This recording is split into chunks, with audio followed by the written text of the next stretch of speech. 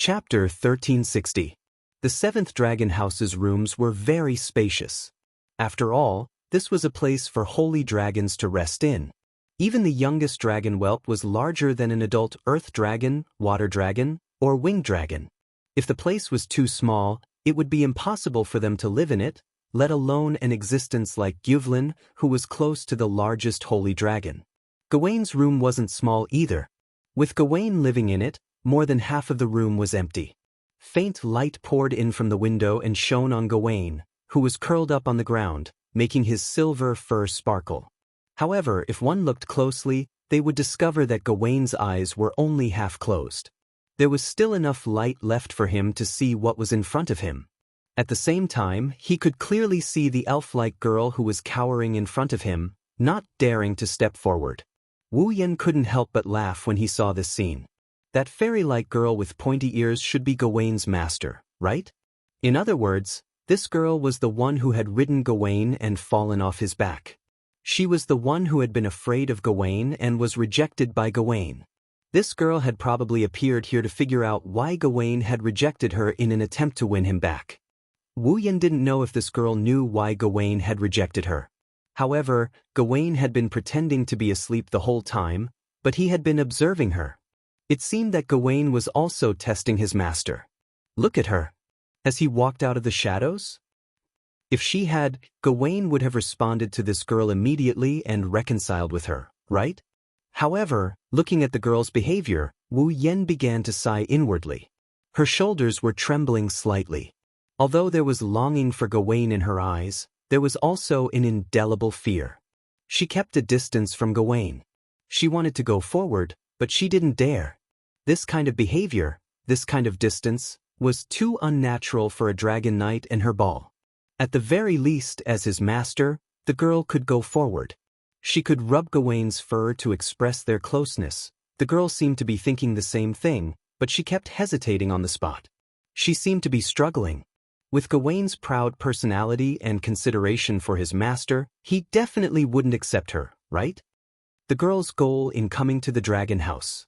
In the end, if nothing unexpected happened, it would end in failure. She had no idea that her goal had been seen through. Even the result was predicted. Her eyes were filled with struggle. She raised her foot. She put it down, then raised it again. She put it down again, repeating it over and over again, her shoulders trembling. After a long time, the young girl still didn't choose to go forward. Her hands tightly gripped the uniform on her body as she softly called out. She called Gawain. When Gawain heard the girl call his name but did not step forward, a trace of imperceptible disappointment flashed across his eyes. He opened his eyes and looked coldly at the girl before him. He looked. Gawain was Gawain. No, under Gawain's cold gaze, the fairy-like girl's hands began to tremble. She took a step back, tears welling up in her eyes. Gawain. The girl sobbed and called out sorrowfully. I beg you, don't do this. I can't live without you. Rejected by her own ball and not even allowed to get close to him? For a dragon knight, this must be a very painful thing. In particular, her image was extremely lovable, making people unconsciously want to protect her. With that helpless and sad look on her face, no matter how hard-hearted a person was, their heart would soften for a second or two, right? However, Gawain had a heart of stone. He didn't even bother to respond. He turned his head away and acted extremely cold. Why did you reject me? Seeing Gawain's indifference, the girl's tears began to roll down her face. I've always treated you as my family. Why did you reject me? Treat me as your family? Then why are you afraid of me? Why are you riding me with fear? Why don't you dare to approach me? Should I be afraid of my own family? Roar. Gawain couldn't help but feel sorrow and anger. He raised his head and roared at the girl. The girl took a step back in fright. She looked at Gawain, who was roaring at her as if she was an enemy. Sorrow welled up in her heart. She couldn't stop her tears. She turned around and tried to escape. Bang! However, just as the young girl turned around and ran out, she suddenly bumped into something. With a cry of surprise, she fell backwards. Just as the girl was about to fall to the ground, a hand suddenly reached out and grabbed her, pulling her back. The girl jumped in fright. She hurriedly raised her head and looked in front of her. She was stunned. That was because there was a person standing right there. Clearly, the thing she crashed into was the person in front of her. "Are you all right?" Wu Yen scratched his face and asked apologetically. "I'm sorry. I didn't know you would suddenly turn around and run. By the time I wanted to avoid you, it was already too late. I'm fine," the girl mumbled. She quickly reacted and wiped her tears. She lowered her head. She probably didn't want others to see her cry.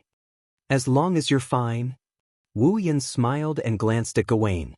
Gawain didn't expect him to appear at a time like this. He shook his head with a smile. "That?"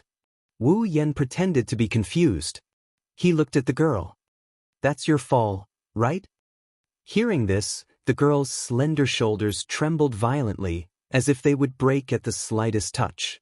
She fell silent. However, Wu Yen had no intention of letting her go. "Since it's your fall, why don't you go over?" The girl was silent for a moment. She raised her head and looked at Wu Yen. Her eyes were filled with sadness. "I wanted to go over but Gawain wouldn't let me. Is that so?" Wu Yen looked at the girl and then at Gawain, whose head is full of question marks. He grabbed the girl's hand. The girl was stunned. She wanted to struggle, but before she could, Wu Yen pulled her towards Gawain.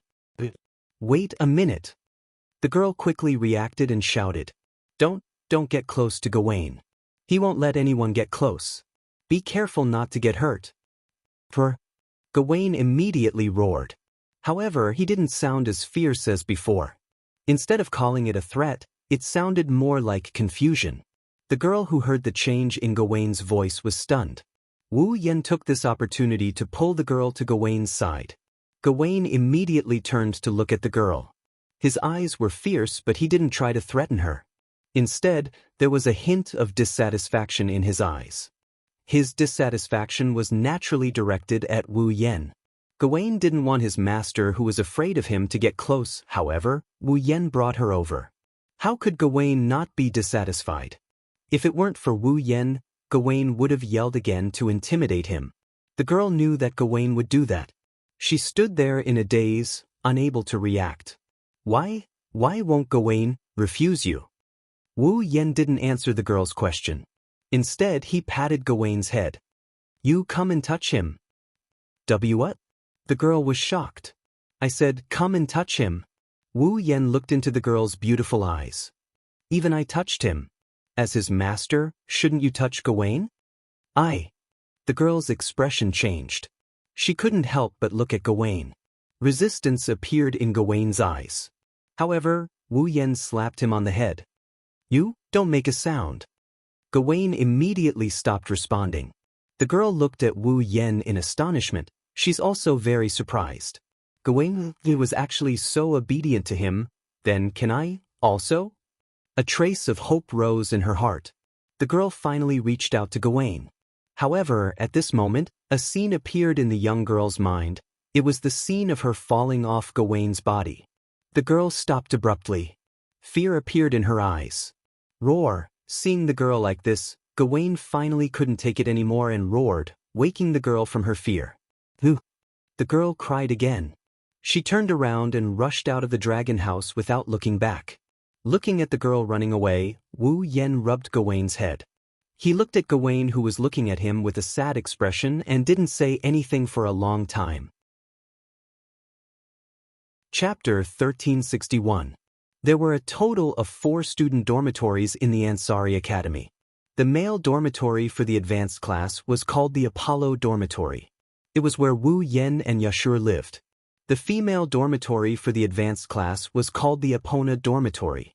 It was where Lebecca and Sylvia lived. Of the 2 dormitories for the basic class, the female dormitory for the basic class was called the Maeve Dormitory. There was no one in the Maeve Dormitory at the moment. It was almost time for class. As students of the basic class, this was the time for them to lay down a solid foundation for their path as dragon cultivators. Therefore, there was no one in the Maeve Dormitory. They were all in their own classes at the moment. However, in such an uninhabited dormitory, A burst of messy footsteps abruptly sounded in the corridor. If one looked closely, one would see a person running down the corridor. This person was the fairy-like girl who escaped from the 7th Dragon dormitory. She was Gawain's master. Gawain was a true holy dragon. In other words, this girl was also a true dragon knight. However, this dragon knight, with such extraordinary abilities was, in fact, only a student of the basic course. How could she become a dragon knight when she was still in the basic class? Her talent wasn't bad. However, the fairy-like girl didn't have the slightest bit of pride.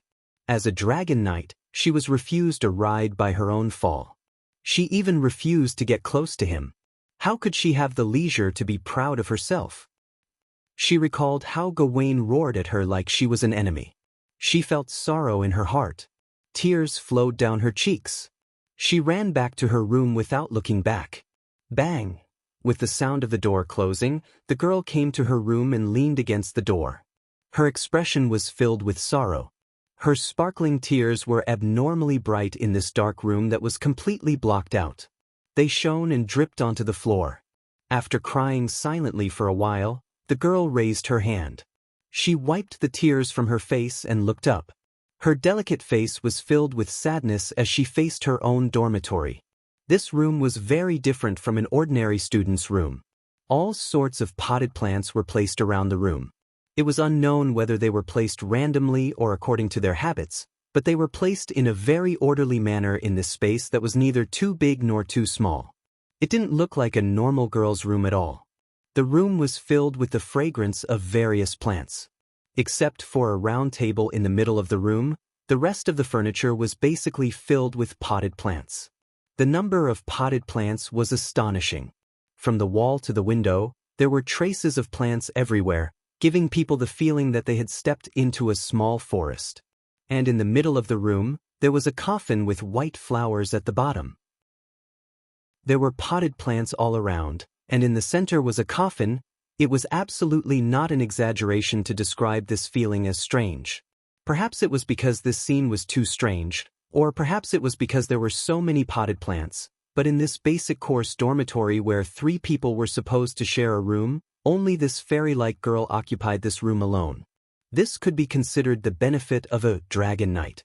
The girl had lived in this room for nearly 3 years, so she didn't feel anything strange about it. She looked around at the tightly drawn curtains that didn't let in a single ray of light. It was very dark in the room.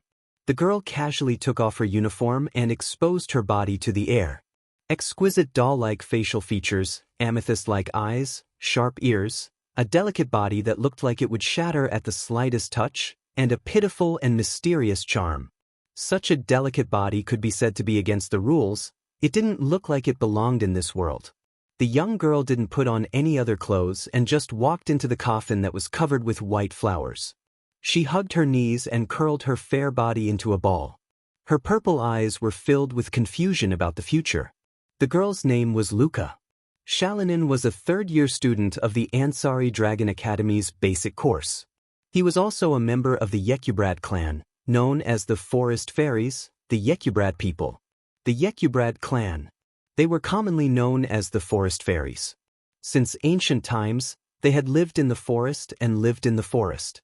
They were a race that was generally outstanding and beautiful. And Luca was a famous genius in such a clan. Just by looking at Luca's appearance, you could tell. Her sharp ears, delicate face, and imperfect but extremely alluring body were exactly the same as the fairies in fairy tales. In addition to the potted plants around her, she was known as the Forest Fairies in reality. In the knighthood of Loriman, the Yekubrad clan was also a very famous clan. In addition to their beautiful appearance, they were also proficient in herbology. They were definitely the best in the world when it came to herbs. The effects of the Yekubrad's herbs were unanimously praised by people all over the world. The prices of their herbs were always high in the market. However, the Yekubrad people weren't famous for their beautiful appearance or their profound knowledge of herbology. Instead, they were famous for their fighting prowess as dragon knights. In the past, the Yekubrad clan was famous for producing excellent dragon knights. Their people weren't that outstanding when it came to raising dragons, but they had unimaginable talent when it came to riding dragons. Among them, the most famous was the magical dragon riding skill that only the Yekybrad clan leader could use. It was passed down from generation to generation, the dragon dance. It was a dragon riding skill that, once completed, could activate all kinds of magical effects. It was a flying dragon riding skill. Luca slipped up when she was practicing the dragon dance and fell off Gawain's back, resulting in the current situation. Today, the heroic legend of the Yekybrad people had become a legend of the past. The lifespan of the mother of dragons was coming to an end, and the dragons were gradually declining due to the lack of star essence. As a result, the decline of the dragons led to a sharp decline in the number of dragon nurturers among the Yekybrad. Without the dragon breeders, there would be no more dragon knights. Naturally, the Yekyblade race, which was famous for producing many dragon knights, would decline. Luca was the only Yekyblade student in the Ansari Dragon Riding Academy. Therefore, Luca, who had become a dragon knight in the basic course, was not only directly appointed as the next patriarch, but also received the qualifications to learn how to ride a dragon and perform a dance. She was also placed high hopes on by the Yekyblades. How disappointed would the Yekyblades be if they knew that their fall had refused to ride Luca, and that her star essence path had been cut off, and that she was facing the danger of death? Luca felt an unprecedented pressure when she thought of this. The reason why he had sealed himself in a room without any light was probably due to the immense pressure he was under, right? Under such circumstances, it was easy to imagine how helpless Luca would be. She wanted to go back in time and fly in the sky like Gawain. However, Gawain kept rejecting her. Luca didn't understand why Gawain kept rejecting her. She only knew that if this continued, Gawain would one day die due to the lack of star essence. At that time, she wouldn't even be a dragon breeder, let alone a dragon knight. How cruel would that be to Luca, who had high hopes placed on her? If Luca could confess to others that she fell off Gawain's back, they might be able to figure out why Gawain refused her. The problem was that the Yekybrad people were a superior race when it came to riding dragons. Falling off a dragon's back was a great humiliation to them. There was no way Luca could tell others about this. She walked into a dead end. Luca didn't know how many times the helplessness and bewilderment in her heart had visited her heart, making her almost shed tears again. Gawain, she softly muttered Fall's name. Gawain's face appeared in her mind. Suddenly, the image of the figure who pulled Luca close to Gawain and made Gawain obey flashed across Luca's mind, startling her. How could he make Gawain obey him? Chapter 1362. Ansari Dragon Riding Academy, Student Council Office. The Student Council President, Lebecca, the Disciplinary Committee member, Sylvia, Yashu, Mascot Yak, and Wu Yen sat around the table in silence. Corset was standing behind Sylvia, pouring tea into a cup of water. At this time, Lebecca was dealing with some written documents. Yashur was helping her organize and arrange them. Ak was sitting there with a bored expression. Compared to Lebecca and Yashur, she was simply bored to death. Aside from Yak, there were two other people in the student council office who were also bored to death. Wu Yen. Sylvia. One of them was clearly an assistant who was supposed to help Rebecca, the president, but instead he threw the job to Yaksu while he sat in his seat with a face full of fatigue. The other was a member of the Conduct and Discipline Committee. She had no fate with this kind of written work, so she also sat in her seat with an unnatural expression. Because of this, the entire student council office was filled with an awkward atmosphere. In the past few days, this awkward atmosphere had been playing out in the student union office for a while almost every day. It was extremely annoying. The main reason was because of Sylvia. Maybe Sylvia is still holding a grudge over the fact that she snuck into Wu Yan's room and slept in his bed for a night. That's why she's still holding a grudge. In the past few days, other than the student council office or the classroom, Sylvia would never appear in front of Wu Yan. Even in the student council office or the classroom, Sylvia would choose to sit in the seat furthest away from Wu Yan. Sometimes when they accidentally bumped into each other, they would rarely talk, making the atmosphere very awkward. Unlike Sylvia, Corset was the exact opposite. She always appeared around Wu Yen and was no longer limited to the morning.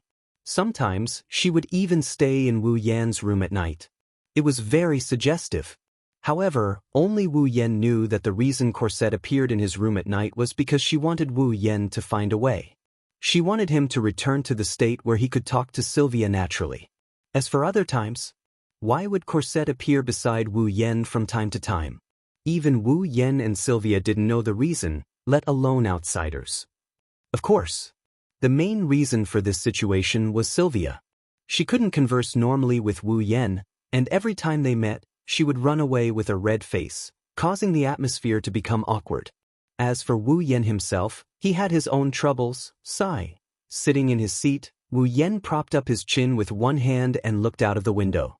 He let out an extremely sad sigh, like an old man with one foot in the grave. Here, Sir Loon. Corset, who had come to Wu Yan's side, put a cup of black tea on the table in front of Wu Yen with a funny expression. Have a cup of black tea to refresh yourself, thank you. Wu Yen replied in a weak tone. He picked up his cup of tea and sipped it in a bored manner. Corset laughed even harder and Rebecca looked up at him. She first looked at Wu Yen and then at Corset. She spoke to Corset meaningfully. Corset, I feel like you're becoming Wu Yan's personal maid. Are you planning to abandon Sylvia? How could that be? Corset paused for a moment before answering with a smile. I'm just doing my duty. Duty? Rebecca asked curiously. Even if you're doing your duty, shouldn't you be doing your duty to Sylvia? Why is it Loon? What's the difference? Corset said with a smile on his face. Sir Loon will become my master sooner or later anyway. Rebecca didn't know what was going on and was surprised. Become your master? Yes, after all, Her Royal Highness and Sir Loon, Sylvia, who was drinking black tea, spat it out and sprayed it all over Yashur, who was still sorting out the information. Yashur was stunned on the spot. However, Sylvia didn't even pay attention to Ashur. Her face flushed red as she frantically yelled at Corset. What are you trying to say, you talkative maid? Mama! Corset covered her mouth and giggled. Her Royal Highness is shy. Sylvia was immediately flustered. Her suspicious reaction caused Rebecca's beautiful eyes to narrow slightly as she put on a fake smile. Looks like I've missed out on something interesting during this period of time. Then she looked at Wu Yen.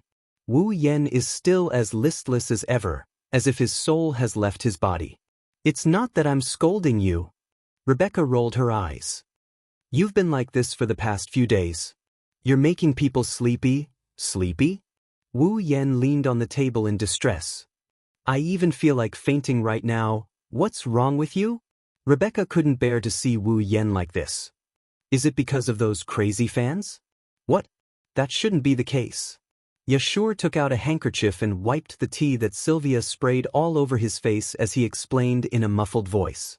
The Student Council and the Board of Governors have already issued a ban. If those fans are too extreme, they'll be expelled. That shouldn't be the case, right? That's true. That's true. The fans are no longer as crazy as they used to be. Wu Yan's face turned green at the mention of this. But what about moderate? Moderate. A place that is not too extreme? Rebecca, Sylvia, and Yashur exchanged glances. They were all confused. That so-called, don't go overboard. Corset, on the other hand, had an obviously knowing expression as he squatted down. By the time he stood up again, a large box that was half the height of a person had already appeared in his hand, and he slammed it on the table. That's it. Rebecca, Sylvia, Yashur, and even Yak, who was bored out of her wits, turned their gazes to the wooden chest. The wooden box, which was half the height of a person, was filled with letters of different colors. This is... Rebecca picked up one of the letters in the box and looked at the red hearts on the cover. There were even some lip prints. She immediately understood. This is a love letter, right? Love letter? Yashu and Yak widened their eyes. Love letter. Sylvia, on the other hand, was like a cat whose tail had been stepped on. She abruptly jumped up from her seat and ferociously pulled out a letter from the wooden box. When she saw the red hearts and lipstick marks on the letter, her pretty face flushed hot. How? How shameless!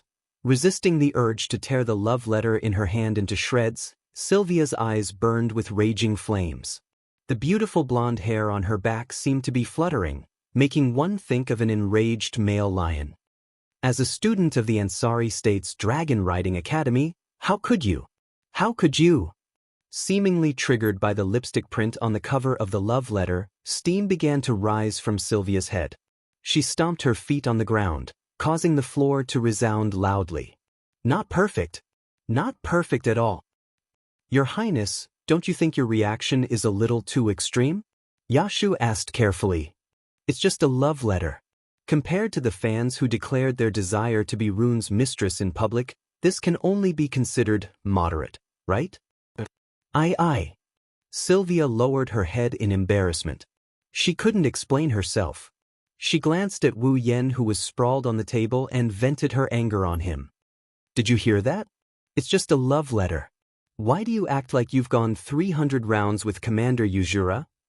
300 rounds with Yuzura? Wu Yen snickered as if he's broken. I'd rather fight Ursula for 3,000 or even 30,000 rounds than see these love letters again. Your Highness. Cosette spoke up helplessly. Actually, these days, Lord Lune has to deal with 10 love letters almost every day, just like the ones in this big box. 10 a day. Sylvia froze. That's a ridiculous amount. Rebecca flipped through the love letters in the wooden chest with interest. Even I haven't received this much before. Halfway through her sentence, Rebecca suddenly froze in place, a look of astonishment appearing on her face. Taking out a letter from the wooden box, Rebecca actually cried out in surprise. It's her. Chapter 1363. WH. What's wrong? Rebecca's sudden exclamation startled everyone in the student union office. What's wrong? Wu Yen, who was lying on the table like a corpse, straightened up and looked at Rebecca with a frown. Is there something wrong? Rebecca didn't answer the question immediately. Instead, she frowned and flipped through the love letter in her hand. Her eyes and face were filled with doubt and disbelief. No. Impossible. With that child's personality, why would she write a love letter to someone of the opposite sex? And in that state. Wu Yen, Sylvia, Cosette, Yashu, Yak, and the others looked at each other in confusion. They looked at the love letter in Rebecca's hand that she's flipping through. Compared to the other love letters in the wooden box, the one in Rebecca's hand didn't seem like a love letter at all. There was no fancy cover, no heart or lip prints. The surface was white and flawless. It was very clean. It looked like an ordinary letter. It didn't look like a love letter to the opposite sex at all. Even the ink pad was just ordinary ink pad. There was nothing special about it. Could this be a letter to the wrong place? Sylvia tilted her head and said, affected by the first impression she had of the love letters. It doesn't look like a love letter. It's not just that it doesn't look like a love letter. The person who wrote this letter is the one who wrote it. The person who wrote it isn't someone who would be bold enough to write a love letter to someone of the opposite sex. Rebecca shook her head with a frown on her face. She handed the letter to Wu Yen. Maybe it's just an ordinary letter and not a love letter. Look at it yourself. Looking at the letter in Rebecca's hand, Wu Yen thought about the love letters he had dealt with in the past few days. He couldn't help but resist. He took the letter from Rebecca. He looked at the signature. Luca. Shalinin. Wu Yen grabbed his hair as he read the name. Who is it? Luca? Shalinin?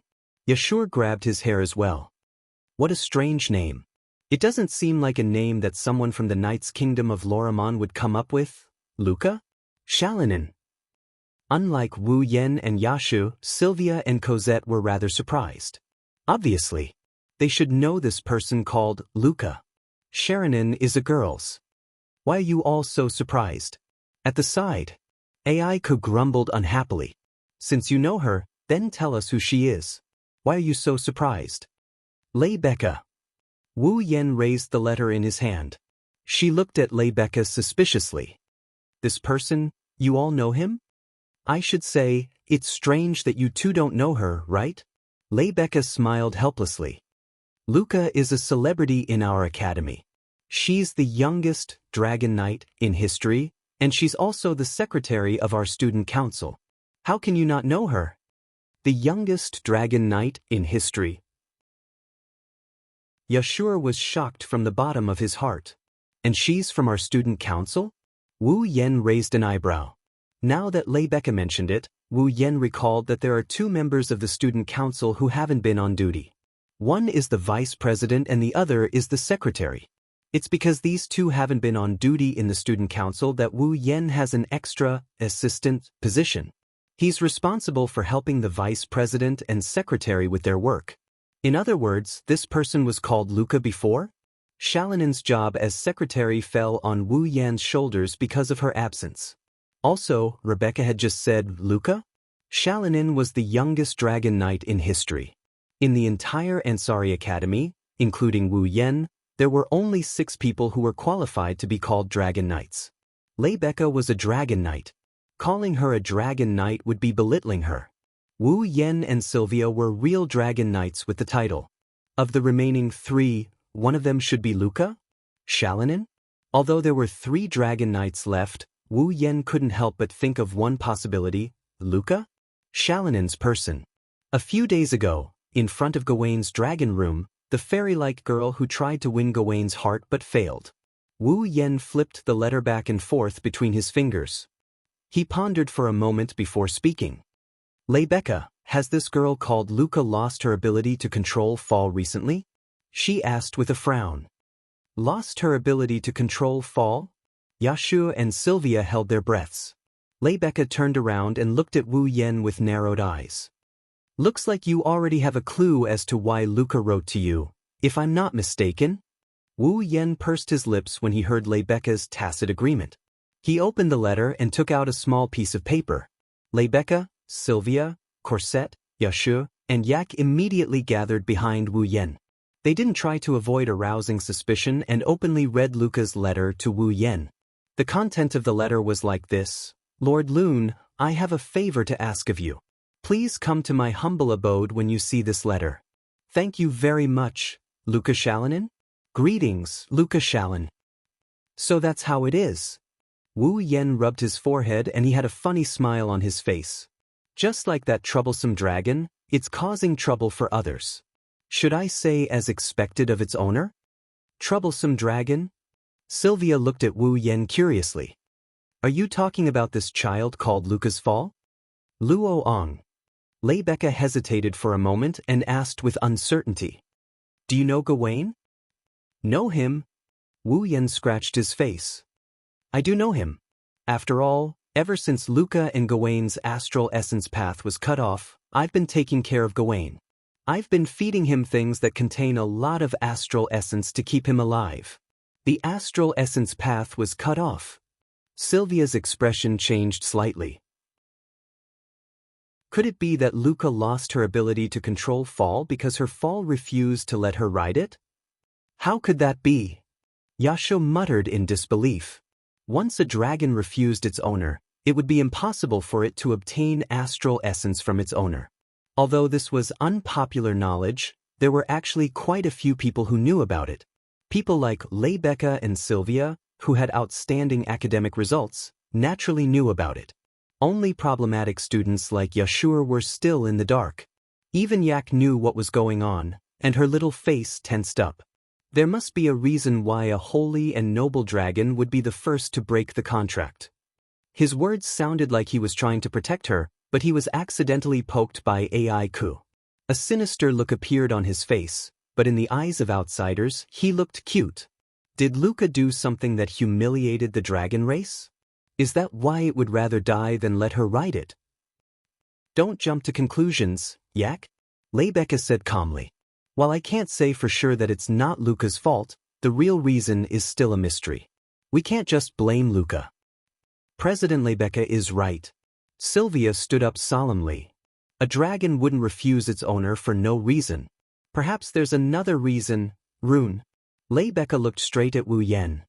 You're saying that you've been taking care of Gawain's diet. Does that mean Gawain has accepted you? You've tamed it? You can say that? Wu Yen shrugged. Although it was difficult at the beginning, but now, even if I ride it, that fellow won't reject me. Then, Rebecca's eyes lit up. Do you know why Gawain refused Luca's ride? I guess you can say that. Wu Yen poured a bucket of cold water on Rebecca when he saw her smile. But the situation isn't as easy to solve as you think. The smile that had just appeared on Rebecca's face collapsed. How should I explain this? Well, it's a bit complicated to explain. Wu Yen picked up the letter Luca wrote to him. He read the letter and his wine-red eyes turned around. Anyway, let's go meet this Luca first. Chapter 1364. Ansari Dragon Academy, Mafi Lodge. Isn't that President Rebecca? Where? It's true. President Rebecca came to Mafi Lodge. And Her Highness Princess Sylvia. Her Highness Princess Sylvia came too. That man. Is he Lord Rune? Lord Rune? Heavens! Even Lord Rune came. Lord Rune. When Wu Yen, Rebecca, and Sylvia arrived at Mafi Lodge, the girls in the basic course class noticed them. When they saw Wu Yen, they went into an uproar. Since Mafi Lodge was a female dormitory, it wasn't convenient for boys to enter. Thus, apart from Wu Yen who was invited by Luca, only Rebecca and Sylvia accompanied her. Yaksu was very concerned about Luca losing her ability to control fall, but since the famous horsemen of the divine race, Empress True Red, and Princess Blue Ice, were all here at the same time, a half-baked problem student like him wouldn't be of much use. So, he reluctantly left with Yak. Cosette didn't follow them either. She went back to prepare lunch. Thus, only Wu Yen, Rebecca, and Sylvia came to Mafi Lodge. Originally, the boys wanted to enter the female dormitory. They had to get the approval of the student council president first. Then, the president had to inform the warden before they could enter. But since Rebecca came personally, why would she need approval? At the entrance of Mafi Lodge, Rebecca communicated with the warden. Then, the three of them went to Luca's room. As a result, a girl from the basic course class appeared in the hallway and saw Wu Yen, Rebecca, and Sylvia. She exclaimed, causing all the girls in Mafi Lodge to come out of their rooms. They lined up on both sides of the hallway and looked at the three of them with love in their eyes. Immediately, the entire Mafi Lodge fell into a wave of cheers and support for these girls who were still in the basic course class. Whether it was the perfect student council president of the academy or the fourth princess of the Knight royal family, both of them were the targets of their dreams. As for Wu Yen, he even defeated the commander of Loriamin's Holy Dragon Knights, Ursula. Sarvin was a legend. In the hearts of these young girls, the fact that a senior from the same school was the strongest existence in the world was enough to make Wu Yen their Prince Charming. All of a sudden, the object of their yearning all came to their dormitory. These girls were so crazy that even the dormitory supervisor could only stay downstairs. He could only smile bitterly as there was nothing he could do. Looking at the girls with hearts in their eyes and shrieking at the top of their lungs as if they would pounce on him at any moment, Wu Yen, who is already traumatized, shrunk his neck and angrily increased his pace. Ha! Rebecca laughed mockingly. I remember that not long ago, you were still regarded as a cheating student who got in through the back door by the students in the academy. Who would have thought that the cheating student is now the most popular person in the entire Ansari Dragon Riding Academy and even the entire Lorimon Knights Kingdom? Stop it. Let's not talk about it anymore. I'm starting to regret it. Enduring the screams and heated gazes, Wu Yen lowered his voice. His voice was full of frustration. In the knighthood, the most popular people are the powerful Dragon Knights and Saint Sky Dragon Knights. Although Captain Yujira is very beautiful, the reason why everyone in the knighthood of Lorimon is because she is the most powerful Saint Sky Dragon Knight. Sylvia exclaimed with pride. Now that Roland defeated Commander Ursula, it's only natural that he's so popular. I already said that I'm starting to regret it. Wu Yen slapped his forehead as if he had a headache. So, all of you should stop talking. Rebecca and Sylvia looked at each other and couldn't help but laugh. Rebecca seemed to have come to the Maeve house to look for Luca. Under her lead, and with the support of the girls in the foundation class, the three of them soon arrived at the end of the 3rd floor. They stopped in front of a door at the end. Above the door, there was a door plate with only one name on it. Luca? Shalinin? In the dorms of the foundation class, regardless of whether it was the male or female dorms, 3 people would share a room. The nameplate should have 3 names as well. However, Luca's room only had her name on it. Luca must be living alone.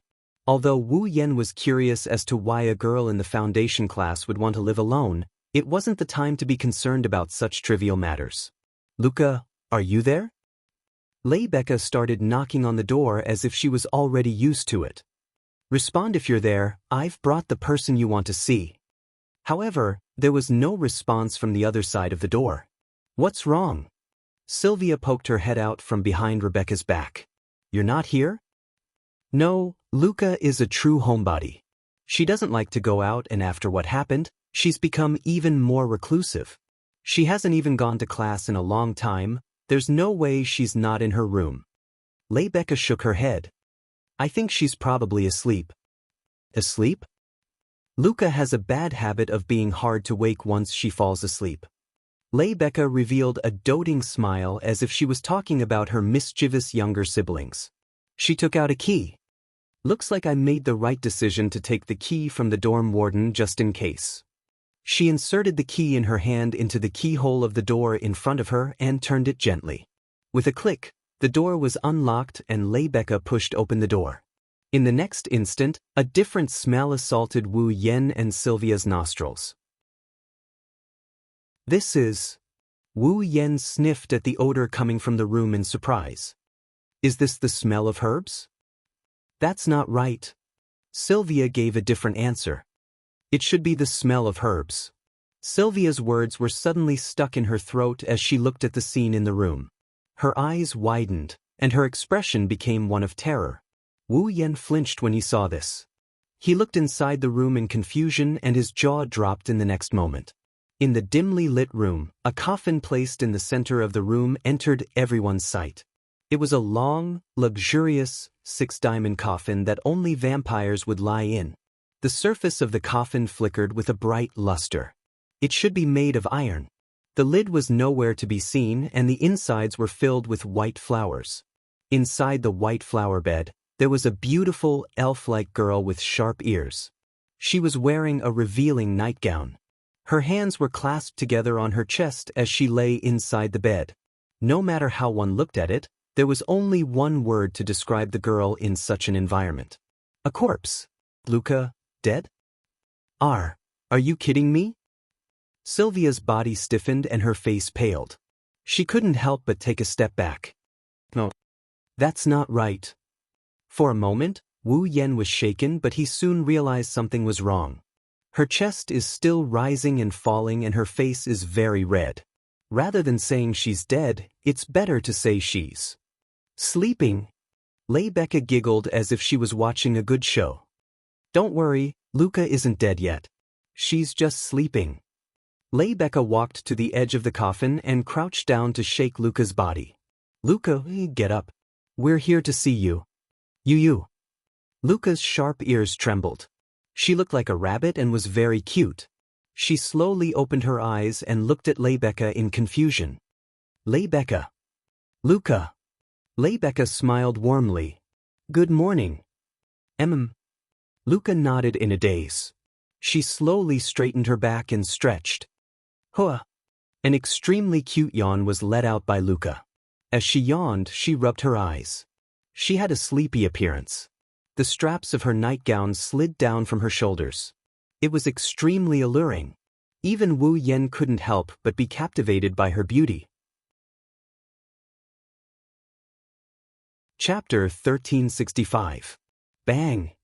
Just as Wu Yen was staring at Luca's body that was faintly visible below her collarbone due to her shoulder straps slipping off, a muffled sound and a sharp pain came from his abdomen at the same time, causing his face to almost distort.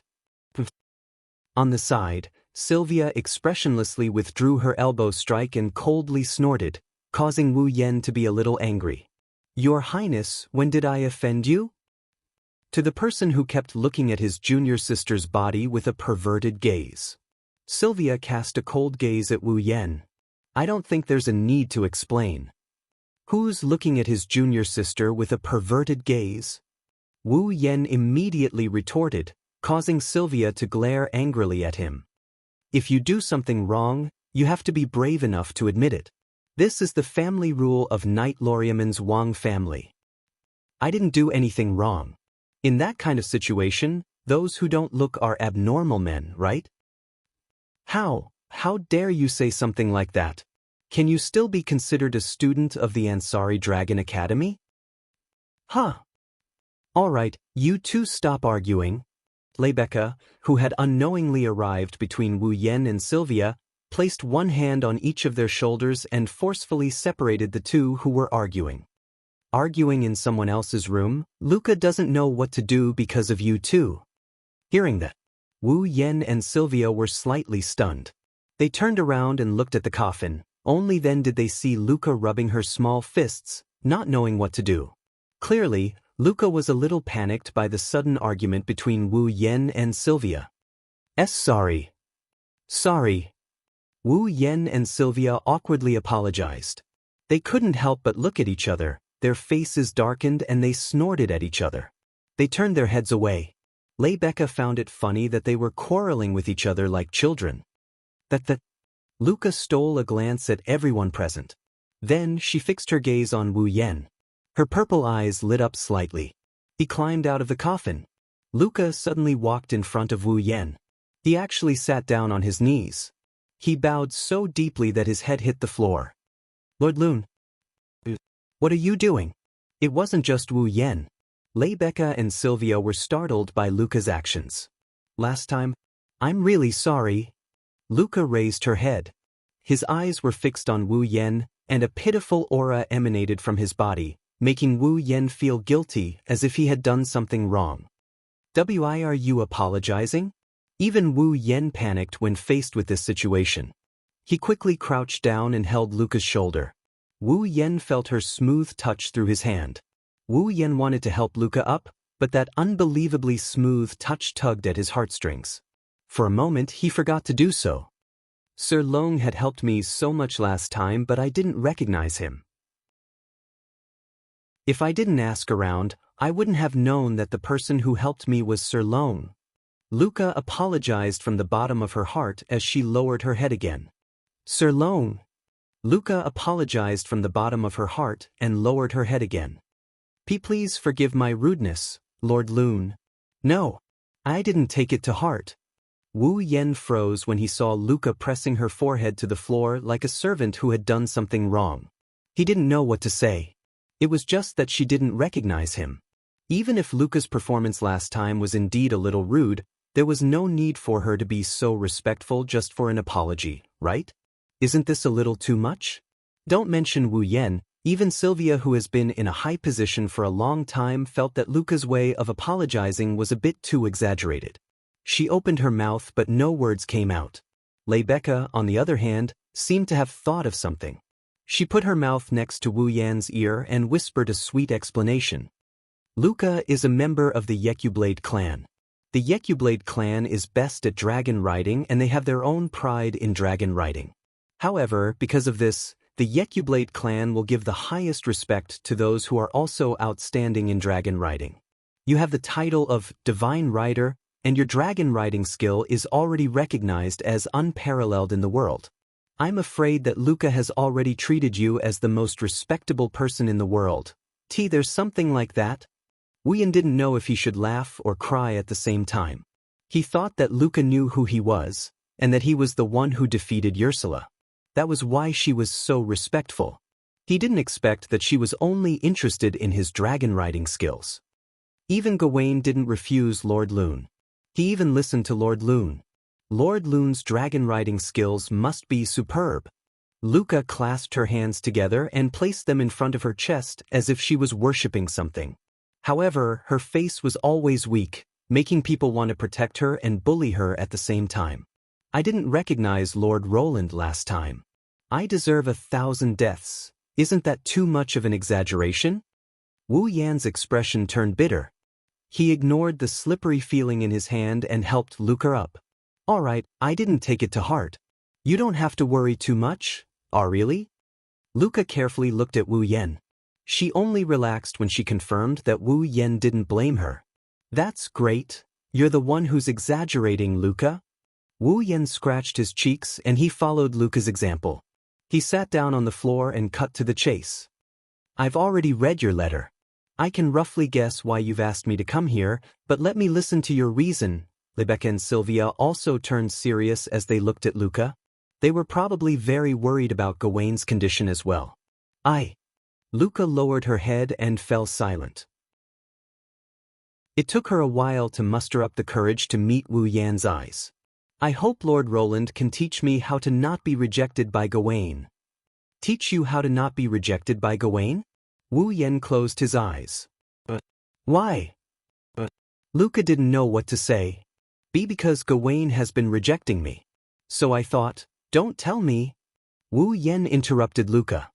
His wine-red eyes exuded a sense of pressure that made Luca shiver. Have you never thought about why Gawain rejected you? Reason? Luca was stunned. Let me tell you the truth, Luca. Wu Yan spat it out in a merciless manner. Strictly speaking, I'm on Gawain's side. Wah! Luca's slender shoulders trembled. On Gawain's side? Rebecca, who had been silent all this time, finally spoke.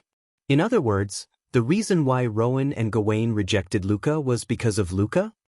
It's because of me. Luca couldn't stop herself from wavering. It's just as Sylvia said. A dragon wouldn't reject its master for no reason, let alone use its own life to reject its master. Wu Yan stared at Luca until she lowered her head in fear. Gawain might be a proud dragon, but he cares about Luca more than anyone else. Luca, I don't believe you don't understand this. Of course I understand. Luca's expression carried a hint of grievance. But Gawain won't talk to me. He should have at least told me why he rejected me. Gawain has gone overboard. Wu Yan shook his head. Luca, because of me last time, Gawain controlled his bad temper and allowed you to get close to it. At that time, I also let you touch it, but why did you stop halfway? All of a sudden, Luca froze on the spot as if she had been struck by lightning. That's right. Last time, I could have touched Gawain. Why did I stop halfway? Until she stopped, Gawain clearly didn't reject her. Looks like Roland was right. Sylvia's expression tensed up when she saw Luca's reaction. The problem is most likely with Luca herself. Luca's expression changed drastically. Her large, watery eyes were filled with frustration. Chapter 1366. Just as Wu Yan said, as Gawain's master, it was impossible for Luca not to know how much Gawain cared about Luca. She had been connected to Gawain's consciousness almost every day as his rider. That was why Luca was so upset when Gawain refused to let her ride him. It wasn't just because Luca had to bear the pressure of the high hopes of her clan. It was also because Gawain, who Luca saw as her family, refused to ride her. It wasn't that Luca didn't consider why Gawain would refuse her. It wasn't that she didn't think it was because of her. However, when she realized the truth, Luca still couldn't hide the sadness in her heart. Not only did Gawain refuse her because of her, he even cut off his celestial essence path and put his life in danger.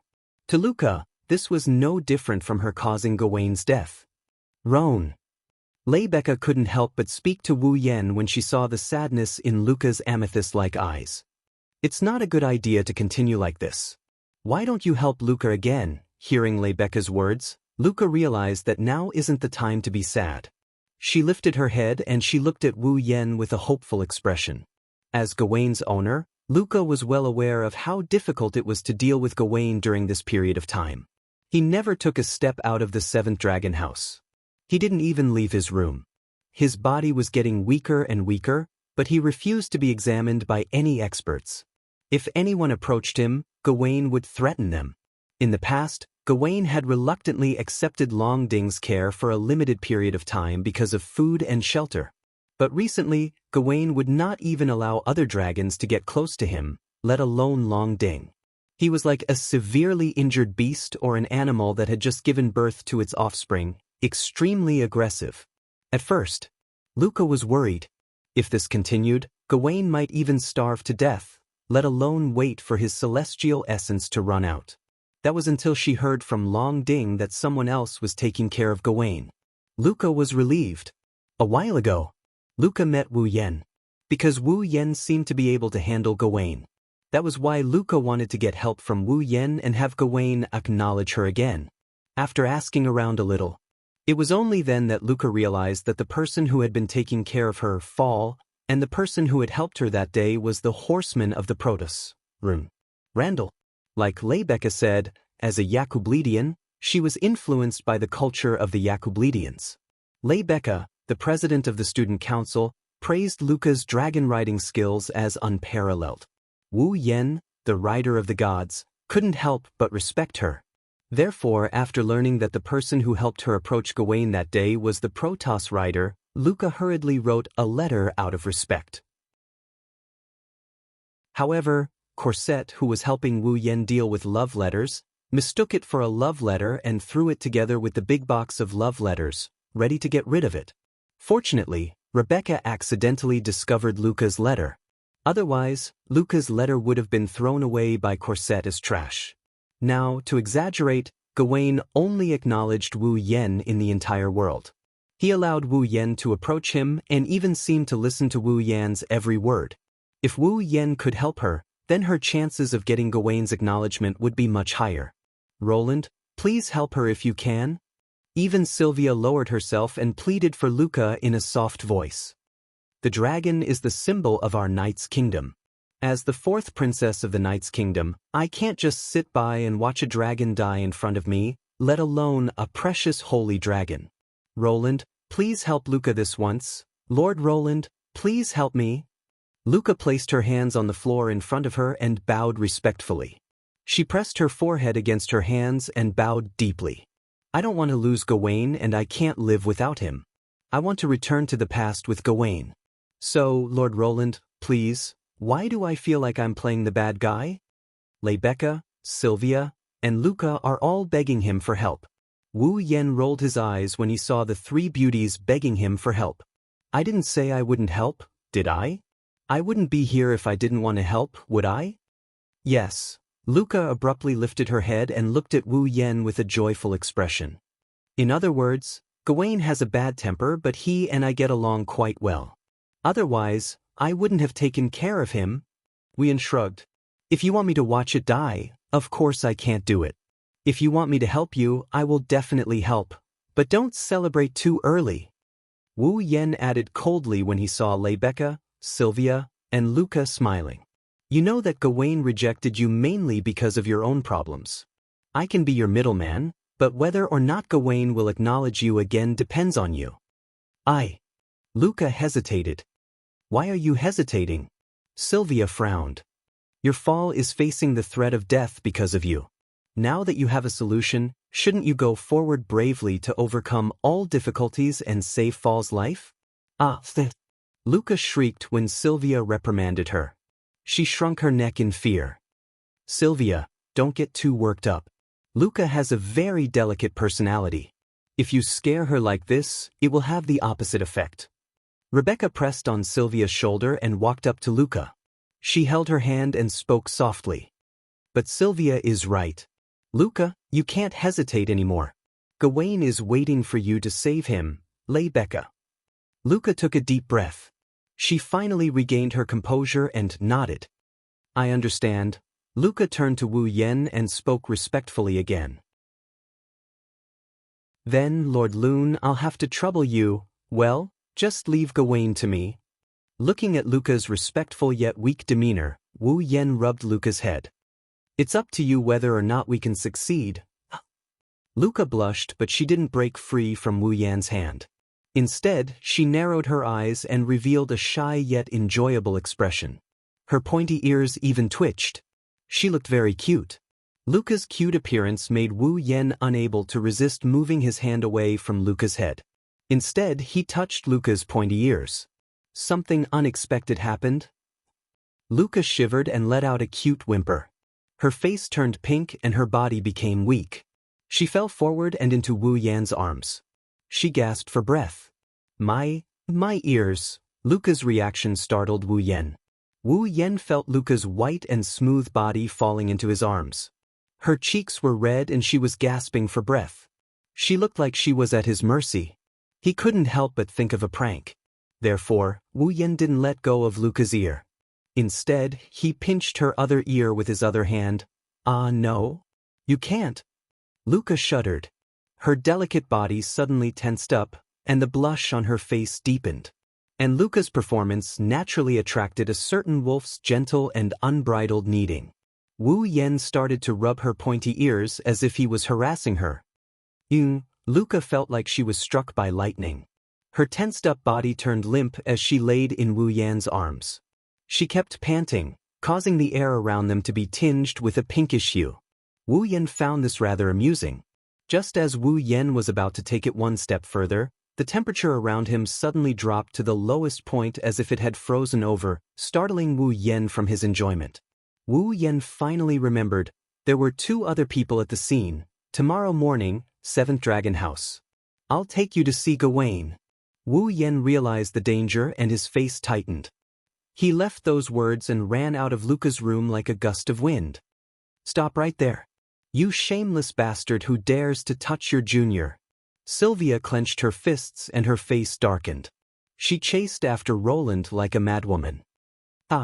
Rebecca had a gentle smile on her face, but there was no trace of a smile in her eyes. She slowly walked out of Luca's room. But Roland? Luca was the only one left. She was panting and lying on the floor. She looked like she was tortured. Chapter 1367. It was a night filled with dense dark clouds but with a bright moon hanging high in the sky. This was one of the few commercial cities in the Knights Nation of Lorraine, Dan Bailey City. In this city surrounded by thick city walls, what could be seen everywhere was not tourists from home and abroad like in Ansari City. Instead, there were famous or unknown merchant guilds and cunning merchants. Unlike Ansari City, which was known as the Academy City and had a tranquil atmosphere, although Dan Bailey City was filled with a noisy and lively atmosphere on the surface, and the streets were also filled with sharp-tongued merchants. In fact, this was a city with many hidden dangers. It was because when Dan Bailey City became a famous commercial city, in order to promote the circulation and convenience of goods, it was also very convenient to open to the outside world and did not set up any defenses. Therefore, Dan Bailey City was also a famous mixed city of various ethnic groups. Walking on the streets of Dan Bailey City, one could easily see some ethnic groups who did not look like citizens of the Knights Nation. For example, tall people who looked extremely barbaric, ordinary people who wore strange clothes, and people with dark skin who wore revealing clothes. If such a person were to walk in Ansari City, he would more or less attract some attention, but in Dan Bailey City, the pedestrians did not even give him a second glance. People who did not look like citizens of the Knights Nation could walk here without worry. Naturally, there were also some ethnic groups who were more radical and wanted to rebel against the Knights Nation of Lorraine. This also included people like Anya who had joined the Sepharos Empire. On the bustling street, Anya lowered her head and used the scarf around her neck to cover her face as she walked forward. In Dan Bailey City, it was fine even if an outsider like Anya was exposed under the sun. However, hiding her appearance, it had almost become an instinct of Anya's. Keeping her head down and burying the lower half of her face in the scarf, Anya walked on the street with ease. It was obviously not her first time in Dan Bailey City. She turned into an alley from the main road. She walked all the way into the alley. When there was no one around, only then did Anya raise her head to reveal her face. In front of him was an ordinary building. He appeared in front of Anya. It was a secret stronghold set up by the Sepharos Empire within the borders of the Knights of Lorraine. Generally speaking, some of the secrets and urgent matters that had been discovered by spies in the night of Lorimon were all delivered and discussed here. Although the Cypheros Empire had set up many secret strongholds like this within the borders of the Knight's Kingdom of Lorimon, recently, due to a person with a relatively strong background living here, this place had become a place of more frequent activity.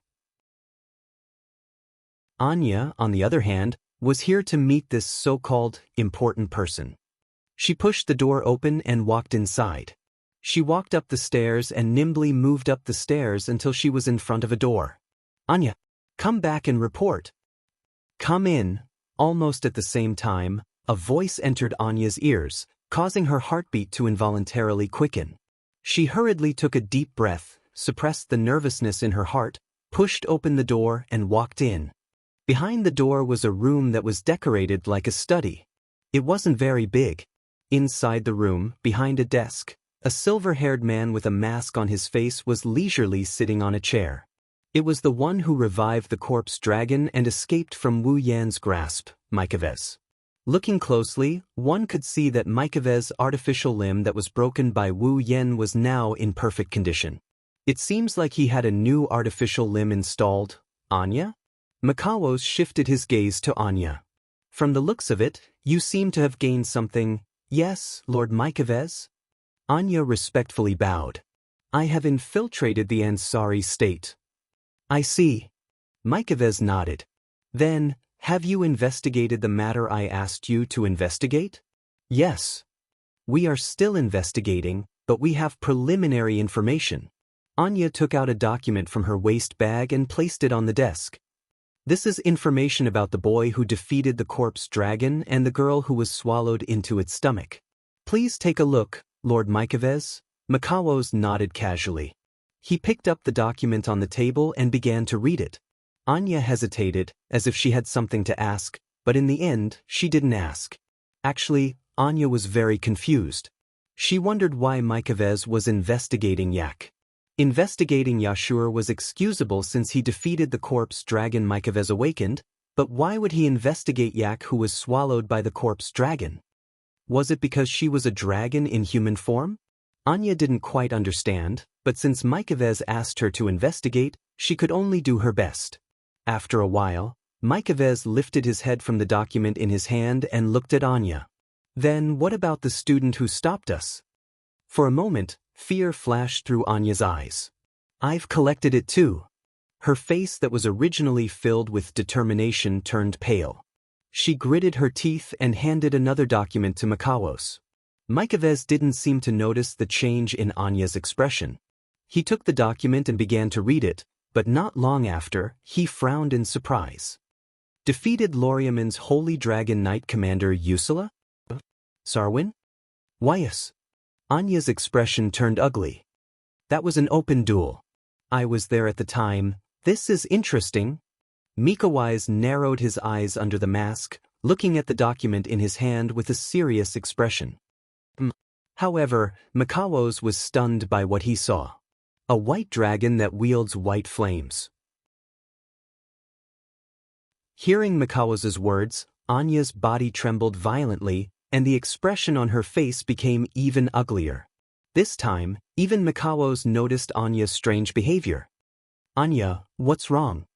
Lord Maidens? Anya was hesitant like never before. She clenched her teeth and spoke softly. Do we really have to go against Roland? Against Randall? Maidens didn't answer. Instead, he looked straight at Anya. Are you afraid? Anya wanted to deny it, but she couldn't. But Maidens continued to stare at Anya. As a warrior, you're not even afraid of death. Why are you afraid now? Anya's pretty face became bitter as she took out a crystal from the bag at her waist. It's a product developed by the Empire that can store images. Lord Maidens, do you want to see Roland personally? Randall and Usula? Sarwin's duel will make it clear. With that, Anya placed the crystal on the table. An arc of light flashed across the surface of the crystal and an image appeared. It's an image of an elegant white dragon bathed in a sea of white flames. In the image, the white dragon was extremely elegant and graceful. Under the rendering of the white flames, It looked like a sage walking in the world, giving people a good impression of it. However, looking at the white dragon in the image, Mikao's scalp suddenly went numb, and his eyes were filled with horror. That dragon? Mikao's couldn't help but take a step back. His face was filled with disbelief. How is this possible? Just now, when he saw the white dragon's burning flame in the image, Mikao's was actually scared. That's right. He was scared. He was scared for no reason at all. That's impossible. Anya didn't know, but Mikaves knew he wasn't an ordinary person. In this world, there wasn't a single dragon that could instill fear in him. Not even the last descendant of Avalon's holy dragon royal family, Yak. But it's undeniable that Mikaves was scared when he saw the white dragon. No, it's impossible.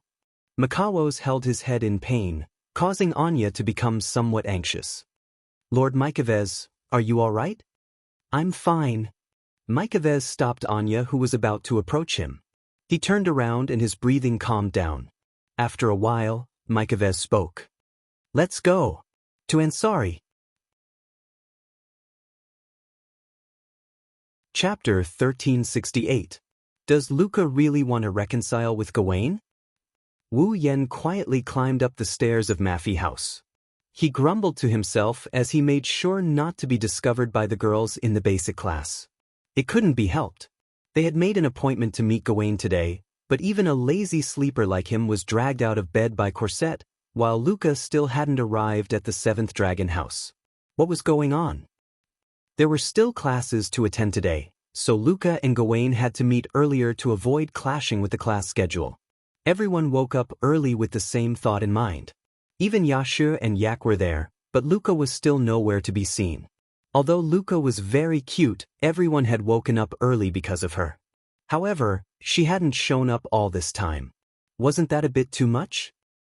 Of course, Leibeka still gave an explanation. Luca has always been a homebody. In the past, other than when she was with Gawain, Luca always stayed in her room. According to her, she could only feel at ease in a room filled with the smell of herbs. Therefore, it was not easy to drag her out of her room. Due to this reason, Wu Yen was assigned the task of calling Luca over. It was because Luca respected Wu Yen the most. Leibeka, Sylvia, and the others had to inform the academy first. When dealing with an uncontrollable dragon, the slightest mistake could lead to danger. Furthermore, once the dragon went berserk, the buildings and whatnot would be destroyed without restraint. Without the consent of the academy, the student council would not be able to escape the blame if such a thing were to happen. So, Leibeka brought Sylvia to greet the academy first. Yashur and Yak, on the other hand, remained on standby since they had never seen Luca before. Wu Yen was the only one who could come to Luca. Thank goodness it's still early. Those girls should still be sleeping. Otherwise, I would definitely be surrounded. Wu Yen had only been here once yesterday, so he didn't forget the way. It took him some time. He arrived at Luca's room. Luca. He extended his hand. Wu Yen knocked on the door and raised his voice. Are you up? He waited for a while, but there was no response. Wu Yan's lips twitched. Is she really sleeping? Rebecca said that Luca wasn't easy to wake up from her sleep. Moreover, there was a special sleeping incense in her room. With that, Luca wouldn't be easily woken up. At the very least, it would be impossible to wake her up through a door. Looks like I was right to borrow this from the dormitory supervisor just in case. Taking out a key from his pocket, Wu Yen couldn't help but recall the time when he used the student council's name to request to enter the female dormitory. Just in case, he also asked for a spare key. The dormitory supervisor seemed to be on high alert about something. Shaking his head, he cleared his mind of distracting thoughts. He inserted the key into the keyhole and turned it as he spoke. Luca, I'm coming in. Wu Yen pushed open the door to Luca's room. A room filled with unknown plants entered Wu Yan's sight. Along with it, there was a fragrant smell of vanilla. It floated out of Luca's room. This light smoke should be the incense that Rebecca had lit, right? Indeed, smelling this fragrance was like smelling the fragrance of the plants in the bathroom of Veronica's Sylvanus. It made one's mood tend to calm down involuntarily. At first, Wu Yen felt calm when he smelled the incense. When Wu Yen saw the scene next to the coffin that acted as Luca's bed, his calm demeanor was tossed out of the window. Lord Long? In the center of the room, on the edge of the coffin, Luca wasn't sleeping like Wu Yen expected. She's already awake. However, the timing of Wu Yan's arrival. How should I put it? Very good. The room was filled with light smoke from the burning incense. Coupled with the surrounding forest-like scene, it was like a fog pervading the forest. The entire room was shrouded in a hazy environment, just like a fairyland. Luca stood in the middle of the drifting white fog. When she saw Wu Yen barge in, she was stunned. Her porcelain-like delicate body was faintly discernible in the light smoke of the incense, flashing with an inconceivable arc of light. It was like a pure pearl, extremely easy to attract people's attention, and also extremely easy to make people feel a burst of blood vessels. Her slender waist was drawn in a beautiful arc, leaving behind a flawless curve. Her delicate collarbone was as thin as a wing, and her shoulders were as fragile as porcelain. Although her delicate figure was definitely not outstanding, it was definitely full of charm. A set of nightgowns slid down her body, forming a circle around her body. It was obvious that it had just been taken off by its owner. To put it simply, Luca was now completely naked. Wu Yen froze. Lord Long? Luca, on the other hand, walked over to Wu Yen after a brief moment of surprise. Unfortunately, Luca had forgotten one thing. That was, at her feet, the clothes that had just been taken off, with her body as the center, slid to the floor. In the next moment, one of Luca's feet was hooked by the clothes on the ground. Ah! With a cry of surprise, Luca's body suddenly tilted and fell down diagonally. Watch out! Wu Yen reacted in time. He didn't care about Luca's naked body. He rushed forward and hurriedly caught her petite body. The fragrance of herbs wafted into his nostrils. Then, because of the impact, both of them lost their balance. Ah! With a scream, Wu Yen and Luca fell into a ball. They rolled like gourds and hit the wall not far away. Of course, Wu Yen was at the bottom of the pile. However, Wu Yen found that things were not good. Wu! Something soft pressed on Wu Yan's mouth and nose. Even if he wanted to speak, he couldn't. He could only whimper. Luca, in her naked state, rode on top of Wu Yan's head. The thing that blocked Wu Yan's mouth was Luca's lower body. I can't breathe. I've been blown away. Luca raised her head and let out a delicate moan. Impossible. How could such a melodramatic thing happen to me? With this thought in mind, Wu Yen widened his eyes and unconsciously moved his mouth. Luca's body started to tremble violently. Her two smooth thighs suddenly clamped Wu Yan's head with great force. Her unique body temperature and body fragrance were transmitted to Wu Yan's senses. Wu Yen felt that he had no more regrets in this life. Can't? Luca suddenly tensed up her body. Her whole body trembled violently as if she had exhausted all her energy. Her slender and delicate body fell limply onto Wu Yan's body. She started gasping for breath. Her cheeks were flushed red and her elf-like ears were dyed pink. Her amethyst-like eyes were filled with a misty color. It wasn't until Luca collapsed that Wu Yan's mouth and nose finally got some relief from their stuffy state. However, he looked like his soul has left his body. His face is blank and lifeless. In the past, Wu Yen didn't imagine that he would be like the male lead in anime. With a welfare halo, he could even get benefits from opening a door. But he didn't expect that this day would actually come. Moreover, it was a great benefit. Until now, Luca's smell was still rushing back and forth in his mouth and nose.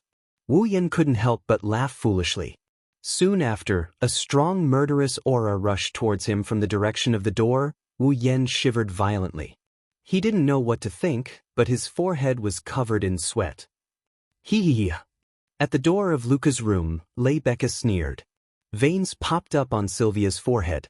Billowing black smoke rose from their backs as they walked towards Wu Yen. Chapter 1369.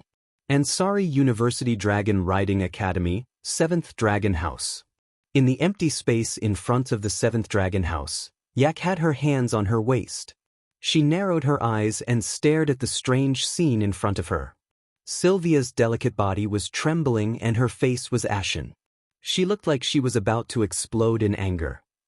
Rebecca maintained her elegant posture. Her every move was filled with a natural and noble aura. She had a smile on her face, but there was no smile in her eyes. Luca was bashful, her entire face was bright red. Her amethyst-like eyes were filled with tears. She was acting very weak and her eyes kept sneaking glances to the side. And in front of Luca's eyes, there was an expressionless Wu Yen. His background was dark and he looked like he had just escaped from hell. You! Yak's narrowed eyes were filled with annoyance. She didn't hold back as she cursed at them. You just came back from the hospital, right? Don't say any more, Yak. Yashu pulled Yak away in fear. It feels very dangerous. You must not provoke them again. Yi Zichen said. Look at how useless you are. They are just a few female human creatures. Why are you so scared? Yak curled her lips in disdain. Do you think you have the right to call yourself my slave? I hate that right. I really don't want it. What did you say? All right, calm down. Yak seemed to want to send Yashu to the hospital as well. Rebecca let out a sigh of relief. She recovered her perfect image as the student council president and spoke calmly. Don't forget that we have more important things to do. We can't be like a certain someone and take advantage of a junior at a time like this and forget about the important things. I already said that it was a misunderstanding. Wu Yen subconsciously refuted. But in the end, he sighed bitterly. Forget it. No matter how I explain, you won't listen. On the side, Sylvia suppressed her anger and snorted. Taking action against a junior? What a shame. You are the public enemy of all females. As for the public enemy of all females, the iron fist of justice must be punished. This is the family rule of the royal family of Lorman. Before Sylvia could finish, she was interrupted by Wu Yan's imitating tone, and he added in a weird tone. I've heard this sentence countless times just now. Unfortunately, you're no match for me. You can't punish me, hearing this. Sylvia immediately glared at Wu Yan, but there was nothing she could do. Her face was red with anger. This is outrageous. Be like a real dragon knight, and be brave enough to take responsibility. Your so-called responsibility is to let you punch me a few times, right? Wu Yan grinned and said, I'm sorry. This responsibility is too heavy. I can't bear it. That's it. Seeing that Wu Yan and Sylvia were about to quarrel, Sylvia hesitated. Luca was about to cry. It's all my fault. Please don't quarrel, that's enough. Let's stop fooling around here. Rebecca stopped them. No matter what, let's deal with Luca and Gawain first. That's right. Yashu also stopped them with a resentful expression. If we leave Gawain alone, Luca will be too pitiful, Lord Loon. Luca looked at Wu Yen anxiously, a trace of pleading in her eyes. Sigh. Seeing how easily Luca was aroused, Wu Yen rubbed his forehead. You're right. Let's not waste time. Let's go in. Rebecca, Luca, Yashu and the others immediately responded. Sylvia nodded solemnly as well. Then, the 6 of them entered the dragon house. We're here. Under Wu Yan's lead, the group arrived at the innermost dragon room of the 7th dragon house. Inside the room, Gawain was lying on the floor weakly. His silver fur looked dull due to his weakened state.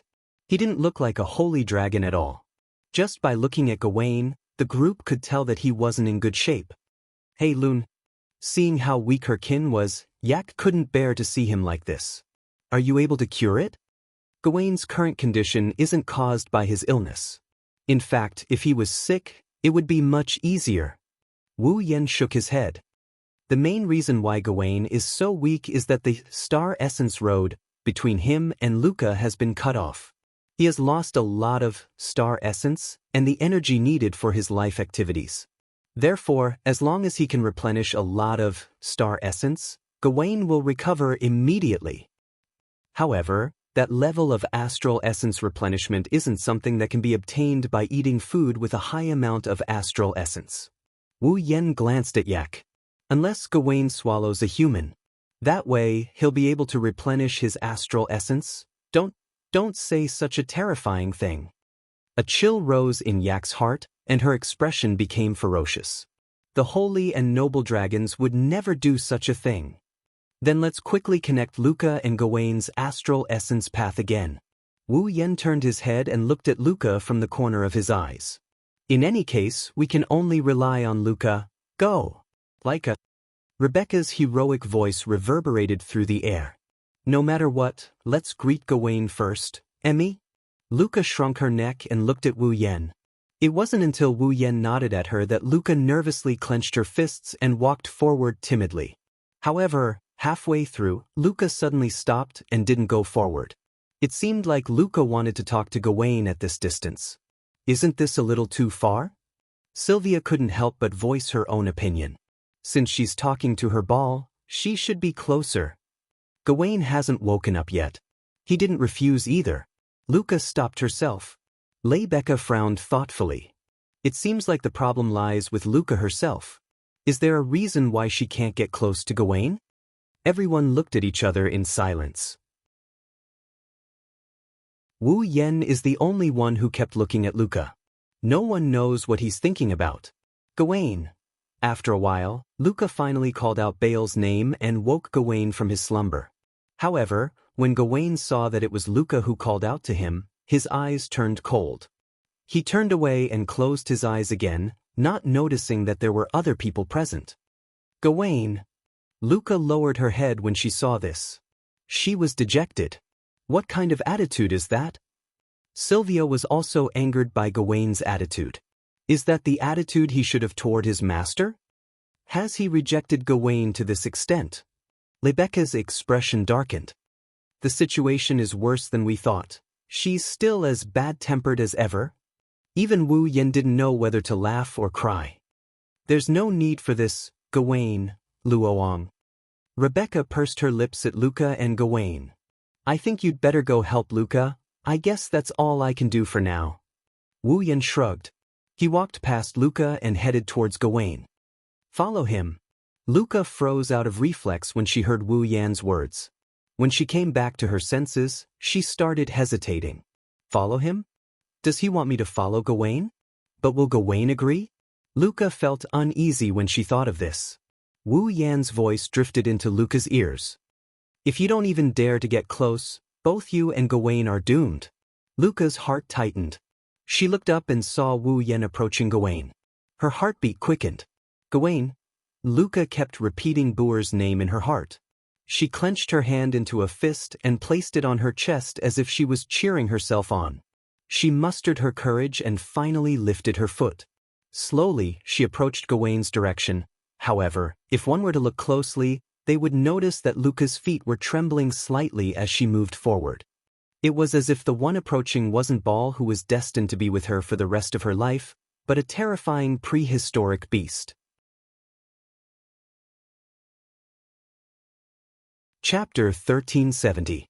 As Wu Yen and Luca got closer to Gawain, the atmosphere felt like a volcano is about to erupt. Rebecca, Sylvia, Vishu, Yak, and the others felt like their nerves were about to explode. Gawain seemed to have sensed a familiar presence approaching and abruptly opened his eyes. When he saw Wu Yen and Luca approaching him together, Gawain paused and began to hesitate. Should he continue to refuse his master's approach?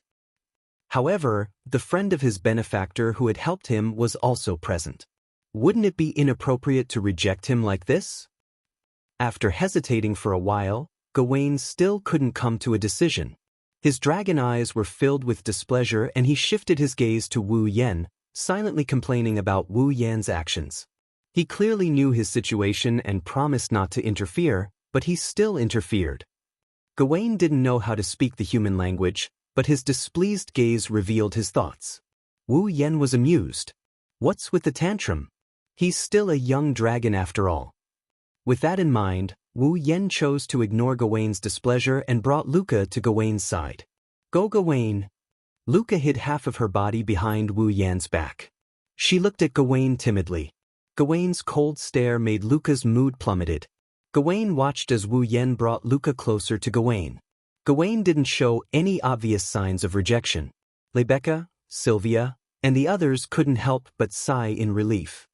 Roland really managed to tame that Gawain. Rebecca said with a sigh. Gawain may still be a young dragon, but his abilities aren't inferior to Lancelot's at all. His personality is also rather difficult to deal with. I didn't think he'd actually be tamed. Roan didn't disappoint his title of Rider of the Divine Race.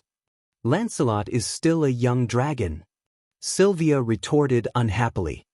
Also, Lancelot has mastered the flying method of speed burst, and I'm getting more and more familiar with the dance of piercing dragon's breath. Lancelot's strength is also much stronger than Gawain's. Indeed, Gawain doesn't have speed burst and Luca doesn't know the dance of piercing dragon's breath. If they really fight, they'll be defeated in an instant. Rebecca looked deeply at Luca, who was hiding behind Wu Yen. A meaningful smile appeared on his face. But if you underestimate Luca, you will suffer a great loss. Don't forget, Luca is the next leader of the Yekeblad tribe. Patriarch of the Yekeblad tribe. Sylvia seemed to have remembered something, and her expression froze. Dancing on a dragon? If Luca can master the dragon dance, who will win? That's hard to say. Rebecca said before turning her gaze to the front. Of course, the prerequisite is that Luca has to gain Gawain's approval again. While Rebecca and Sylvia were talking, Wu Yen patted Gawain's neck and shook his head when he saw the displeasure in Gawain's eyes. I know that you don't want me to interfere in your affairs, but it's definitely not a solution for you to continue like this. I also know that you don't care whether you can keep your life or not, but think about it yourself. Once Luca loses you and fall, how desperate would she be? Don't forget, Luca's an existence that her own race has high hopes for. Wu Yen stared at Gawain's pupil-less purple dragon eyes. Once she loses the qualification to become a dragon knight, or even a dragon breeder, Luca's position in her tribe will undergo drastic changes. In that case, she might as well be dead. Do you want that to happen? Gawain's gaze immediately changed. If Luca can overcome her weakness and return to her previous state, wouldn't it be the best of both worlds? Wu Yen patted Gawain's neck. At least give Luca a chance. This time, the displeasure in Gawain's eyes disappeared, only hesitation remained. Of course, Gawain, who was willing to risk his life for Luca's safety, didn't want to see Luca face the situation that Wu Yen mentioned. But overcome. Can she overcome it? Gawain. Luca mustered up her courage and looked at Gawain with a pleading gaze. I don't know what I did wrong, but at least give me a chance. Give me a chance to talk to you. You. Gawain lowered his head. His dragon eyes were filled with uncertainty. It's too hard for you to make such a choice at your age. Wu Yen stroked Gawain's dragon horn. Just do as I say, Gawain. You don't have to do anything. Just sit here. Gawain shifted his dragon head and looked at Wu Yen. He then glanced at Luca, who had a hopeful look on her face. He turned his head away as if he couldn't care less, but he obediently laid back down on the ground. What the prideful dragon! Wu Yen rubbed Gawain's head as if he's trying to soothe him. He bent down and his expression turned serious. Luca, touch Gawain. Lord Loon. Luca was a little happy to see Gawain lie back down on the ground after Wu Yan's words. But when she heard Wu Yan's instructions, she became nervous again. Touch Gawain like before. Wu Yan looked disdainfully at Luca, whose forehead was covered in sweat. This is your chance. After today, even I might not help you anymore.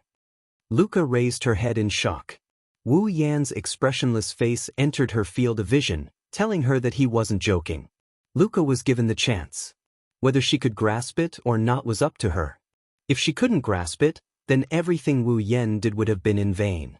Luca clenched her fists and shifted her gaze to Gawain. She twisted her hands a few times and a wavering expression appeared on her doll-like face. After a long while, she walked out from behind Wu Yen. She stood in front of Gawain and looked at his body that was within reach. She raised her hand and slowly moved it towards Gawain. Rebecca, Sylvia, Yasher, Yak, and the others gradually became nervous. Gawain slowly opened his eyes, but he didn't look at Luca. Under everyone's gaze, Luca's hand came closer and closer to Gawain. Just as Luca's hand was about to touch Gawain, her pupils suddenly shrunk to the size of a needle. The memory of that day surfaced in Luca's mind once again. The panic when she lost her center of gravity. The fear when she lost her balance. The helplessness when she fell from Gawain's back. The despair when she saw Gawain getting farther and farther away from her and the ground getting closer and closer to her. She couldn't reach Gawain even if she extended her hand. Russell. Luca's pretty face instantly turned deathly pale. She drew back all her hands, hugged her own body, and stepped back with a face full of fear and trembling. Luca, Lebecca, Sylvia, and the others were shocked. Roar. Gawain suddenly raised his head and let out a roar filled with anger and disappointment at Luca. It turned into a sound wave that blew towards Luca. Ah! Luca finally reacted. Tears welled up in her eyes as she looked at the roaring Gawain. She turned around and chose to run again. However, Luca's footsteps soon stopped. This was because Rebecca and Sylvia were standing side by side in front of Luca, blocking her path. Luca! Lebecca's expression was unprecedentedly serious. Why did you suddenly stop? Why don't you dare touch Gawain? Why did you suddenly run? The three whys were like sharp arrows, piercing Luca's heart and making her body tremble. Luca. Sylvia raised her voice with a sharp glint in her eyes. Don't tell me you're afraid of Gawain? Afraid of Gawain? Luca was dumbfounded. I'm afraid of Gawain? In other words, Gawain rejected me because I'm afraid of him? How? As if she had lost all her strength, Luca's body softened and she knelt on the ground. Her expression was stupefied. Lebecca and Sylvia glanced at each other and lowered their heads in silence. In the dragon house, Wu Yen stroked Gawain's head. He looked at the kneeling Luca and slowly closed his eyes. The atmosphere in the dragon house was heavy. Chapter 1371. Ansari Dragon Riding Academy, Student Council Office. Wu Yen, Sylvia, Yashu, Yak, and Cosette are all gathered here. Other than Cosette, who is standing behind Sylvia, the rest of them sat around the table. None of them looked any better than the others. Obviously, at this moment, everyone present was in a very bad mood. Even Yak, who usually liked to cause trouble, had a gloomy face, completely devoid of vitality. Because of this, the entire student council office was filled with a gloomy atmosphere. It was deathly silent. After who knows how long, the door to the student council office was pushed open. Lebecca walked in valiantly. However, her face no longer had that confident and charming smile. It was rare for her to have a gloomy expression. Her emerald eyes were filled with worry and even a trace of exhaustion. Cosette. Wu Yen sighed when he saw the unconcealable exhaustion in Lebecca's eyes. Pour a cup of tea for Lebecca. Yes. Cosette smiled and poured a cup of black tea on the table in front of Rebecca. Just whose maid are you? Sylvia was dissatisfied and powerless when she saw Cosette obediently follow Wu Yan's orders. However, she didn't say anything else. After all, it wasn't the time to care about these things. Thank you. Lebecca finally squeezed out a smile and picked up the black tea in front of her. After taking a sip, his condition had more or less recovered a little. How is it? Wu Yen asked in a concise manner. Although his words were concise, everyone present understood what Wu Yen was asking. They all looked at Lebecca. I've already sent her back to Mafush. Lebecca bitterly smiled. But as soon as I returned to the room, Luca closed the door and ignored my shouts. I think she must have suffered a great blow, of course. Sylvia said with some indignation. Who would be refused to ride by their own fall because they are afraid of their fall? That's unimaginable, right? Don't be so sure. Wu Yen waved his hand at Sylvia. Luca also has her own reasons. Don't use your own views to generalize others.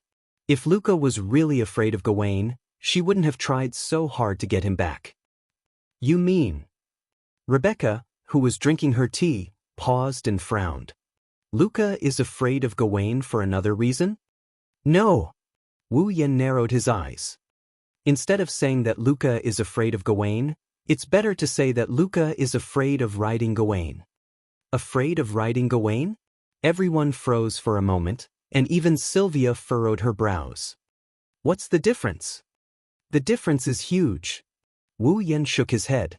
He hesitated for a moment. Actually, the reason why Gawain rejected Luca and why Luca was afraid of riding Gawain is because there's a big story behind it. With that, Wu Yen began to recount what he had learned from Gawain. Luca rode Gawain. She practiced the dragon dance that was passed down from generation to generation in the Yekybrad clan. Only the patriarch could learn and perform the dragon dance. Due to the difficulty of performing a dance while riding a dragon, he fell from Gawain's dragon back. She also suffered from psychological trauma after falling from Gawain's back. She began to fear riding Gawain. In the end, Luca forced herself to continue the dragon dance. Gawain was worried that Luca's life would be in danger if she continued to ride the dragon while suffering from psychological trauma, so he rejected Luca's request. He was willing to sacrifice his own life to ensure Luca's safety even at the cost of severing his celestial essence path. After hearing the whole story, Rebecca, Sylvia, Yashur, Acker, and even Cosette were all speechless. I didn't think there would be such a big reason behind this. Rebecca looked at Wu Yen with a complicated expression. She was also touched by Wu Yen's words. That's why you said you were on Gawain's side, right? Gawain's method was a bit extreme, but it was the best way to protect Luca. Wu Yen rubbed his forehead. To be honest, I'm also frowning. As expected, psychological trauma can't be removed so easily. I think Luca should have already vaguely sensed the reason why Gawain would reject her. She just didn't want to admit it. Why? Sylvia was perplexed. No one will laugh at her. It's normal to fall from a dragon's back. Is there a need to not admit it? The Yekybrad clan is best at dragon riding. You can see that from the dragon dance. Rebecca was the one who answered Sylvia. For the Yekybrad clan, falling from a dragon's back is the most humiliating thing. So that's why Luca hid the fact that she fell from Gawain's back. She didn't want to admit that she was afraid of riding Gawain? Sylvia finally showed an expression of relief, but soon, a troubled expression appeared on her face. This is going to be troublesome. Like Wu Yen said, psychological problems aren't something that can be solved so easily. Otherwise, Mikoto wouldn't have sunk into a state of extreme distrust towards humans and extreme disgust towards men for half a year just because her reputation was tarnished. Meijio's thoughts may be too extreme, but it's also true that she was hurt. In the end, she even suffered from psychogenic voice loss. Who can say that it's not a big problem? If it wasn't for Wu Yan's subconscious desire to protect the elves, Meijio would still be treating humans like toys. She wouldn't be able to make a sound even now. Something will definitely go wrong if this continues. Rebecca straightened her back. Her eyes were sharp. Let's not talk about Gawain for now. Luca is so talented, and her clan has high hopes for her. Sooner or later, she will be active in the Kingdom of Knights as a Dragon Knight, or even a Saint Sky Dragon Knight. It will be a great loss for her if she is restricted by such obstacles and stagnates. The student union must give her some help. I agree. Sylvia was the first to react. Her face was serious. The Yekybrad clan has always been a clan with many talents in the knighthood of Lorman. It's also because of their prowess on the battlefield that the knighthood exists today. Since Luca is the next leader of the Yekybrad clan, she will definitely be one of the strongest fighters in the knighthood in the future. As the fourth princess of Lorman, I can't just sit by and watch. I agree. Yashur clenched his teeth. His face was filled with determination. Although I don't have the same perspective as President Rebecca and Her Highness, I used to be called a problematic student. I don't have the feeling of fall. I've experienced it for 3 years now. I can't bear to see Luca being looked down upon like I was in the past. That's why I can't just sit by and watch. Rebecca looked at Sylvia and Yashur with gratification and praise. Then she looked at Wu Yen. I have stated my reason from the start. I can't just watch that dragon die like that. Wu Yen rapped his knuckles on the table as he scanned the crowd. Looks like the student council really has to intervene this time. Everyone smiled bitterly. However, there was a hint of joy in their eyes. They looked like they were enjoying themselves. Wu Yen couldn't help but pour cold water on them. I can understand everyone's feelings, but it's also a fact that we can't help. Everyone's expression stiffened. They looked at each other. I think it's better to ask the Academy's experts for help, right? Yashur voiced his opinion, but it was rejected by Leibeka. Someone already thought of this from the beginning. The Academy's experts wanted to examine Gawain from the very beginning. However, Gawain refused to let anyone approach him. They couldn't do anything. Can't Roan make Gawain listen to him? Sylvia was unsure of what she was talking about. With Roan around, the experts should be able to examine Gawain, right? But Gawain's problem is that he doesn't have enough star essence. Rebecca shook her head again. I think that even if the experts approached Gawain, they wouldn't be able to find a way for Gawain to replenish enough star essence. Otherwise, the dragons wouldn't have fallen to the point of having to contract with humans to survive. Immediately, everyone revealed a distressed expression.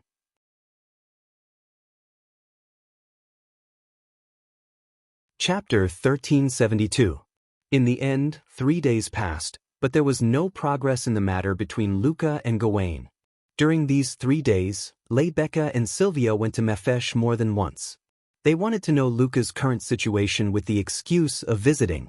Unfortunately, every time they went to Mefesh, the door was closed. They couldn't even see Luca's face. Luca also took away the spare key to the dormitory. The two had no chance at all and could only retreat. In other words, Luca had stayed in her room for 3 whole days and didn't take a step out. Originally, if she let Wu Yen go to Meifusha, based on Luca's longing for Wu Yen and the fact that he helped her a while ago, Luca should be willing to let Wu Yen talk to her. However, Gawain's situation was also a problem. Without Wu Yan's care, Gawain's condition would definitely worsen. Left with no choice, they could only let Wu Yen take care of Gawain's matters while Leibeka and Sylvia continued to focus on Luca's side. This made Yashu and Yak very dissatisfied. After all, the two of them had not been of any help from the start to the end, nor had they been assigned to any side by Leibeka. They could only watch as everyone busied themselves while they watched from the side, unable to do anything. However, there was nothing they could do about it. Mefesh was a female dormitory and it wasn't convenient for boys to enter. Wu Yen took advantage of Lucas several times when he went in. Leibeka and Sylvia naturally wouldn't allow Yashur to take advantage of Luca or the other girls. As Yashur's fall, Yak couldn't act on her own, so the two of them couldn't interfere with Luca's matters. As for Wu Yan's side, regardless of whether Gawain was willing or not to let Yashu take care of Gawain, Yak herself was very unwilling. According to Yak's original words, as a holy and noble dragon, even if the other party was of the same race, she wouldn't allow herself to do such a thing that only a servant would do.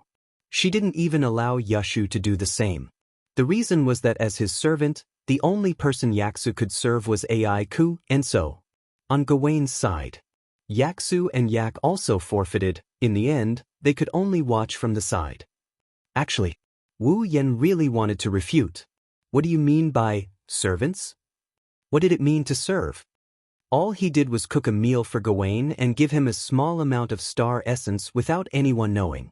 From an outsider's point of view, he was just providing food for Gawain. Is providing food for others something that only servants should do? You call this service? How could those chefs endure this? Although Wu Yen was not a chef, providing food for the dragons was a piece of cake for him. With his current culinary skills, as well as his physical abilities, he could easily prepare the food for Guthrum, Lancelot, and Gawain in a matter of minutes. It was not as easy as drinking water, but it was not much harder than eating rice. Therefore, it was not a big deal for Wu Yen to go to Luca's side while maintaining Gawain's life. However, Wu Yen had already taken advantage of Luca. Leibeka and Sylvia refused to let him go to Mefesh no matter what. This made Wu Yen extremely dissatisfied. Sylvia had a reason to stop him from going to Mefesh. After all, Corset had hinted that Sylvia was interested in him. But what about Rebecca? Was it purely because she didn't want to see her cute junior being taken advantage of? Or was Rebecca interested in him as well? Perhaps only Rebecca herself knew the answer to this question. Moreover, what time was it now? The matter of taking advantage of her should be placed at the back. The important thing should be the right thing to do, right? What are you up to? Thinking of this, Wu Yen couldn't help but sigh. Lord Roland sighed. Really? He really sighed. I really want to sit in front of Lord Roland and be blown away by his breath. I can't believe you have such a perverted idea. But I also want to, listening to a group of girls gathering in a corner of the classroom, sneakily and brazenly looking at him while shrieking without bothering to hide their volume, Wu Yen lost at least 80% of his strength. Even the classroom can't be peaceful? At this moment, a loud voice echoed from the entrance of the classroom. Lord Roland, someone is looking for you. Someone. In an instant, the classroom fell silent. Someone is looking for Roland? In a corner of the classroom, Sylvia lifted her head from her book and looked towards the door. In the next moment, Sylvia held her breath, and everyone in the classroom fell silent. At the door of the classroom, a petite figure seemed to be hiding behind the door. She was looking into the classroom uneasily. It was a young girl with slightly curly platinum hair that reached her shoulders. The young girl was wearing a female uniform unique to the academy. Her appearance was like a sculpture, extremely exquisite.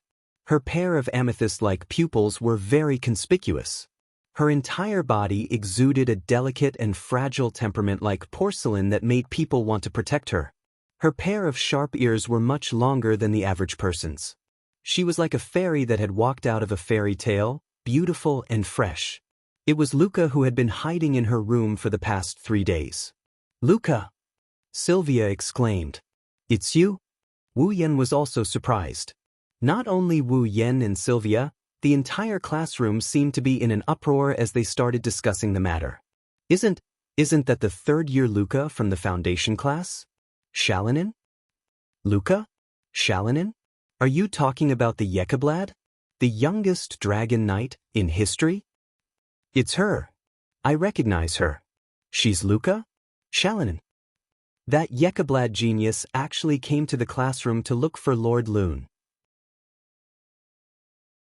Luca might not be as popular as Rebecca in the Ansari Dragon Riding Academy, but she was definitely not at a disadvantage compared to Sylvia. She was a member of the Yekeblade clan, the youngest dragon knight in history. Coupled with her delicate appearance and gentle temperament, many male students in the basic and advanced classes were her fans. Naturally, there were fans of Luca here as well. Luca's visit to Wu Yen would cause a stir no smaller than Rebecca's visit to Wu Yen last time. Luca, on the other hand, didn't realize why she's being stared at by so many people. She had a timid look on her face as she scanned the classroom. When she saw a surprised Wu Yen, Luca's eyes brightened up. Lord Loon. Luca. Wu Yen reacted and he quickly stood up. He came in front of Luca and he frowned when he saw how skinny Luca looked. I have a lot to say to you, but let me hear the reason why you came to see me first. Why yes. Luca shrunk her head when she saw Wu Yan's angry expression, but she knew what was going on. Wu Yen was angry because he was worried about her and her fall. She, on the other hand, acted so shamefully when this lord was helping her. How embarrassing. With such thoughts in mind, Luca lowered her head like a child who did something wrong. She tried her best to explain the reason why she came looking for Wu Yen. Although I know it's unreasonable, I have one more thing that I want to ask Lord Long for. Is that so? Wu Yen didn't ask and continued to look at Luca.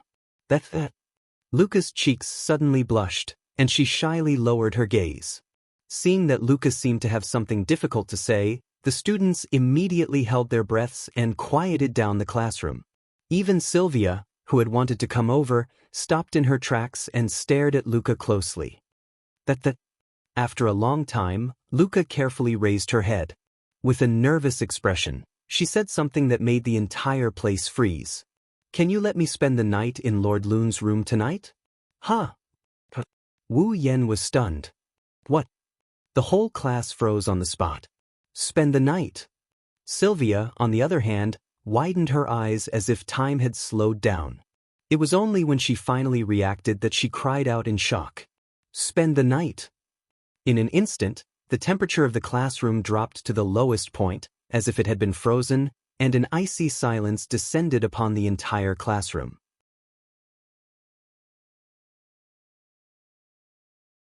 Chapter 1373. Ansari Dragon Riding Academy. In the night, the stars dotted the sky and the moon shone brightly. The cold air mixed with the moonlight spread across the entire world. It was like a mist dotted with starlight, permeating the silent Ansari University's Dragon Rider Academy. At this time, there were only a few lights in the Ansari Dragon Riding Academy. The 4 student dormitories were all in darkness. One could faintly hear a lot of gentle breathing coming from inside the windows, proving that the students of the Ansari Dragon Riding Academy had fallen into a dream. The 7 dragon houses had all lost their light. All the dragons had fallen into a deep sleep. They let out a snort that was much louder than a human's. It was very rhythmic in the silent night, as if the dragons were singing a song. Although it wasn't pleasant to hear, it was very easy to calm one's mind.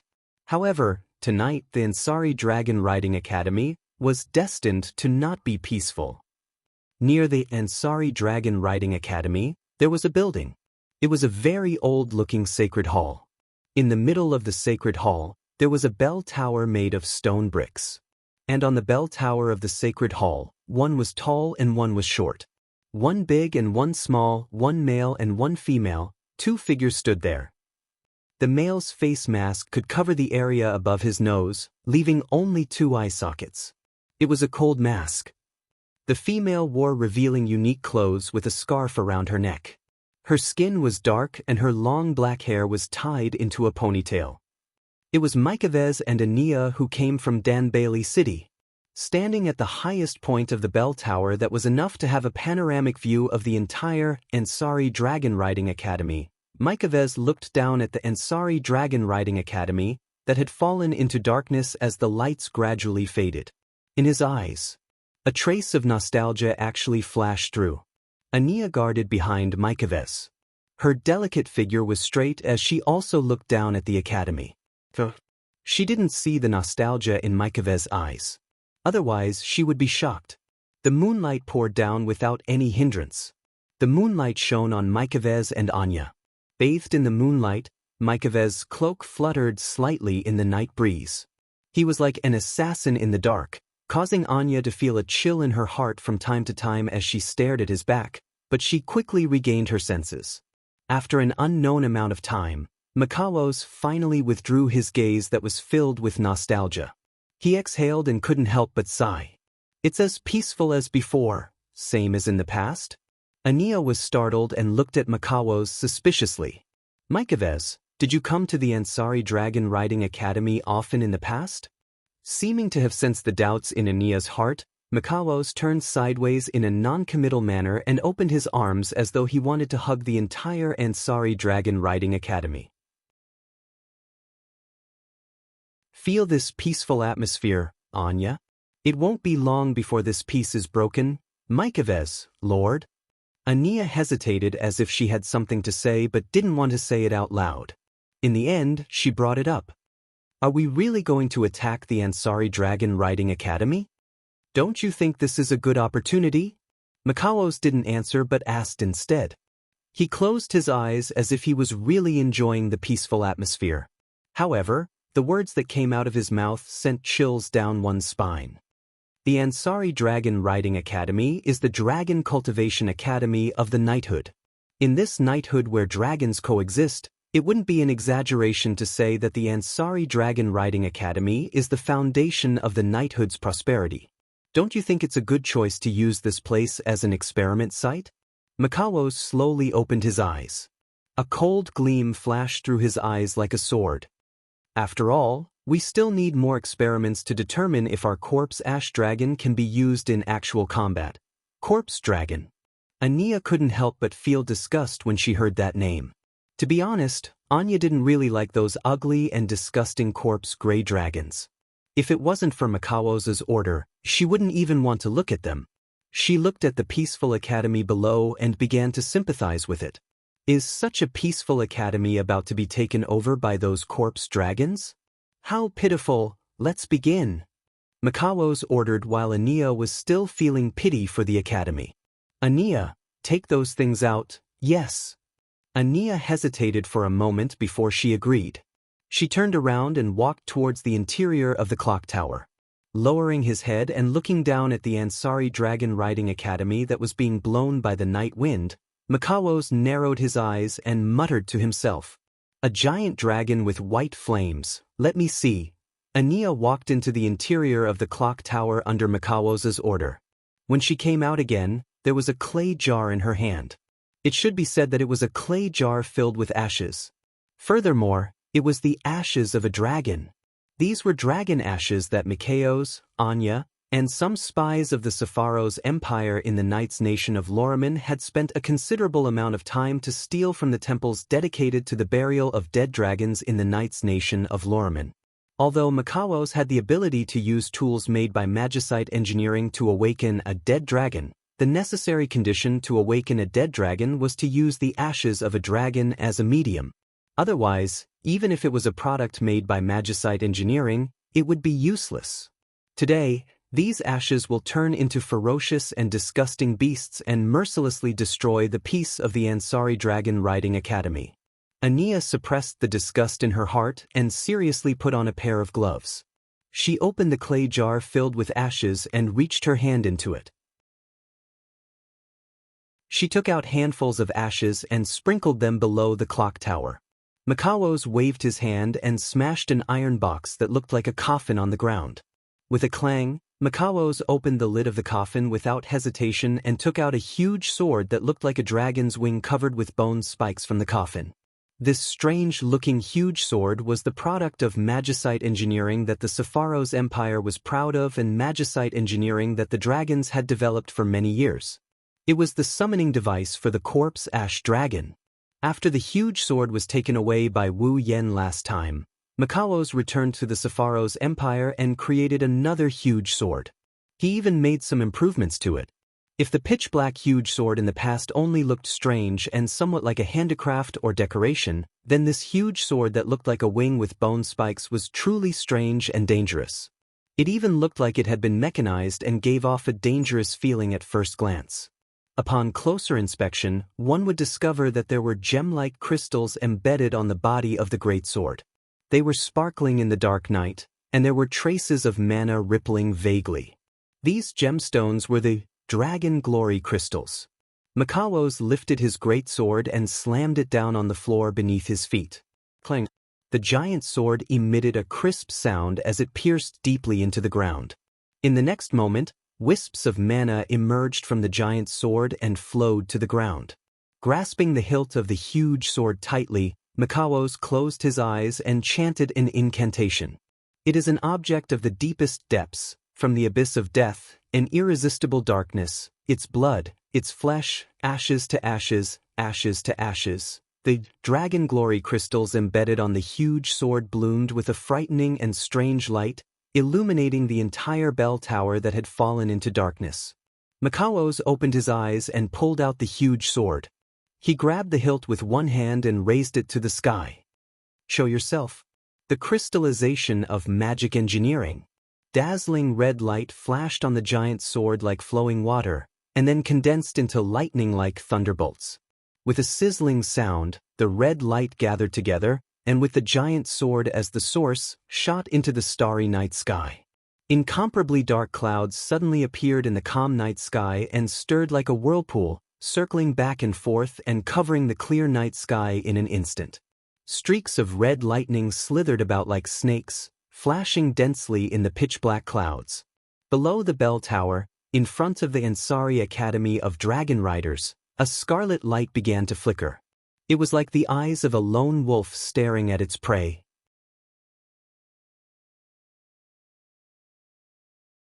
Chapter 1374. Ansari State Dragon Riding Academy, Apollo. Inside the dimly lit room, Wu Yen and Luca sat on the floor facing each other. They didn't say a word, making the atmosphere quite awkward. Sitting in front of him, wearing a blue and white nightgown, her cheeks flushed red, her pair of small fists rubbing against each other, her entire person sunk into a swamp of bashfulness. Wu Yan's mouth kept twitching as he looked at Luca, who has been acting like this ever since she came to this room. What exactly did this girl come here for? Outside the window of Wu Yan's dormitory, two figures were sneaking around, peeking at the scene inside the room like thieves. One of them even had an angry look on his face. These two figures were Sylvia and Cosette.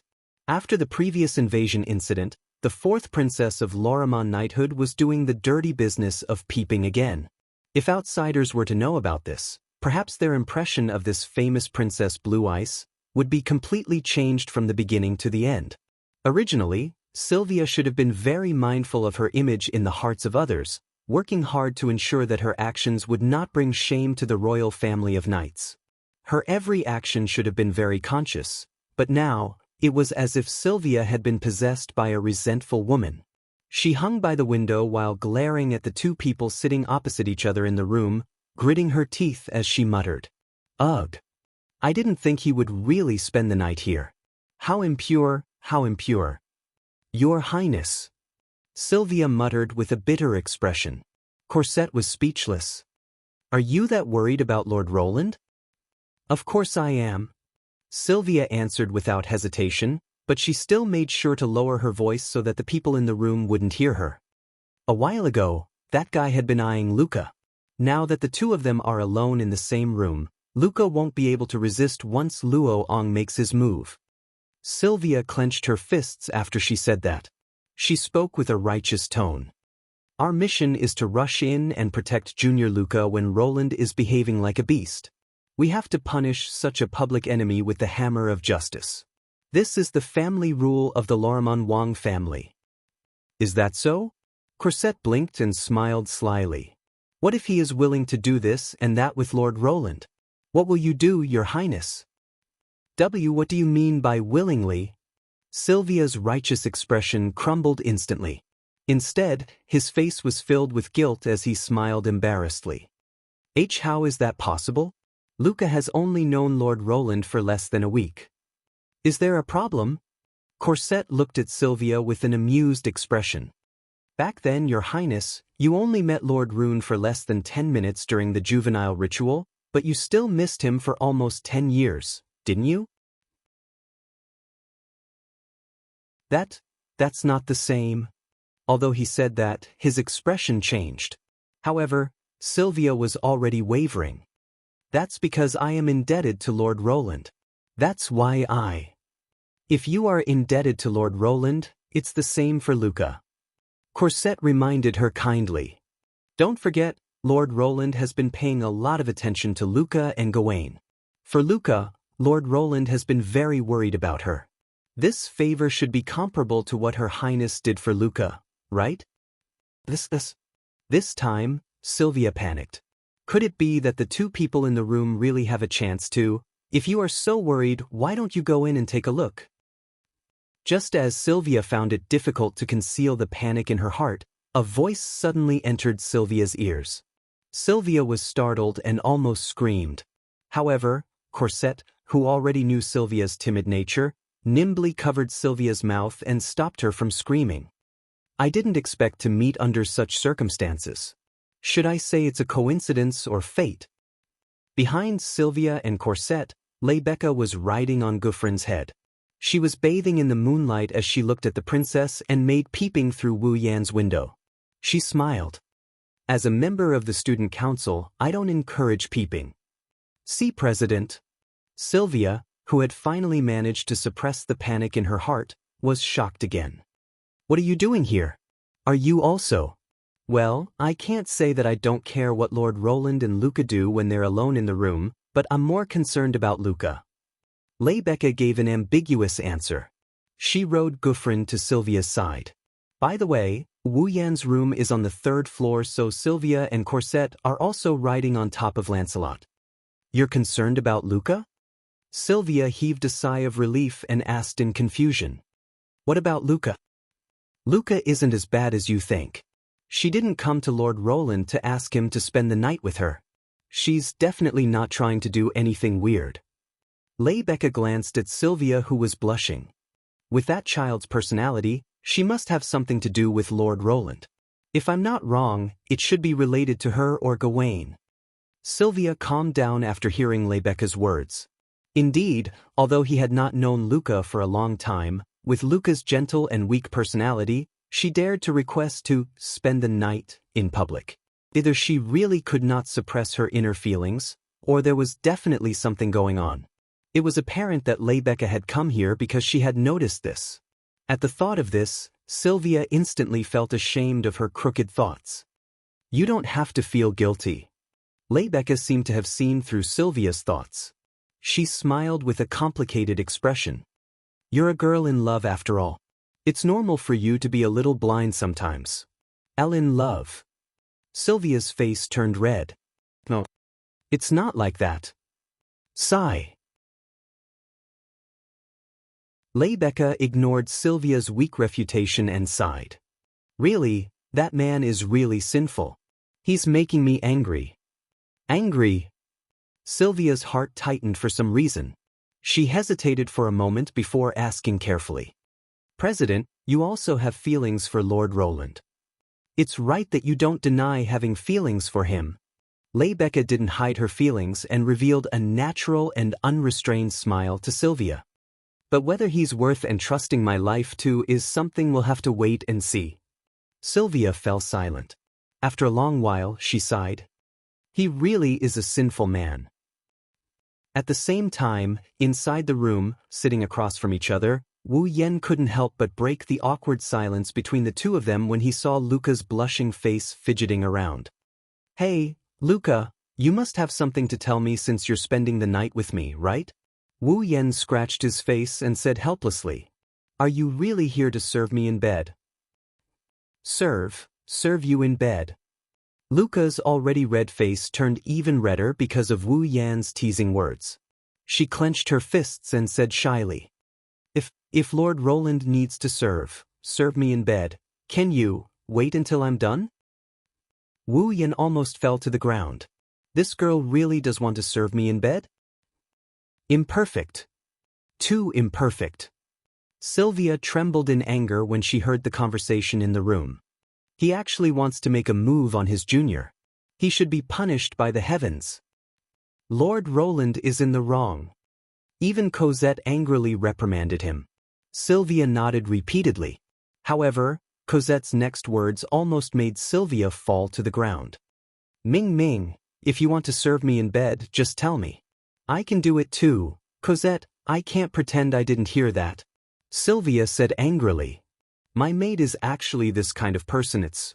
Well, your highness, don't mind it. Cosette waved her hand with a smile. Anyways, after your highness marries Lord Roland, I will have to accompany you in your marriage. Serving the future master is also a maid's benefit. You. Sylvia's hands trembled. Rebecca looked at the flustered Sylvia and the smiling Cosette and shook her head with a bitter smile. I have committed a grave sin.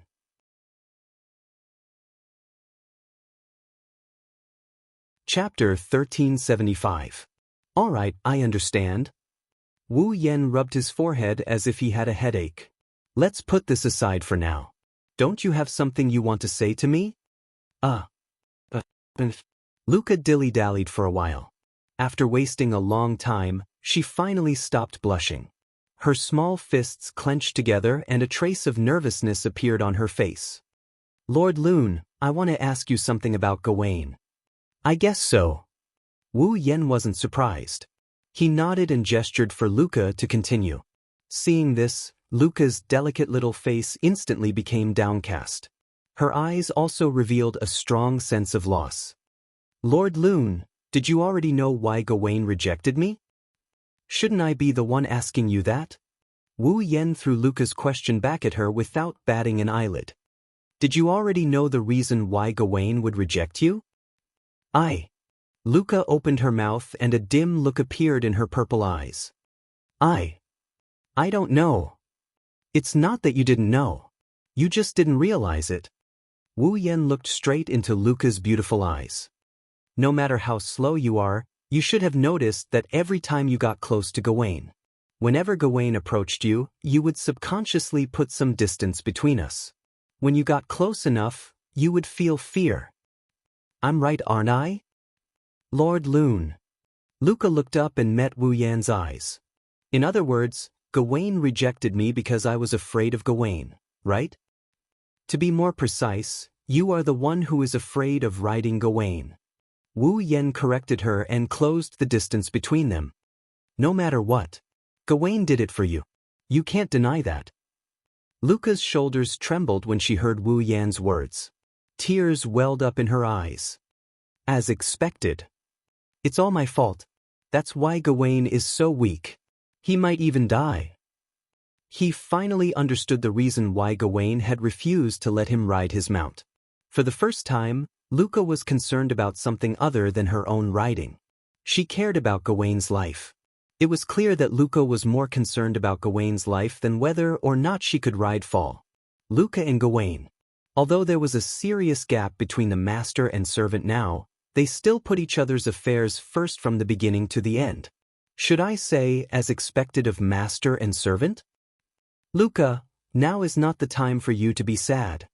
Wu Yan said coldly to Luca, who was on the verge of tears.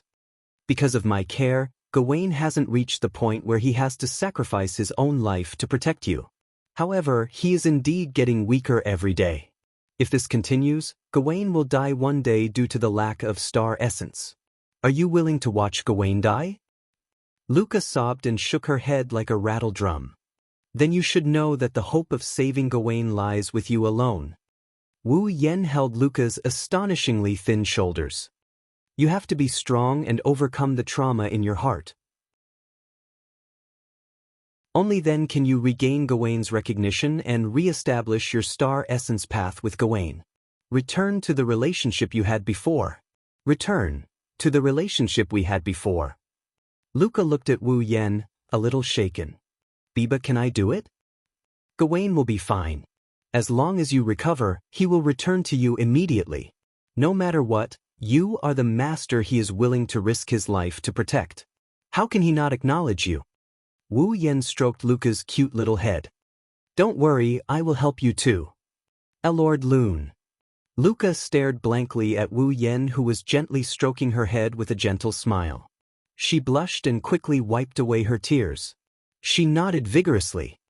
I understand, Lord Loon. It's good that you understand. Wu Yan breathed a sigh of relief and smiled. You are here to serve me in bed. How can I not help you? Ugh. Luca's small and delicate pointy ears turned red from the roots. Kaboom! Just as the atmosphere between the two of them began to become intimate, a bolt of lightning suddenly struck down from the dark sky, bringing with it a deafening sound of thunder. Luca shrieked, and with tears in her eyes, she reflexively threw herself at Wu Yan. Wu Yan was caught off guard and ended up hugging her warm and fragrant body. However, before he could get a good feel of the soft body in his arms, a shriek that is 1,000 times more miserable than Luca's shriek came from outside the window. The shriek is so shrill that it's even more frightening than the thunder from before. Hearing the screams coming from the window, Luca's face paled. She thought it was some kind of supernatural being. She closed her eyes and her arms around Wu Yan's waist tightened. Separated by a thin layer of pajamas, Luca's beautiful body was pressed into Wu Yan's embrace. An astonishingly soft sensation kept coming from his front, but he didn't have the leisure to enjoy it. He looked towards the window and grumbled in a resentful tone. Are you going to keep hiding? As the voice slowly faded away, the entire space fell silent. But not long after, the originally tightly shut window was suddenly pushed open, revealing 3 beautiful faces outside the window. In the end, Rebecca didn't seem to realize that she was caught peeping. She smiled to herself. Were we still found out? Your Highness. Cosette patted the back of Sylvia, who was hugging him tightly, with a helpless expression on his face. It's just a bolt of lightning. Is there a need to be so scared? But. Sylvia looked up with tears in her eyes. When she saw Wu Yen and Luca hugging each other, her pitiful expression disappeared and turned into a ferocious one. Cosette is right. It's just a bolt of lightning. How long are you going to hug each other? Luca finally reacted. She let out a soft cry and hurriedly pulled herself away. The deathly pale color on her face was replaced by a blush. Looking at Luca's cute blushing face, even Wu Yen couldn't help but feel a rush of excitement. Now is not the time for you to flirt. At this time, Rebecca spoke. She stood on Guffrin's head and looked at the sky with a serious expression. I'm afraid things aren't looking good. Not looking good. Hearing this, everyone present was stunned. That's. When Wu Yen and Luca came to the window, they looked up with Sylvia and Cosette. They followed Rebecca's gaze and looked at the sky. What they saw made their expressions change. The night sky that should have been clear a second ago was covered by a layer of pitch-black clouds that spiraled like a whirlpool. Streaks of red lightning flashed back and forth in the clouds, bringing with them the sound of thunder. A heavy, gloomy, and evil aura seemed to have descended from the sky, shrouding the entire Ansari Dragon Riding Academy. Roar! Gyvlin and Lancelot's eyes glinted with ferocity as they roared at the gloomy sky. Without the consent of Rebecca and Sylvia, the two holy dragons began to circulate their mana, causing mana to ripple around them.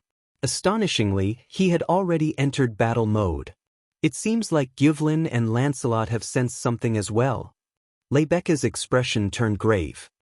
This phenomenon. Sylvia's icy blue eyes fluctuated violently. It's the same as that time. Wu Yen stared at the sky covered by pitch-black whirlpool-like clouds. A cold light flashed in his eyes. Corpse Ash Dragon. That's right. The situation in the sky was exactly the same as when the Corpse Ash Dragon appeared and attacked Ansari. Rumble. A dull thud reverberated in the ominous night sky without any warning. Along with the reverberation of the sound, the ground of the Ansari Dragon Riding Academy also began to rumble. Like an earthquake, it began to tremble violently. Wu Yen and Luca, who were still in the dormitory, lost their footing and nearly fell to the ground from the trembling ground. Ah! Luca cried out again. Her petite body fell from the tremor. Fortunately, Wu Yen caught her in time and prevented her from falling. However, Luca didn't mind at all. Instead, she pointed into the distance and cried out in shock. There!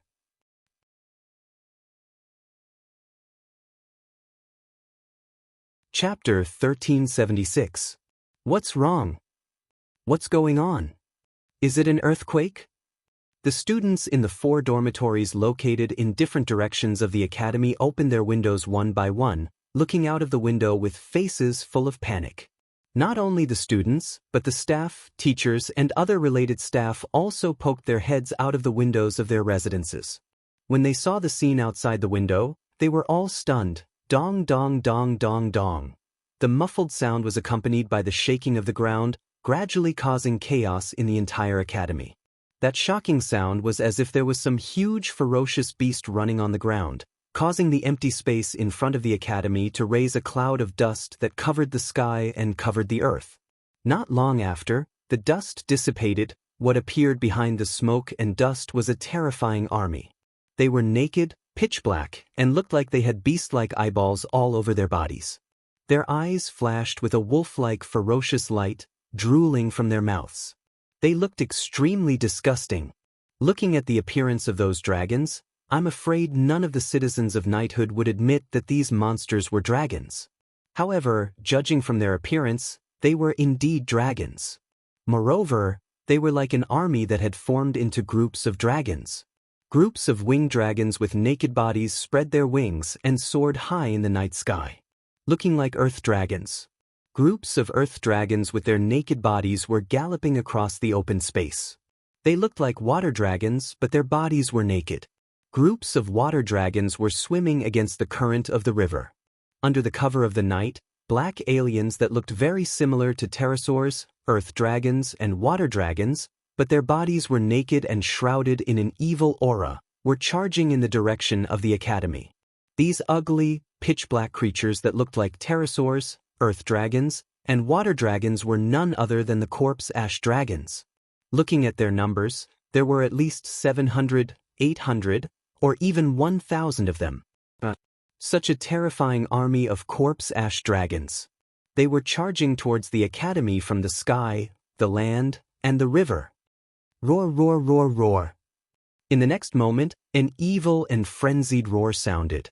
Gradually, it descended under the night sky that was covered by the pitch-black swirling clouds. This caused everyone to feel a chill in their hearts. His scalp went numb.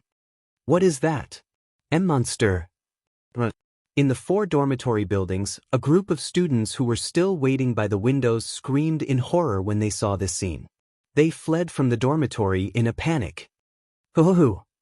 It was an ominous roar. Corpse Ash Dragon's army finally arrived at the academy. Bam! Amidst the rumbling, the gate of the academy collapsed under the relentless assault of the earth dragon-shaped corpse dragons. Dong! Amidst the muffled sounds, the pterosaur corpse dragon army flew across the sky above the academy and started to spit out dragon breath, destroying the buildings one by one. Pung! Amidst the rumbling, the corpse dragon army burst out of the ground from the underground waterway, turning the entire academy into a pile of rubble. Hoo-hoo! A ruthless roar resounded through the clouds. How can... Sylvia and Luca stared blankly at the scene before them. Buildings collapsed like building blocks under the assault of the earth dragon-shaped corpse dragon army. Fiery sparks exploded under the dragon breaths of the pterosaur corpse dragon army. Inch by inch, the ground opened up like a hole as the corpse dragon army shuttled back and forth. Gray smoke and scarlet flames danced and filled the academy under the moonlight. Students, faculty and staff, everyone in the academy was running away in a panic. Under the night sky, the buildings were gradually being destroyed by the raging flames. Dong! Boom! Bang! Muffled sounds, explosions resounded in the academy under the night sky. Buildings collapsed one after another, raising a hazy cloud of dust. Every corner of the academy was ablaze with raging fires. Ear-piercing screams rang out incessantly. It was like hell, the academy. Sylvia's body trembled violently, flames of anger surging from her face. Rebecca's emerald eyes were also filled with anger. Clearly, the two of them were enraged. Unlike Wu Yen, Rebecca and Sylvia had spent more than a year or two in the Ansari Academy. They had more or less developed feelings for the academy. Now that they saw their academy being destroyed by a group of corpse dragons, the rage they felt was not something normal people could understand. Rune-sama. Luca hugged Wu Yen tightly. She started talking in a flustered manner. Our academy, don't worry. Wu Yen patted Luca's back while looking at the collapsing buildings in the distance. Rebecca, now is not the time to be angry. You're the president of the student council. Hurry up and organize everyone in the academy to fight back. Hearing this, Rebecca came to her senses and her expression instantly turned solemn. President. Next to Wu Yan's room, Yashu and Yak peeked their heads out of the window and they looked at Rebecca. What should we do now? Rebecca didn't even think and was about to give the order. However, her voice was immediately interrupted by a roar not inferior to the corpse dragons. Roar, roar, roar, roar, roar. Amidst the roars, ferocious beasts that looked like corpse gray dragons emerged from the 6 dragon houses in the academy one after another under the night sky. Pterosaurs flapped their wings like strange birds. The earth dragon moved its limbs like a lizard. It was a water dragon that was twisting its body like a huge snake. Finally, the dragons sleeping in the dragon house began to wake up and came out. In the next instant, the real pterosaurs, earth dragons and water dragons clashed with the pterosaurs, earth dragons and water dragons. The academy instantly became a battlefield between the dragons and the dead dragons. The dragons are making their move too. Rebecca's eyes lit up. Our masters are running away in panic, and it's the Falls who are fighting the enemy bravely? Wu Yen glanced at the students and teachers who were still running away and mocked himself. How ironic. Even if they're dragon cultivators, they're only in their teens. It's inevitable for them to panic in this situation. Leibecca shook her head and smiled. That's why the student council is needed. With that, she opened her arms and closed her eyes. In the name of Leibecca? In the name of Randall, I hereby command you. Present the holy knight armor you forged to me. Roar, Guvlin abruptly roared. Mana surged from his body, forming two magic arrays less than 10 centimeters away from each other. The magic arrays rippled and enveloped Leibecca. The magic arrays slid across Leibecca's voluptuous body. One melted her clothes into light, while the other condensed into a set of armor that looked like a tight suit. When the two magic arrays shattered, the sacred tight armor on Leibecca's body flickered with a cold and fiery light.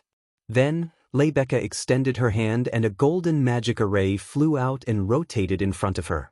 Fear. A demonic spear that kills in one hit. Its name is Kai Guru. Borgu. A huge black and red spear that resembled a drill emerged from the golden formation and landed in Leibecca's hand. She suddenly grabbed it. Yak. Got it. If this academy is destroyed, I'll be in trouble too. Yak closed her eyes like a meditating nun and began to chant an incantation. Helmet, neck guard, chest plate, back plate, waist plate, hip plate, skirt plate, shoulder plate, arm plate, elbow plate, forearm plate, iron gloves, thigh plate, knee plate, shin plate, iron boots, spurs. The moment the last incantation fell, a white radiance followed by a powerful magic power wrapped around Yashur's body. Yashur could feel that the star carving on his left arm was heating up, causing him unbearable pain. And when the pain reached its peak, a set of silver knight armor made of pure magic appeared on Yashur's body, making him unable to feel any weight at all. Seeing Leibecca and Yashur equipped with the holy knight armor, Sylvia clenched her teeth and gripped Lancelot's reins. Although we don't have the holy knight armor, Lancelot and I have no intention of being spectators. What? Lancelot roared and echoed Sylvia's words. The war had begun.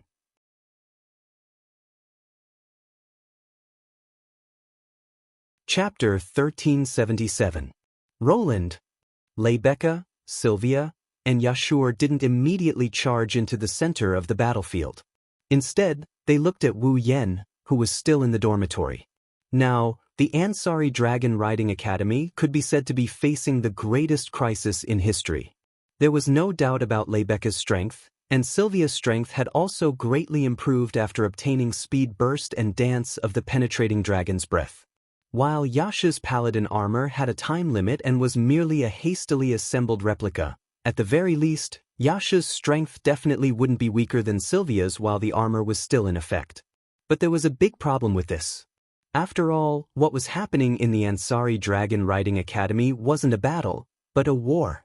Facing thousands of corpse ash dragons, Sylvia's burst of speed had a time limit, as did Yashur's holy knight armor.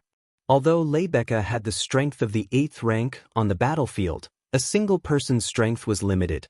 By the time the holy knight armor ran out of mana, Leibecca would be powerless to reverse the situation. Fortunately, they still had Wu Yen on their side.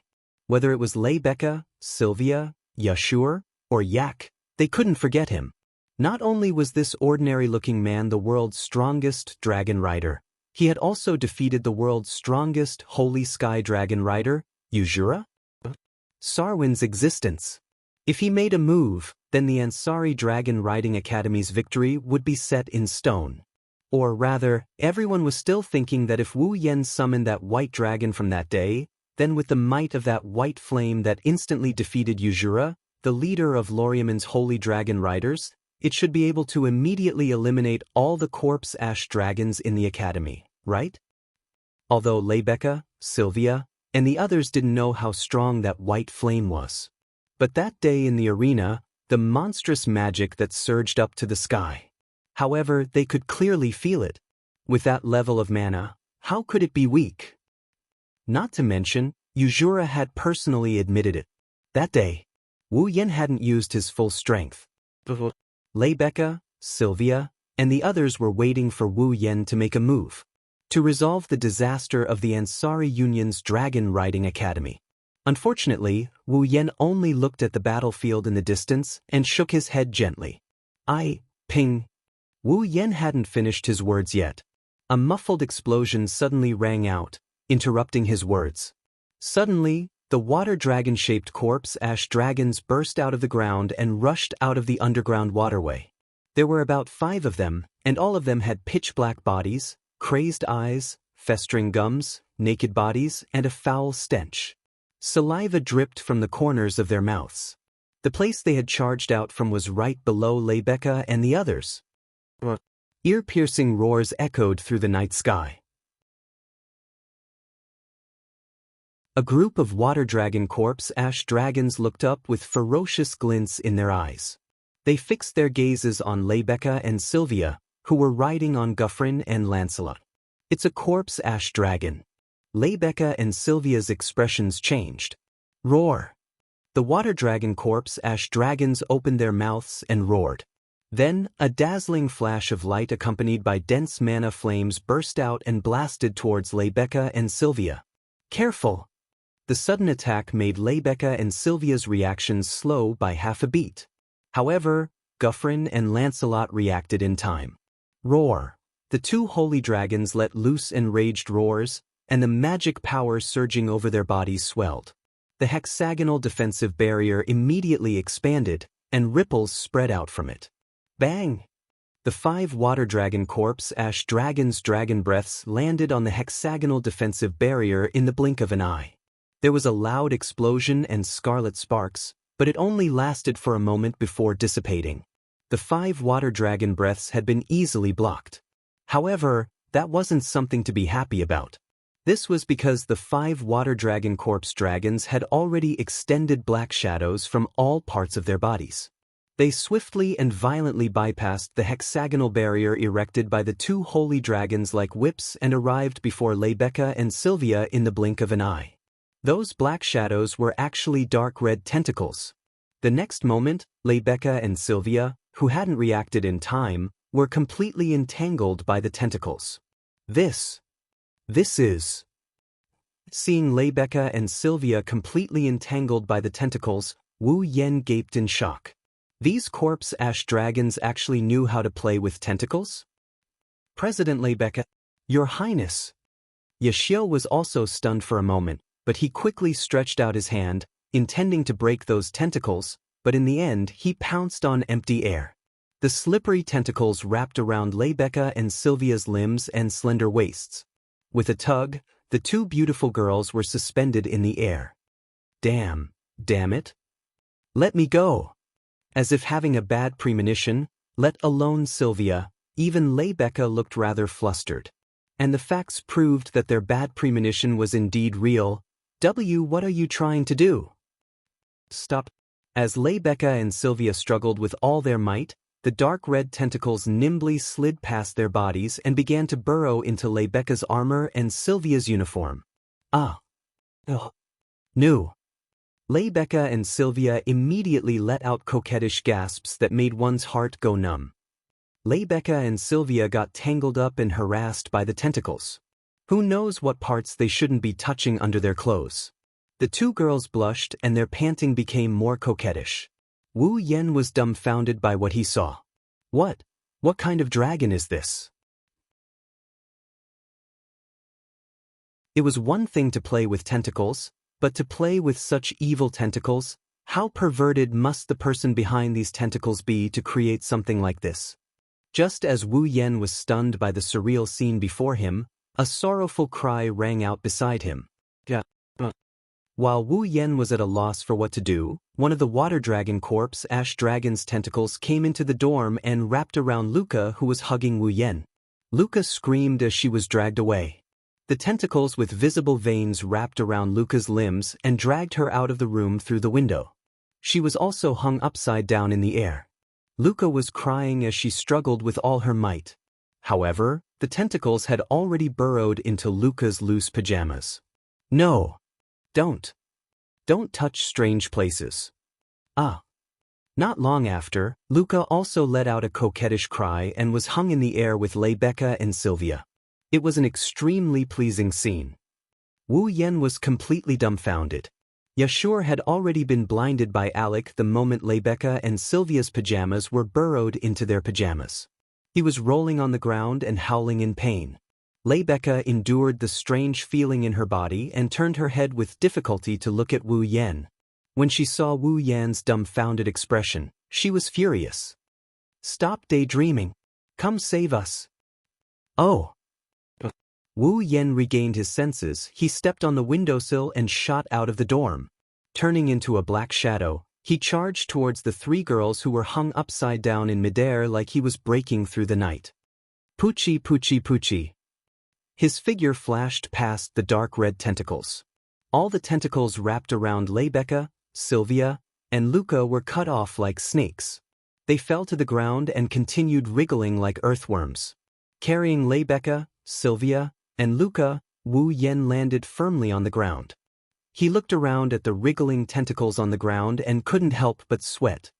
They actually have this kind of ability. These corpse dragons really can't be underestimated. Damn it. Lebecca and Sylvia's expressions darkened. Their eyes were filled with rage. Gufflin. Lancelot. Roar. A roar echoed in response to the two girls. The two divine dragons set up a magic formation.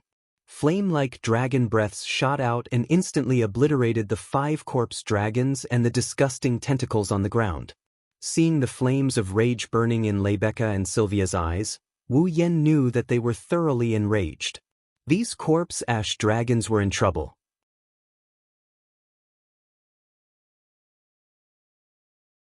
Chapter 1378. Roland, make your move. This time, Lebecca didn't ask for Wu Yan's opinion. Instead, she spoke in a deep voice as if she was giving an order. Evidently, Lebecca was enraged by the fact that the student council president of the Ansari Dragon Riding Academy, a Shengtian Dragon Rider Academy, had shown such a wretched side in front of others. Sylvia was about the same.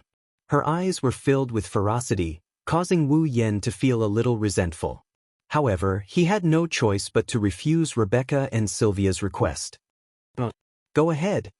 Looking at Luca, who was hiding behind him, and looking at the battlefield in the distance, Wu Yan answered her like this.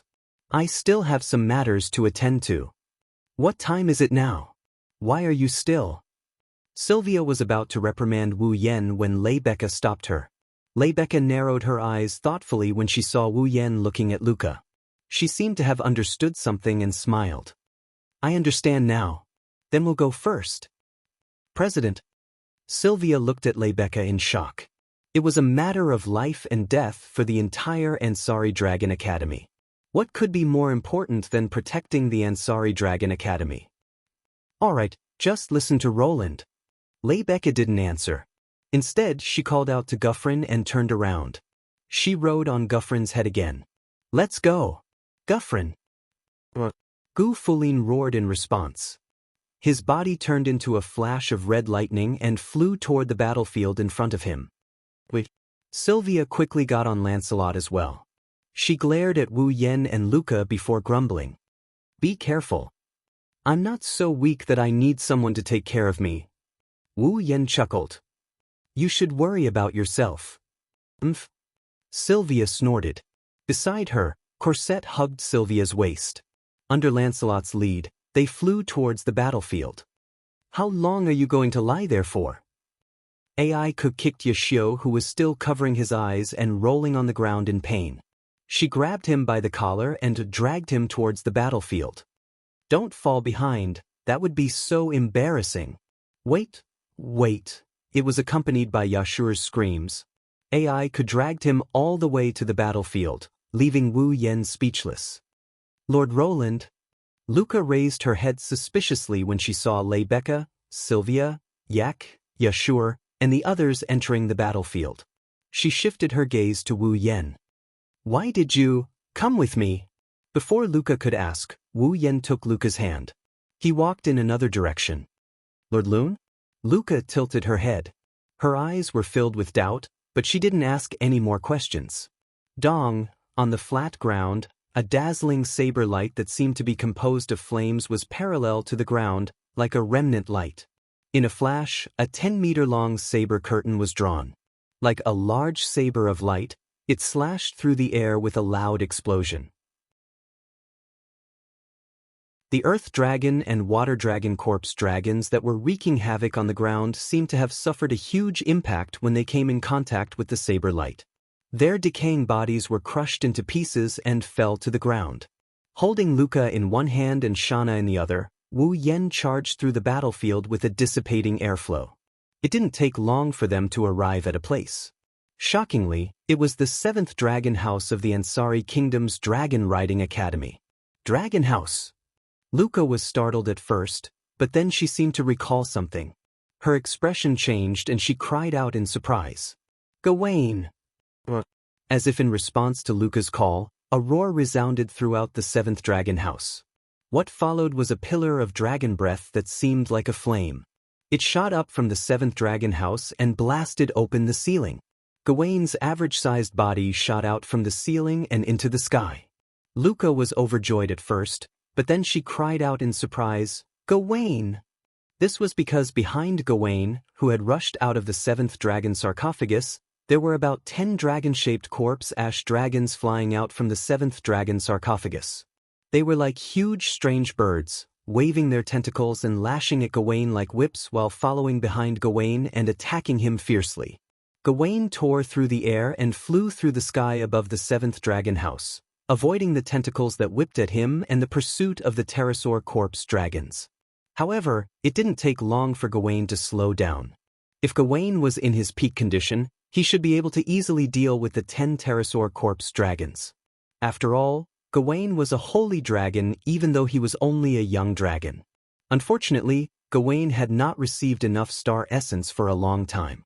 Although his body was not weak, he was not in a good condition. Under such circumstances, let alone Gawain, even Gyvlin would not be able to withstand the pterosaur corpse dragon's pincer attack. Gawain's speed slowed down again and again due to his weak body. Finally, he was surrounded by the tentacles. Gawain let out an unwilling roar. "Gawain!" Luca's expression changed again and again until it was full of anxiety. "Lord Roland!" Luca grabbed Wu Yan's clothes tightly and begged, "Please save Gawain." To Luca's surprise, not only did Wu Yan not do anything, he even lowered Shauna and rejected her coldly. "I won't do anything." "Wadash?" Luca looked at Wu Yan in disbelief. "Because it's not my duty." Wu Yan met Luca's purple eyes. "You should be the one saving Gawain." "Me?" Luca was dumbfounded. "Gawain severed his star essence path to protect you and weakened his body. Otherwise, Gawain would have been able to deal with those corpse dragons in a matter of minutes. In other words, Gawain is in this state because of you." Wu Yan's voice pierced Luca's heart like a sharp arrow. "As Gawain's master, shouldn't you take responsibility and save Gawain who has been protecting you all this time?" "How can I save Gawain?" Tears welled up in Luca's eyes. She was so anxious that she was about to break down. "Without Gawain, I can't do anything. Lord Roland, I beg you, please save Gawain. You can scold me all you want after this, but Gawain..." "Gawain, Luca?" Wu Yan sighed when he saw Luca so anxious that she was about to cry. "Luca, think about it. Think about everything you did with Gawain, the excitement you had when you flew in the sky with Gawain, the excitement you had when you practiced dragon riding with Gawain, the peace you had when you lived and ate with Gawain, the joy you had when you improved with Gawain. Luca, do you really want to see Gawain continue to weaken like this?" This time, Wu Yan's voice drifted into Luca's ears like a breeze. She froze on the spot. Images of her time with Gawain appeared in her mind under Wu Yan's guidance. "Gawain has a lot of pride." Wu Yan's gaze shot to the sky. Gawain was roaring furiously as he was entangled by 10 pterosaur corpse dragons. Wu Yan closed his eyes. Right now, because of his body, he's being entangled by 10 disgusting minions. He must be feeling terrible. If he's defeated, he might never get up again. "Luca, do you want to see Gawain suffer such a blow and fall into depression?" "Gawain." Luca clenched her fists tightly. Her face was filled with uncertainty. Luca had to admit that everything Wu Yan said was correct. Given Gawain's personality, He would be devastated if he was defeated by a dragon like that. Right now, Gawain must be feeling terrible.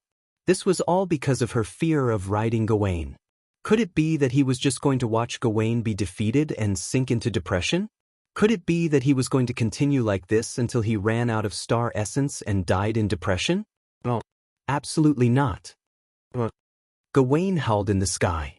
He finally shattered the last bit of hesitation in Luca's heart. Gawain!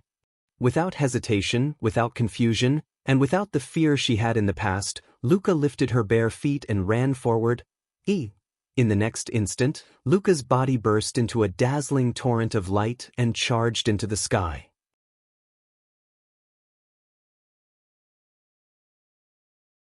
Chapter 1379. The dazzling torrent of light turned into a bridge that resembled the Milky Way, rising from the ground into the sky. Then, with a turn, it descended from the sky like a veil made of starlight, landing on Gawain's body. In an instant, Gawain's body was also dyed with starlight. It was as if he had rushed into the Milky Way. His body flickered with an extremely rich radiance.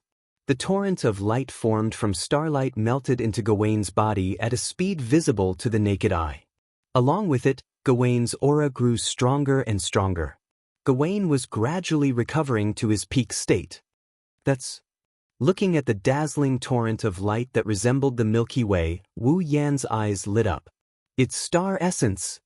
Yes, the composition of the Milky Way torrent of light was the essential energy that maintained the life of this planet. Star essence. Now, a huge amount of star essence was replenishing Gawain's body that was extremely lacking in life energy. It was allowing him to gradually recover to his peak state. This also proved that Luca and Gawain's star essence path. It had been re-established. Before long, the torrent of light formed by star essence finally subsided. It turned into specks of starlight and dissipated into the sky. Roar. Gawain abruptly opened his eyes and let out a roar filled with extreme excitement. His voice was like a sound wave, and with a tremor, it shattered the surrounding tentacles that were wrapping around him. They fell to the ground. Roar. As if to celebrate his recovery, Gawain roared excitedly. A surge of magic power surged from his body. Following his roar, it condensed into a rotating magic formation that extended forward. Bang! A dazzling stream of magic power that resembled a pillar of light was mixed with a flaming dragon's breath.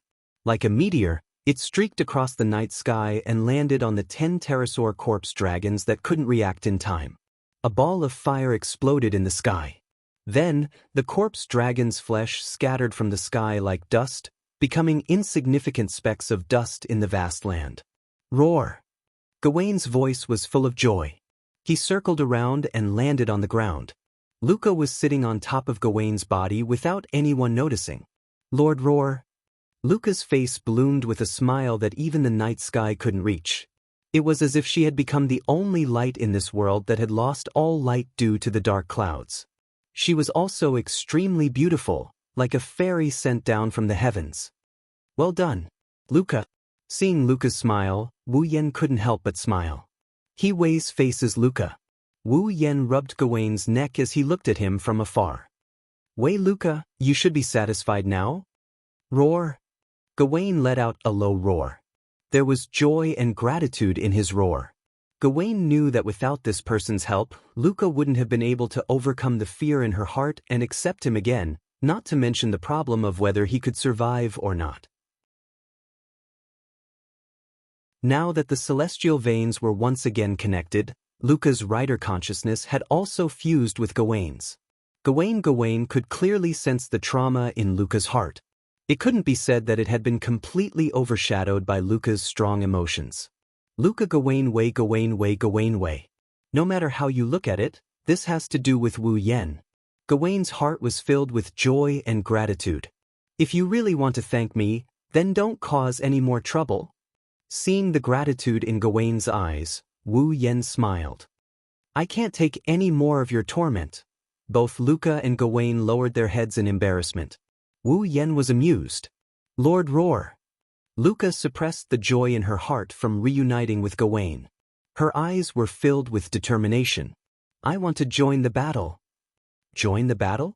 Wu Yen paused and looked towards the center of the academy. That's right, the corpse dragon isn't completely dealt with yet, Lord Roar. Luca suddenly spoke. There's something I'd like to ask of you, another request? Wu Yen crossed his arms curiously. Then, we won't be spending the night together this time, right? Luca blushed and shyly shook her head. No, I want Lord Roar to ride Gawain with me. Ride Gawain together? Wu Yen gasped. Yes. Luca's clear eyes revealed a strong will. I want to challenge the dragon dance again and calm this chaos, but I can't guarantee that I won't be afraid. You mean? Wu Yan's tone was uncertain. You won't be afraid with me around? Lord Roar, if it's Lord Roar? Luca closed her eyes for a moment. When she opened them again, her expression was firm. With Lord Roar by my side, I think I can. Wu Yan scratched his cheeks and he helplessly grinned at Luca. I really don't know what to do with you. Wu Yan jumped onto Gawain's back and sat behind Luca. He reached out and hugged Luca's waist. Now, you won't be afraid anymore, right? Wu Yan whispered into Luca's sharp elf-like ears. Just give it your all. I will hug you. I will never let go, okay? Luca felt the warmth on her back and the whispers in her ear. She nodded firmly. Gawain. Using a roar as a response, Gawain raised his head to the sky and let out a long howl. Magic power surged from his body and soared into the sky. The wind whistled in her ears. Luca gripped the reins tightly and looked forward. She looked back and saw the smiling Wu Yen. Luca was a bit absent-minded. Lord Roar, Can you hold me tighter? Like this? Tighter, like this? Tighter. Wu Yen bitterly smiled. As if he wanted to melt Luca into his body, he tightened his grip around Luca's slender waist. How about this? Whoosh! At the same time, Gawain increased his speed to the maximum. Like a white meteor, he streaked across the sky. A powerful centrifugal force began to take effect. If it were anyone else, this speed would be enough to make them lose consciousness and cause them to become anemic and dizzy. If they weren't careful, they would have been thrown off. However, there's still a gap between this speed and speed burst. Wu Yen was able to ride Lancelot even under speed burst. His expression didn't change at all, let alone on Gawain's back. He hugged Luca tightly and stared at her. Under Wu Yan's gaze, Luca's body began to emit star-like light. Gawain's body also began to emit a gentle light. Following his flight path, he left a trail of light in the night sky. Gawain was drawing in the night sky. He was drawing as if he was dancing. Moreover, the pattern Gawain was drawing was an extremely complicated geometric magic formation. It wasn't until the huge geometric magic formation was completed that the full appearance of the pattern was exposed to the night sky. It was a circle with a shape like a dragon's head in the center. It was at least 100 meters in diameter. It was very strange. It was a star carving. The star carving that blotted out the sky was reflected in the pitch-black night sky. It emitted a gentle halo. A vast amount of magic power fluctuated from it and turned into ripples that reverberated in the air. Luca suddenly opened her eyes. Dragon Rider Dance. First dance, purifying honey rain. Once the Dragon Rider dance was completed, all kinds of magic effects could be activated. At this moment, the night sky of the Ansari Academy blossomed with dazzling light. In the sky, a meteor-like rain of light suddenly fell from the sky, landing on the entire Ansari Dragon Riding Academy. Bathed in the rain of light, the corpse dragons didn't even have time to make a sound before their bodies exploded into powder and covered the ground. The powder was the ashes of the original dragons. In less than a second, the hundreds and thousands of corpse ash dragons, which gave everyone a headache, were all turned into ashes and disappeared from the world. Luca held Gawain's reins and leaned into the warm embrace behind her. Her purple eyes were filled with dazzling splendor.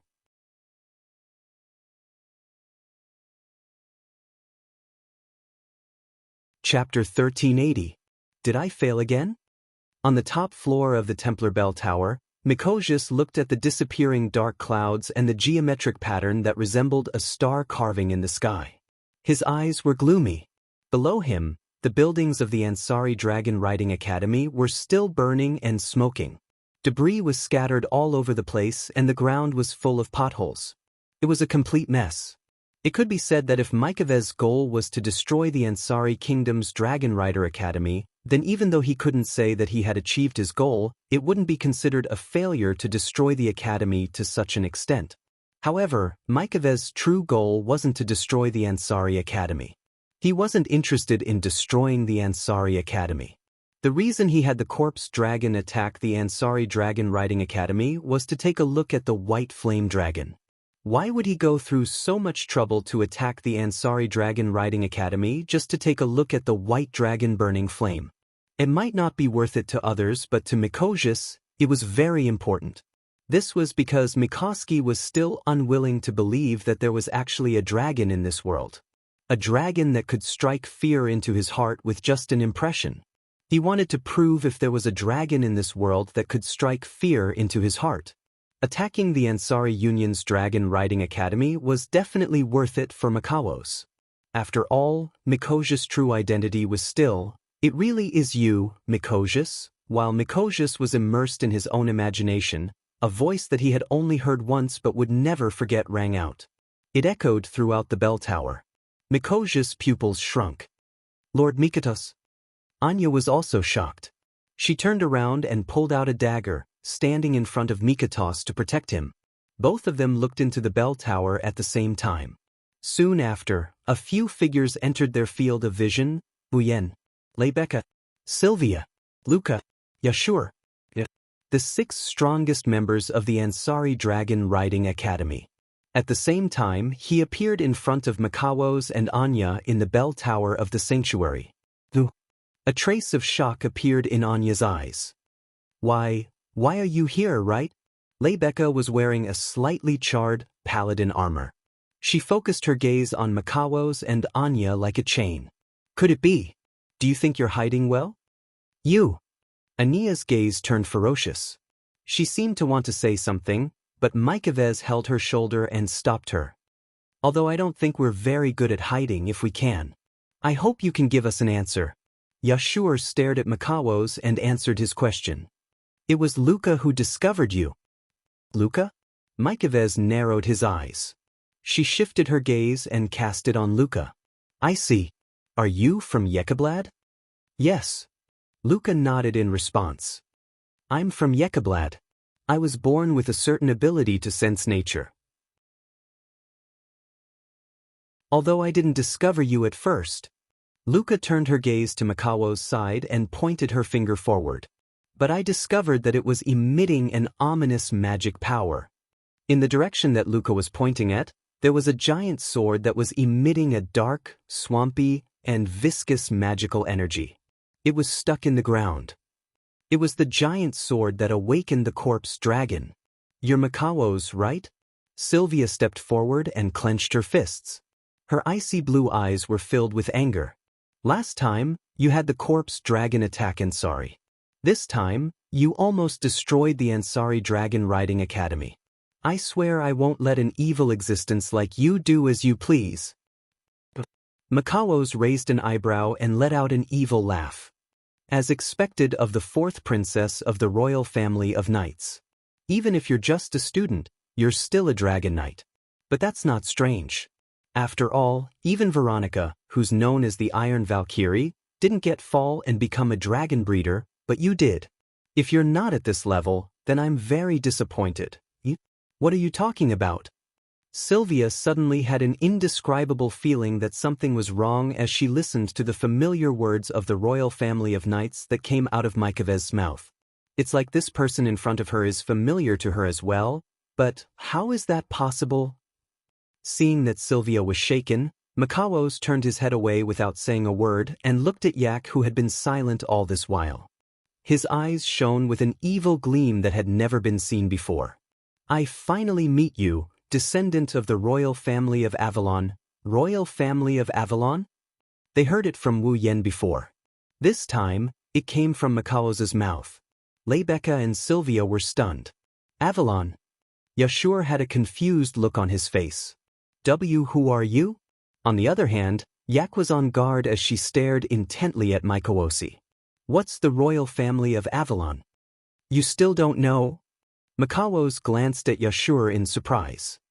Looks like you don't qualify as a knight. You're just a brat? You. Yashur was furious. I've always been curious. How do you know so much? Wu Yen suddenly spoke. Even the descendant of the royal family of Avalon knows about it. You, a citizen of the Empire, know more about the dragons than the knights. What is your true identity? Rune? Randall, you're even more surprising than I thought. Since you don't know, I'll tell you. Mikawos looked at Wu Yen with a different gaze. In ancient times, the origin of the dragons, the sage dragon king Embark, disappeared. However, his bloodline was left behind and split into two major branches. Mikawos pointed at Yak. One of the bloodlines is the Avalon Holy Dragon royal family, which is the little brat beside you. Yak? Rebecca, Sylvia, Luca, and Yashur looked at Yak in surprise. Yak was at a loss. And then? Wu Yen kept his gaze on Mikawos. What about the other bloodline? The other bloodline is the one that has been enemies with the royal family of Avalon for generations. Mikawos's tone became distant. The Nihilinia Underworld Dragon King family. The Nihilinia Underworld. Rebecca and the others muttered. The Nihilinia Underworld Dragon King family. Wu Yen frowned. Avalon's Holy Dragon royal family and Nihilinia Abyssal Dragon Wang family are the royal families of the dragon race. They are also the dragons with the highest level of bloodline and the strongest power in the dragon race. Mikano's gaze turned sharp as he looked at Wu Yen. That's why I'm curious as well. Rune, Randall, what kind of existence is that white dragon of yours? Its power is already enough to rival the complete form of the Avalon Holy Dragon royal family and the Nihilinia Underworld Dragon royal family after their bloodlines have been awakened. Mikawos' face under the mask was already tense. Tell me, what is it? The entire Templar Bell Tower suddenly became quiet. You want to know? Wu Yen chuckled under everyone's watchful eyes. Then how about we exchange questions?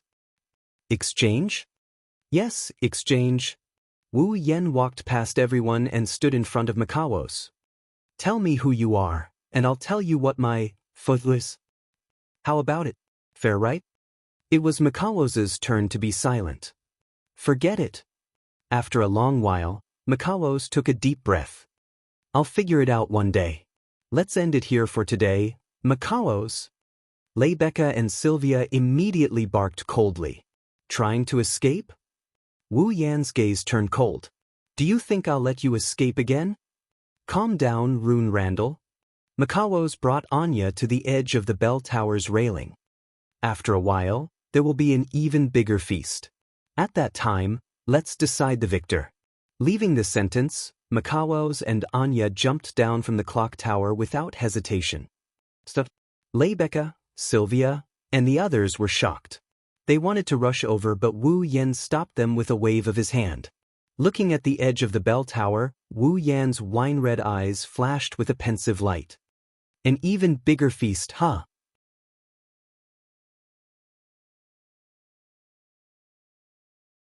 Chapter 1381. That's terrible. When Wu Yen returned to the Ansari Dragon Academy, he took note of the current state of the academy. Only then did he realize how much damage Mikao's corpse dragon army did to the academy. Buildings that were supposed to have a long history were completely reduced to rubble and sawdust, scattering on the ground like garbage. The buildings that were lucky enough to escape being completely destroyed were all charred black like charcoal, with wisps of smoke rising from them from time to time, proving the scale of the fire that burned them last night. The ground was full of potholes and holes so deep that one could see the sewers everywhere. They were caused by the water dragon corpse dragons breaking out from the sewers. Some of the flat ground was broken as a result of the earth dragon corpse dragons mercilessly stepping on it. The Dragon Cultivation Academy that was originally one of the best in the Night Kingdom of Loriaman had now fallen into a state of near destruction.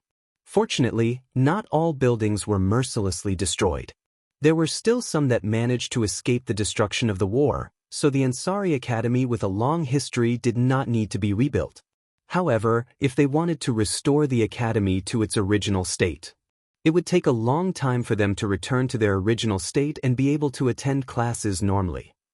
Standing at the entrance of the Ansari Academy, Wu Yen, Lebecca, Sylvia, Luca, Yak, and Yashur could clearly see the students and teachers who were injured in the war last night being carried onto stretchers and sent to the hospital in Ansari in an orderly manner.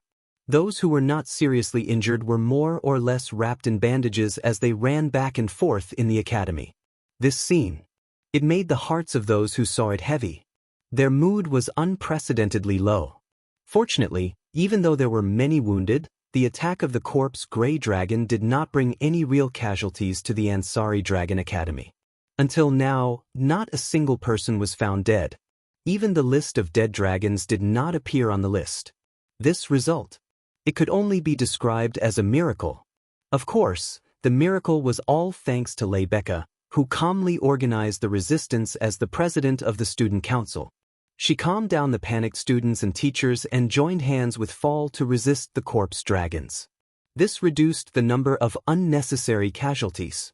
Sylvia and Yashur also served as the frontline combatants and tanked most of the firepower from the corpse dragons.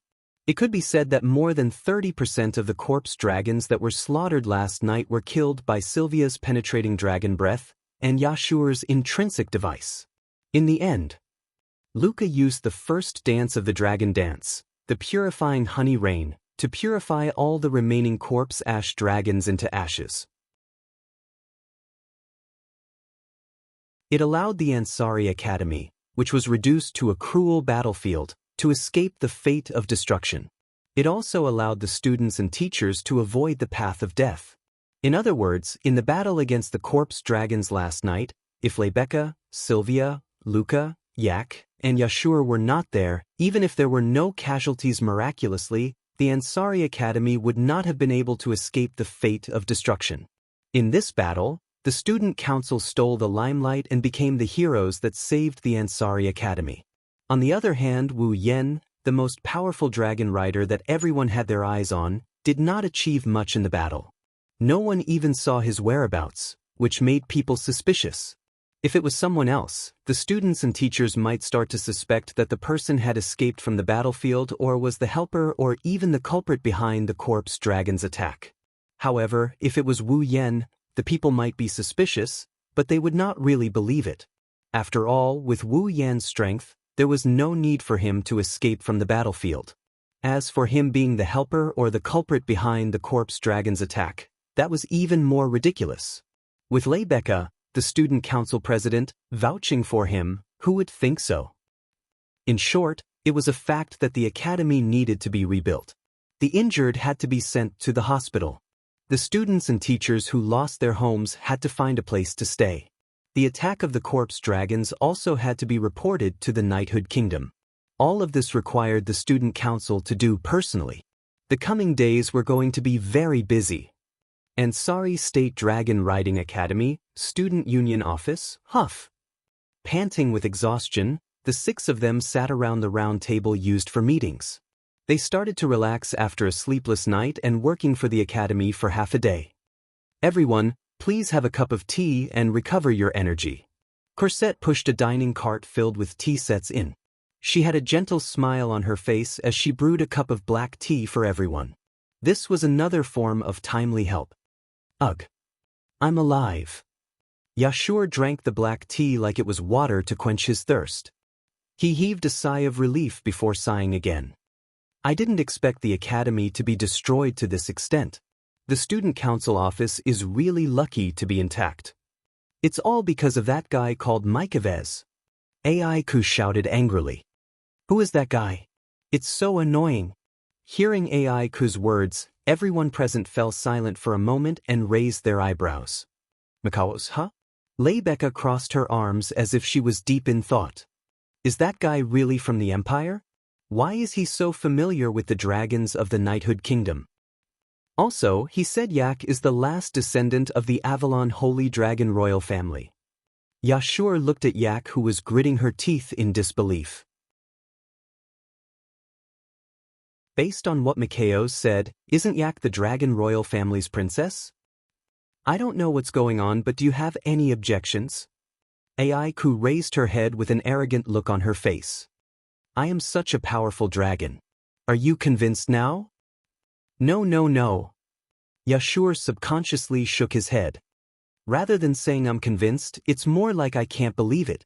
How can a girl like you who likes to laze in bed, gluttonous, irritable, and even pee in her sleep be a dragon? Bang! PFFF.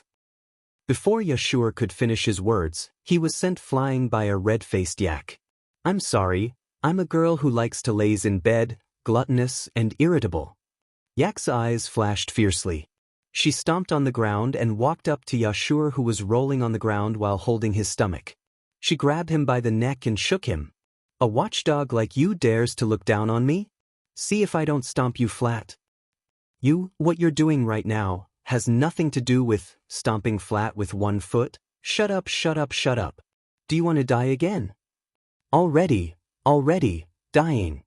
Everyone sighed when they saw Yashur's eyes rolling back as Yak grabbed him by the neck. But this explains why Yak is able to create a replica of the Holy Knight armor even though she's only been born for less than 3 months. Leibecca tilted her head. Since she's the Dragon Royal family's princess, it's not surprising that she has this ability. Right? Aiku immediately beamed with joy and let go of Yasha's neck, allowing Yashu to finally catch his breath and gasp for air like a dog. Lord Royan. Luca turned to Wu Yen, who was deep in thought, and tugged at his sleeve. What's wrong? What's wrong? Leibecca and the others turned to Wu Yen. Is there anything I need to pay attention to? Well, you can say that. Wu Yen waved his hand perfunctorily, much to everyone's dissatisfaction. Speaking of which, you didn't seem surprised when Mikhails mentioned that Yak is a descendant of the Holy Dragon Royal family of Avalon. Leibecca asked curiously, did you already know that Yak is the Dragon Royal family's princess?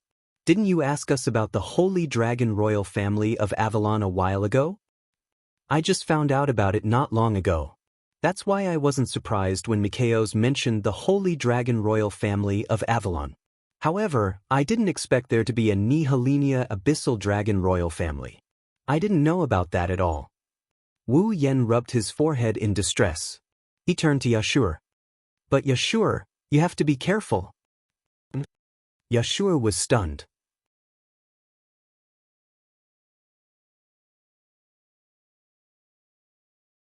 Chapter 1382.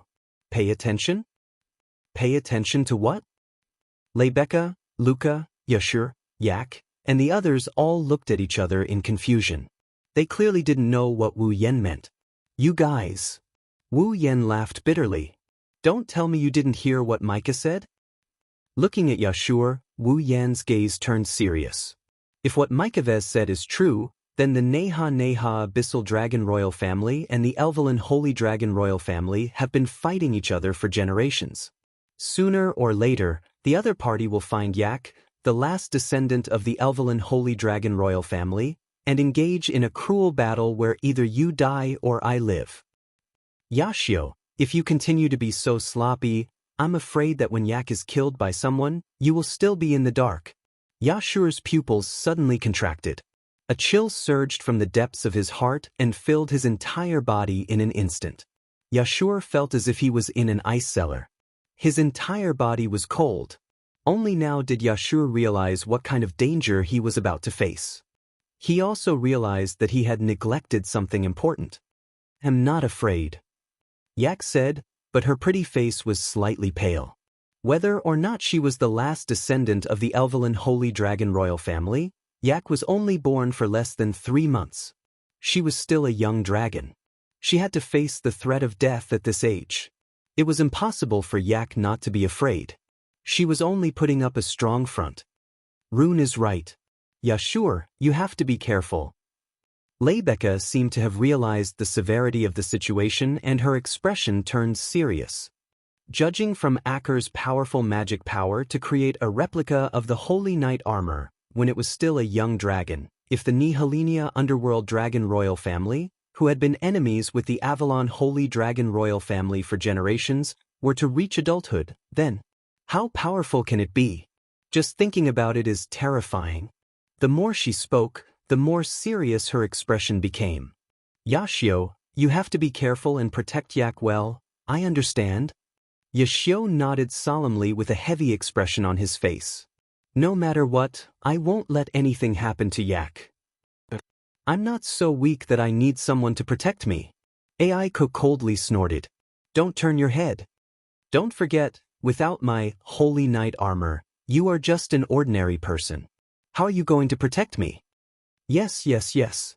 Yashur replied helplessly. Apart from this problem, Wu Yen frowned. There's another thing that I'm very concerned about. Another thing? Leibeke and the others couldn't help but look at Wu Yen again. Did you all forget what Mikvis said before he escaped? Wu Yen narrowed his eyes. Wait a little longer.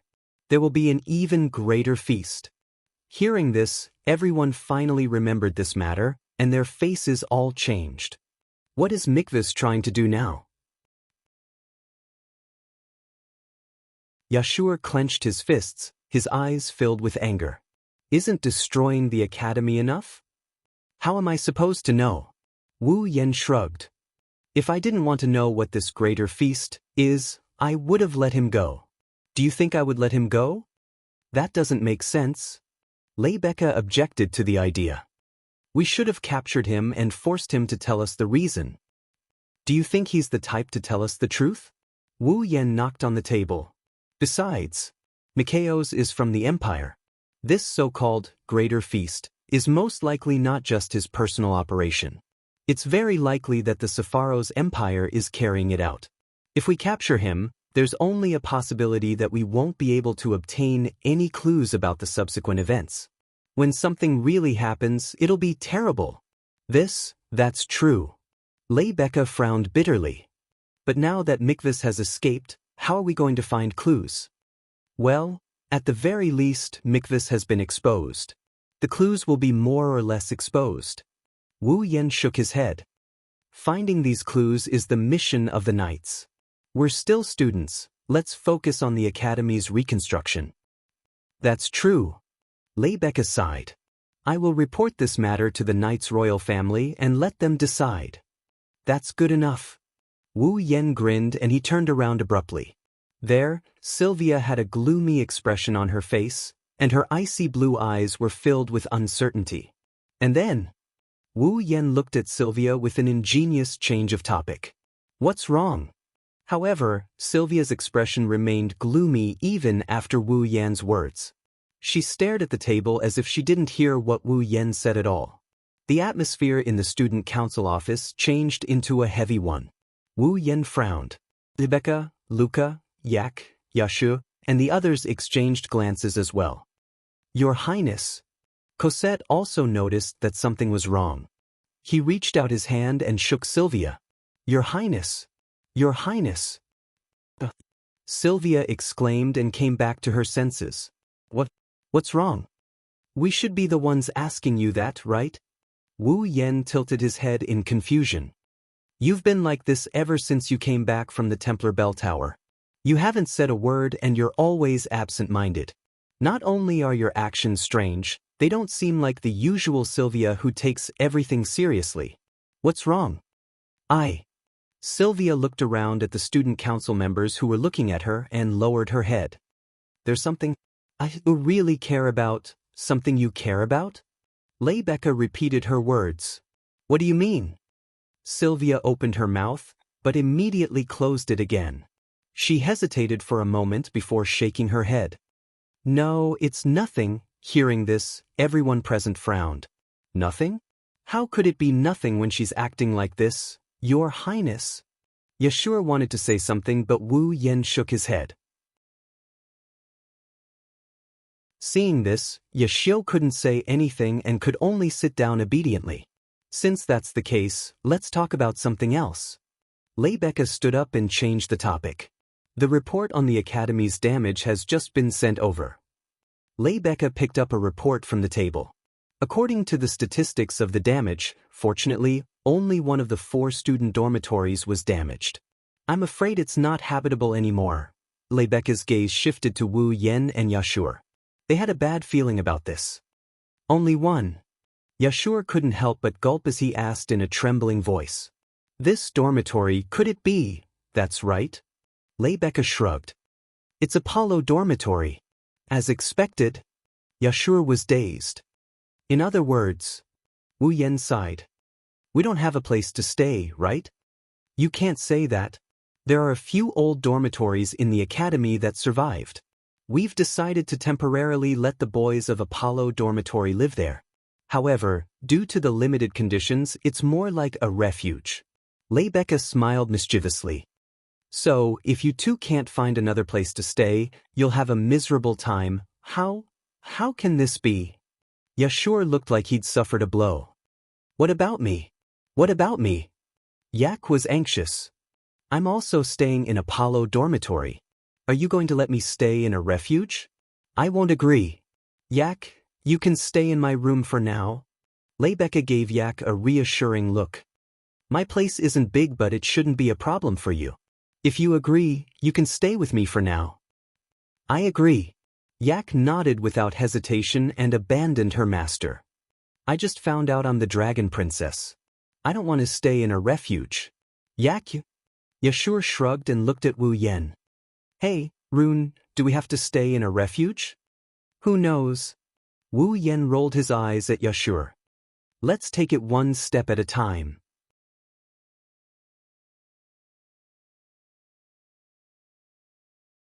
Chapter 1383. Now, where should we go? Well, who knows? Wu Yen and Yasha looked at the busy students and staff running back and forth. They also looked at the messy campus and the potholes on the ground. They couldn't help but feel a sense of desolation in their hearts. Of the two of them, one had defeated the world's strongest Saint Sky Dragon Knight and was currently the strongest existence in the world.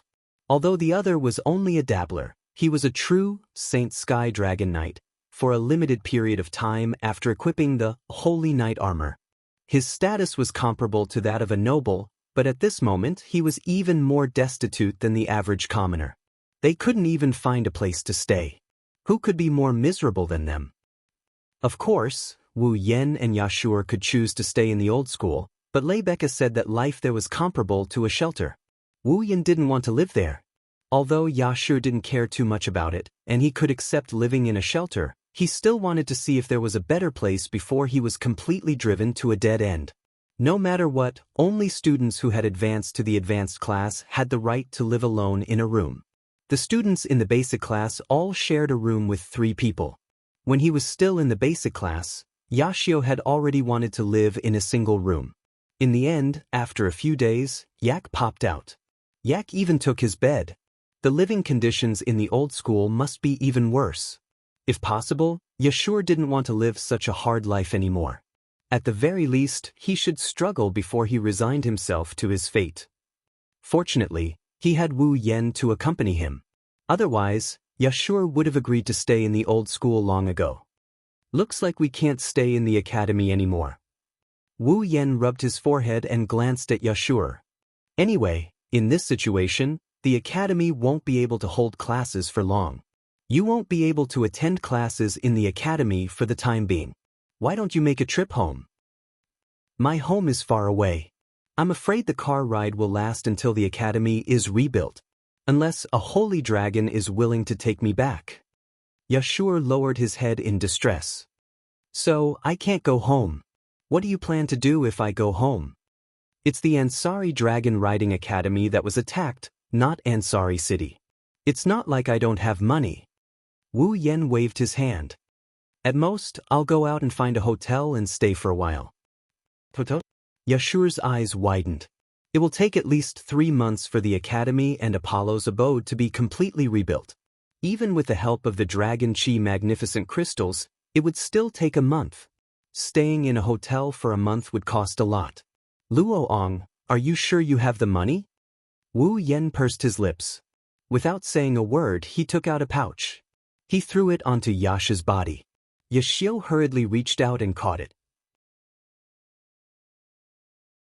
He glanced at Wu Yen in confusion before opening the bag in his hand.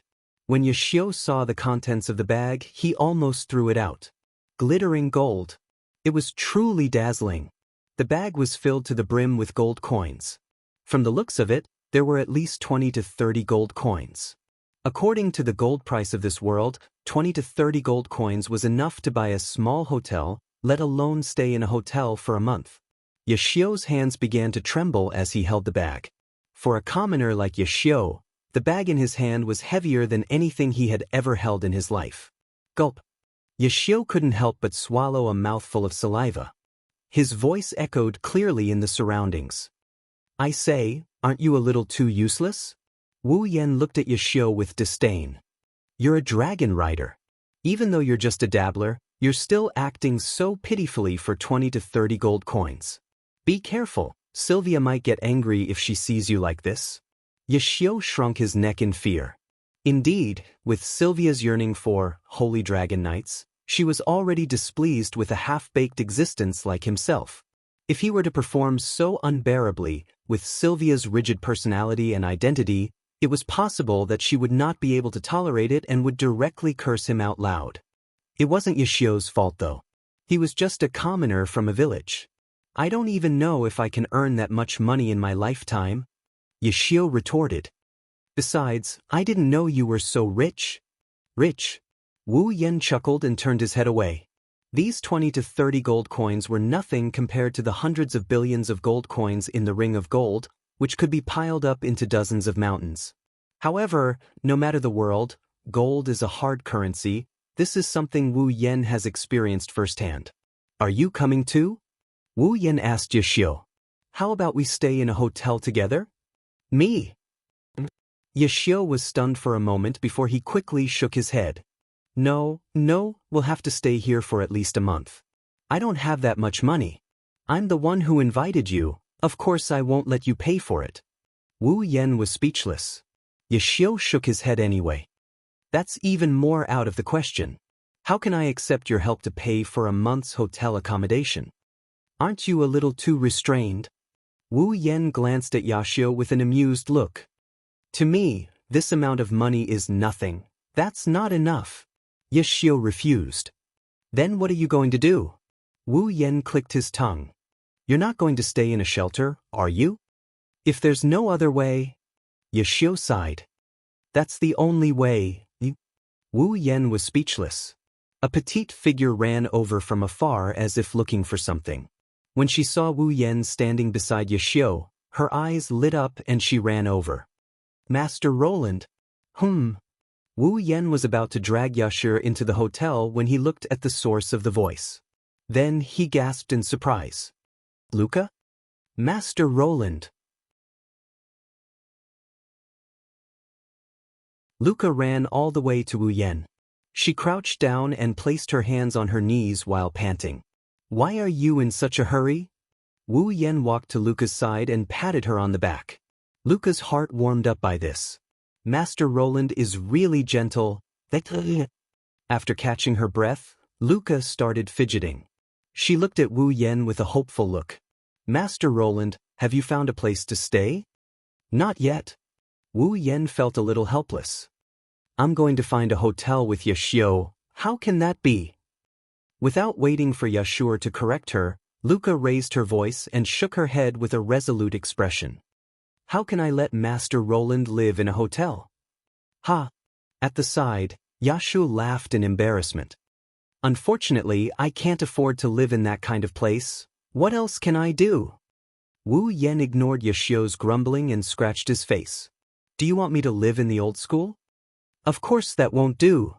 Luca immediately objected. Soon after, her pretty face turned red, and her determined eyes turned into hope. If Master Roland doesn't mind, I can offer my room to Master Roland. Wah! Yashio was shocked. Stay in your room? Wu Yen blinked as well. He looked at Luca's pretty face that is filled with hope and doubt. What about you? Me? Luca lowered her head. She was a little shy and nervous at the same time. Of course, I'm going to serve Master Roland, Haas. This time, it was Wu Yan's turn to be shocked. The bag full of gold coins in Yashu's hand also fell to the ground, and a flabbergasted expression hung on his face. Serve him? Did I hear wrong? Rune-sama also invited me to your room to spend the night. I am just being polite. Luca clenched her fists. She looked at Wu Yan with a pitiful look in her purple eyes. Can't I? Well, it's not that you can't. Wu Yan looked away and didn't want to see Luca's pitiful expression. But won't it be inconvenient for you? No. Of course not. Luca answered without hesitation. I'm living alone. There's nothing inconvenient about it. Living alone? That's dangerous, isn't it? Wu Yan's lips twitched. He couldn't even retort. Yashio was also stunned.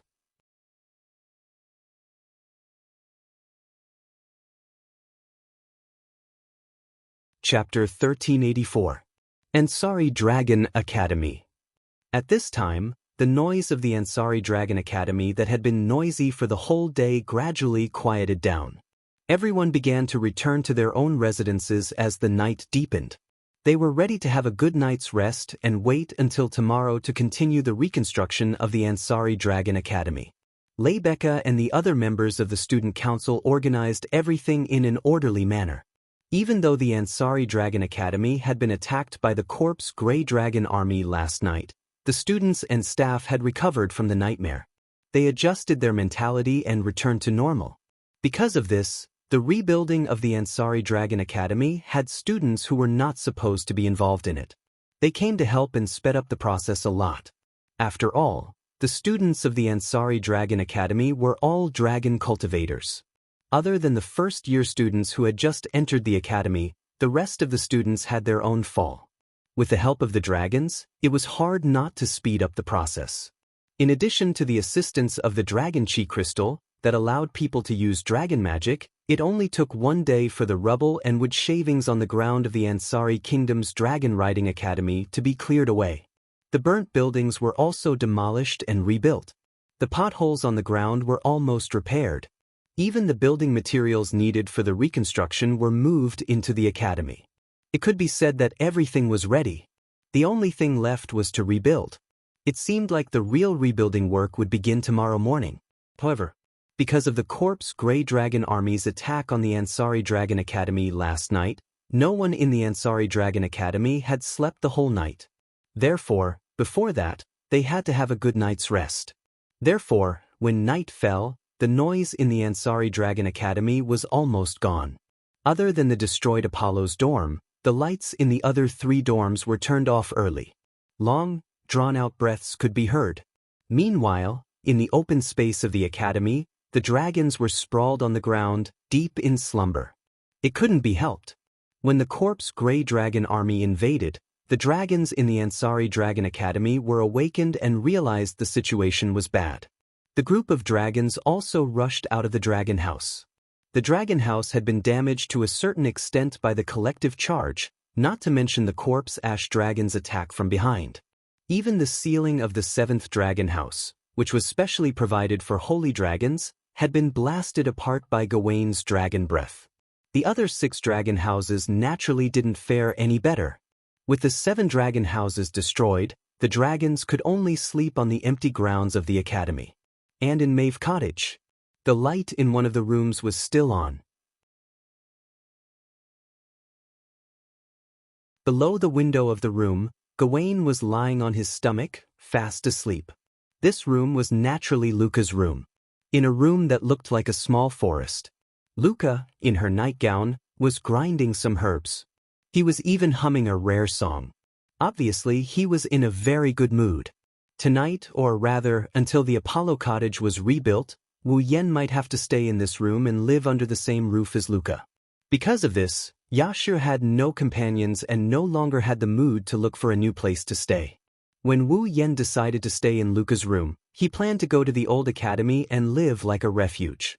However, Wu Yan dragged him out of the academy and to the city to look for a hotel. He couldn't just ignore his gay friend. No, his friend after receiving an invitation from a girl, right? If that's the case, even Wu Yan would feel embarrassed. Therefore, regardless of whether Yashu was willing or not, Wu Yan dragged him out to look for a hotel.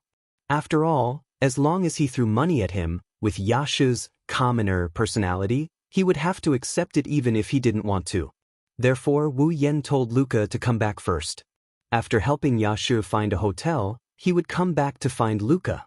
Thus, Luca had some time to prepare. She divided the herbs in her hand into 2 portions. She put one portion into a teapot and poured hot water over it so that it would suffocate on its own.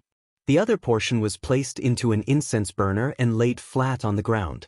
Luca picked up the teapot and carefully shook it. Then, she placed it by her feet and took out a sparkling and translucent gem from her bosom.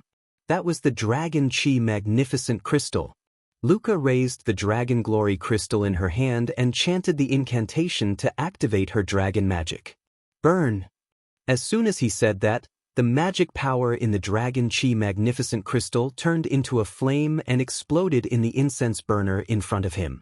The herbs that had been ground into powder immediately started burning. Seeing this, Luca hurriedly picked up a lid and covered the incense burner. The next moment, a strange smoke floated up from the vent of the lid. Luca picked up the incense burner and smelled the fragrance coming from it. A trace of satisfaction appeared in her purple eyes. In this case, it should be fine. Luca, are you there? Outside the door, a voice suddenly sounded, interrupting Luca, who was talking to herself. It also gave Luca a slight fright. Lord Roland? It's me. Wu Yan's voice sounded. I'm here. Is it convenient for you to open the door? Of course. I'm here. Luca hurriedly held the incense burner in her hand and looked around in panic. Then, she trotted to the side and put the incense burner in the corner of the wall. After making sure that the aroma was still in the air, she walked to the door of the room. Lord Roland. Opening the door, Wu Yan, who stood outside, appeared in Luca's field of vision. His pair of wine-red eyes seemed to have deepened in the night, captivating Luca a little. My apologies for the delay. Wu Yan scratched his cheek and spread his hands. Yeah, sure, that guy, he's treating me like an outsider. He was still trying his best to resist me in front of the inn. If it wasn't for my brute strength, I might not have been able to beat him. That's because Lord Roland is too gentle. Luca smiled shyly. I think Senior Yashur must be very grateful to Lord Roland. Don't say that. It's just a small matter. Wu Yan's expression was slightly embarrassed. Being praised for being gentle in public, this is the first time Wu Yan has encountered such a situation. Lord Roland, please come in. Luca opened the door completely and stepped aside. Her beautiful amethyst-like eyes were glowing strangely. She stared straight at Wu Yan. That look made Wu Yan's heart inexplicably cold. Luca's bright eyes? How should he put it? It gave Wu Yan the feeling that she gave him. It was like Meijio and Origami were planning to push him down. It was as if they were going to eat him up. But how is that possible? Luca's personality is very delicate and introverted. She shouldn't be able to push her sweetheart down like Meijio and Origami, right? Probably.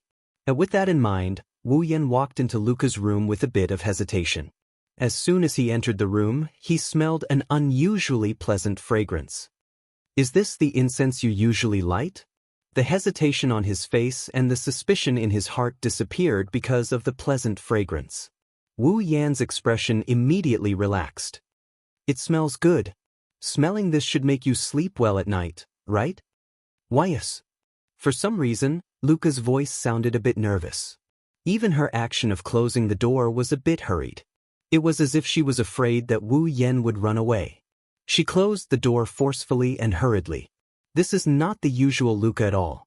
If Wu Yan noticed this scene, even if he thought that Luca was harmless, he would still be suspicious. But now, he was relaxed because of the pleasant fragrance in the room and didn't notice Luca's abnormal behavior. Seeing that Wu Yan's expression was normal, Luca secretly sighed in relief. She walked to a small round table in the center of the room and sat down. At the same time, she picked up the teapot that was placed there.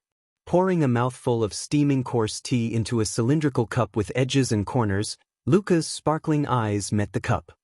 Lord Roland, Please have some tea. No, no need. Wu Yen sat opposite Luca. While smelling the fragrance in the room, he waved at Luca casually. Drinking tea at night will make it hard for you to sleep, so don't drink it. Luca uttered such a sound in surprise.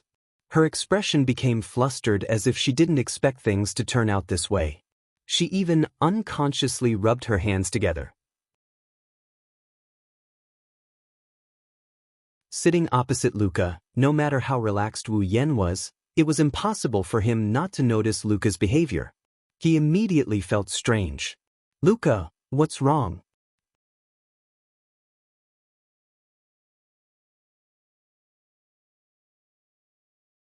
Chapter 1385.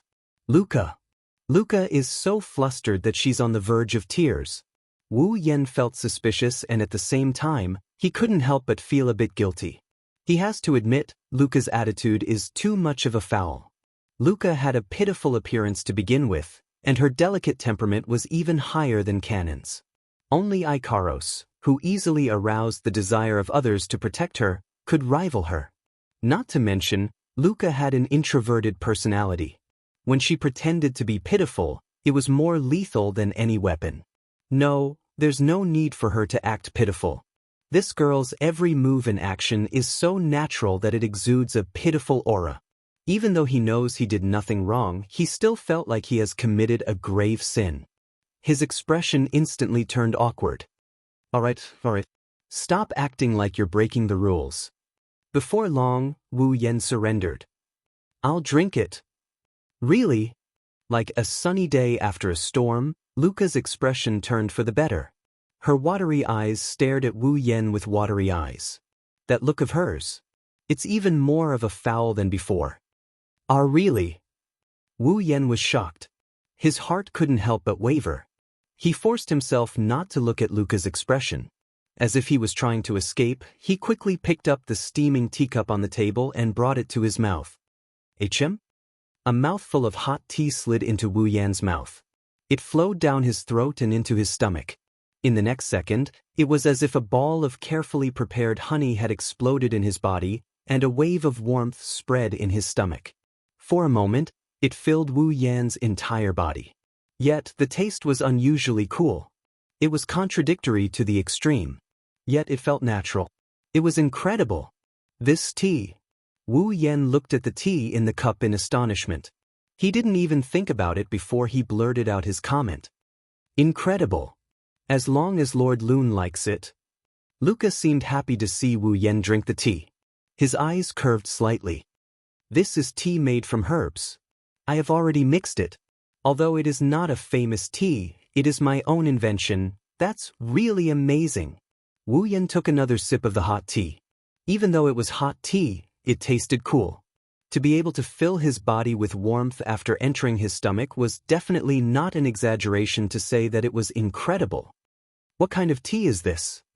This is spirit herb tea. Herbal tea? Luca nodded and explained. The Yekyublade people are good at herbalism, but the herbs are used according to different ways. Different compounding methods, different types. It is divided into many fields. Some teas made from herbs that have a good effect on the body are called spirit herb teas. So it's good for the body.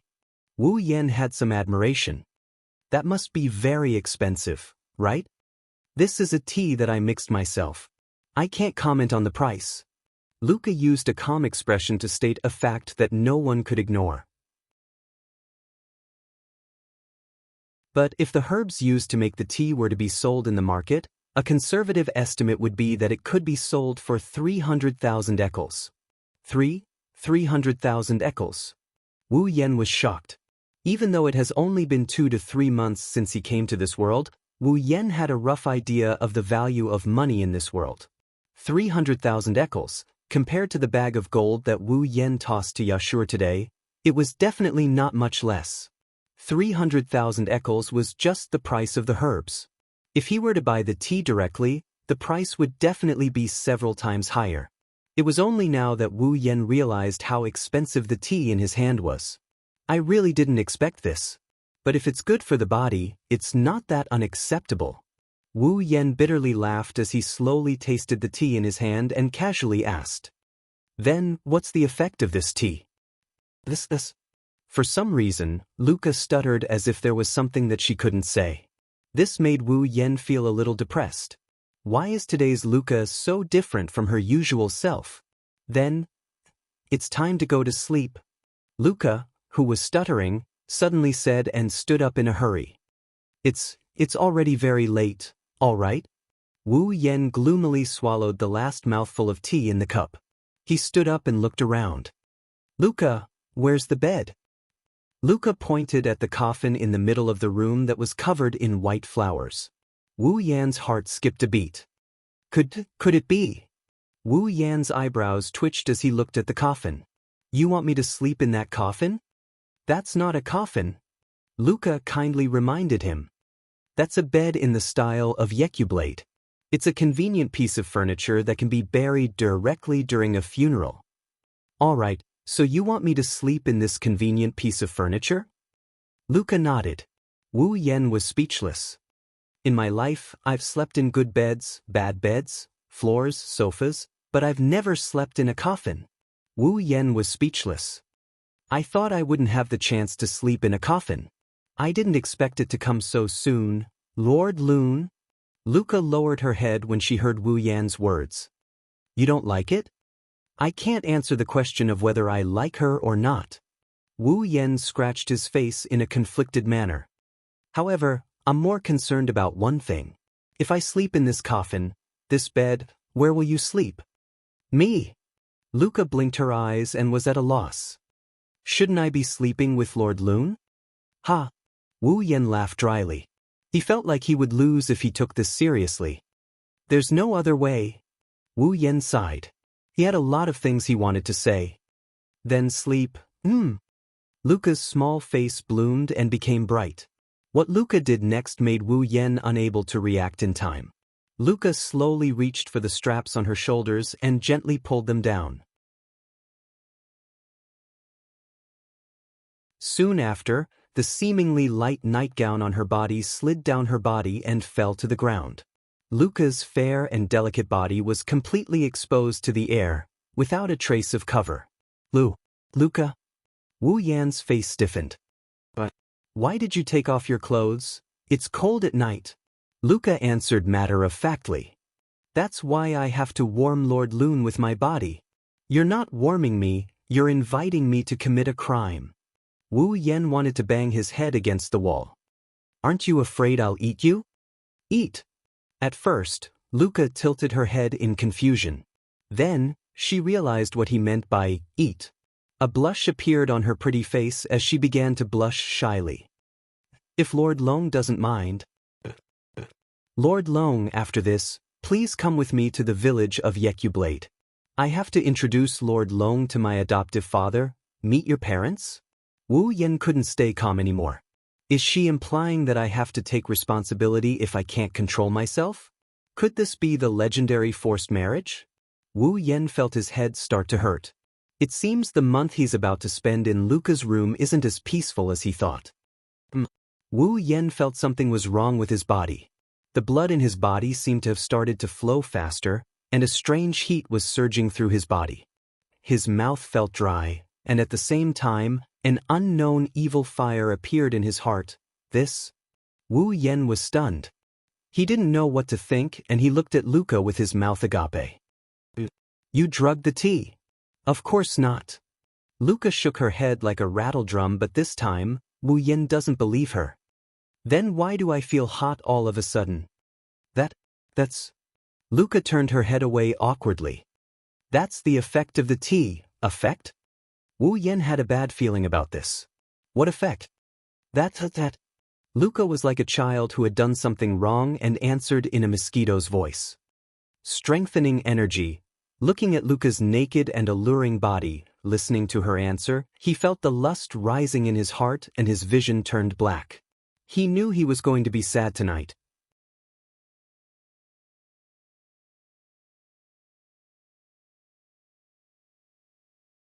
Chapter 1386.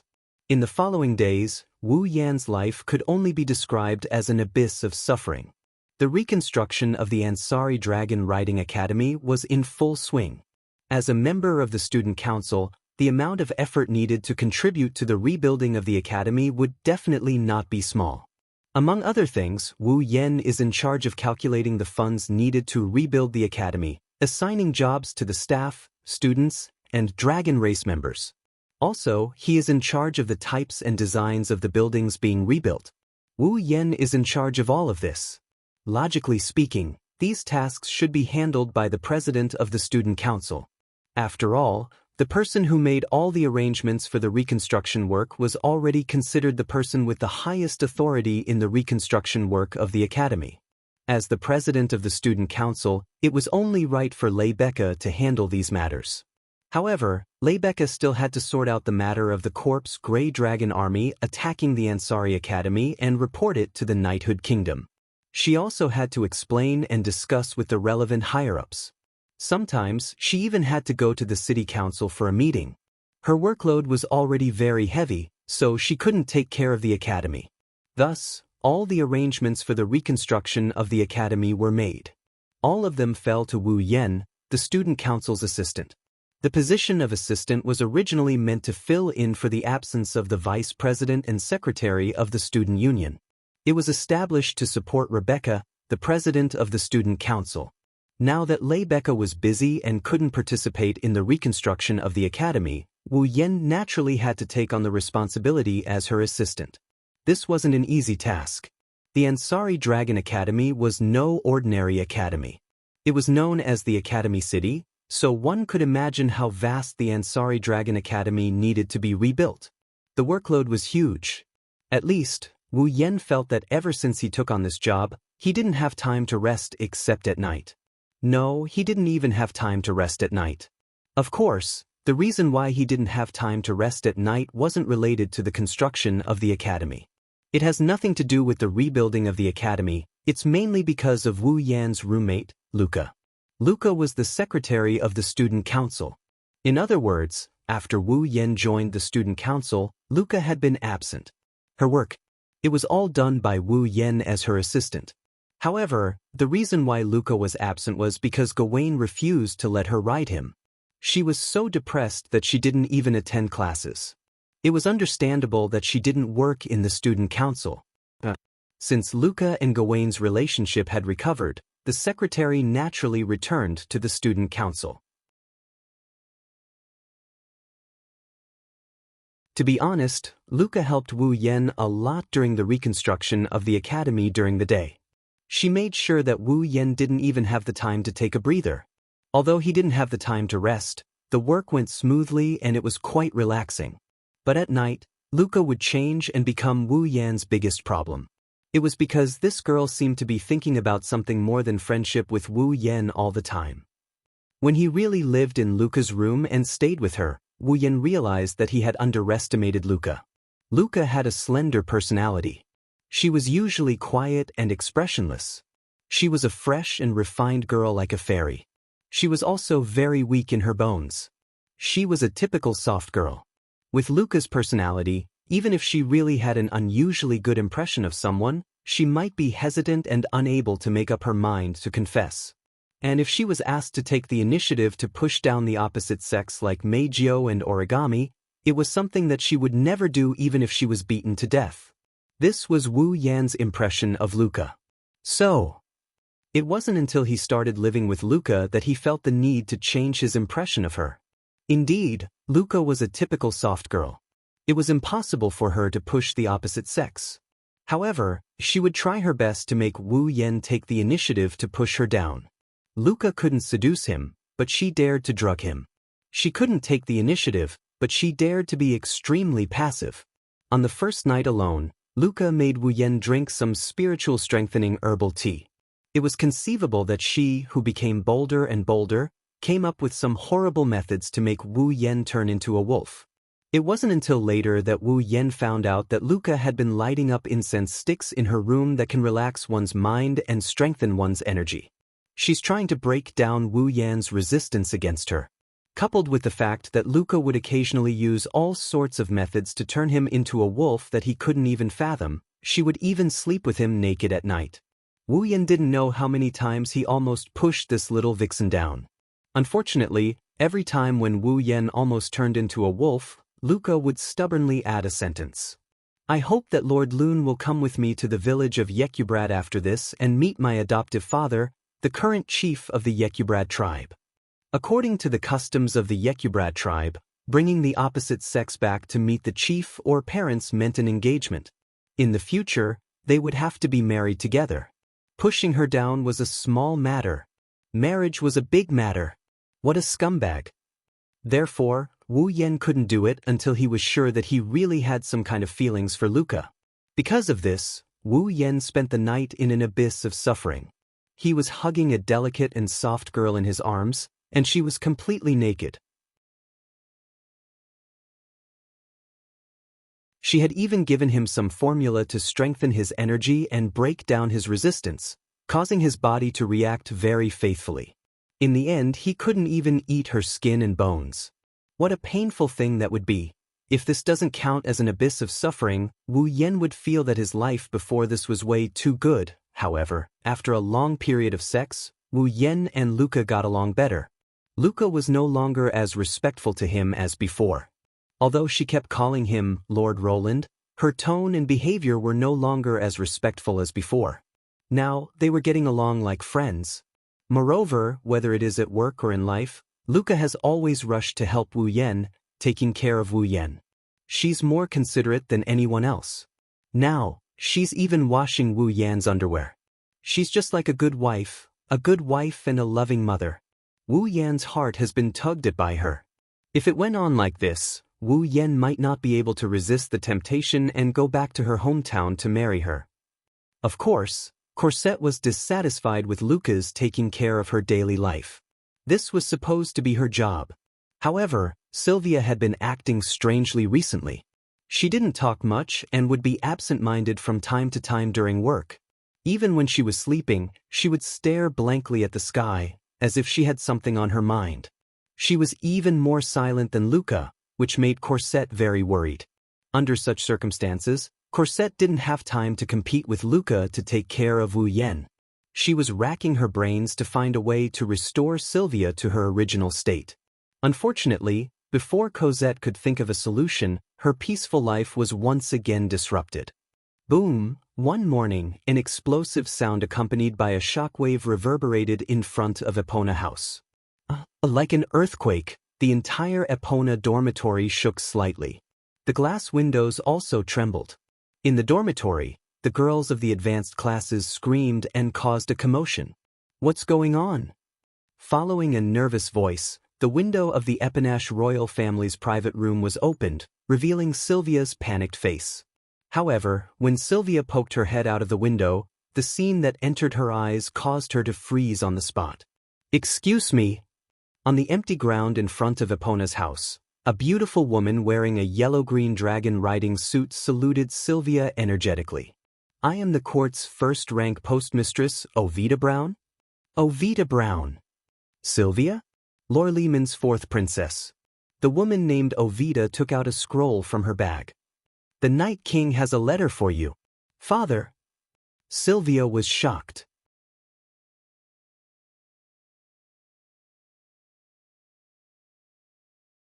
Chapter 1387.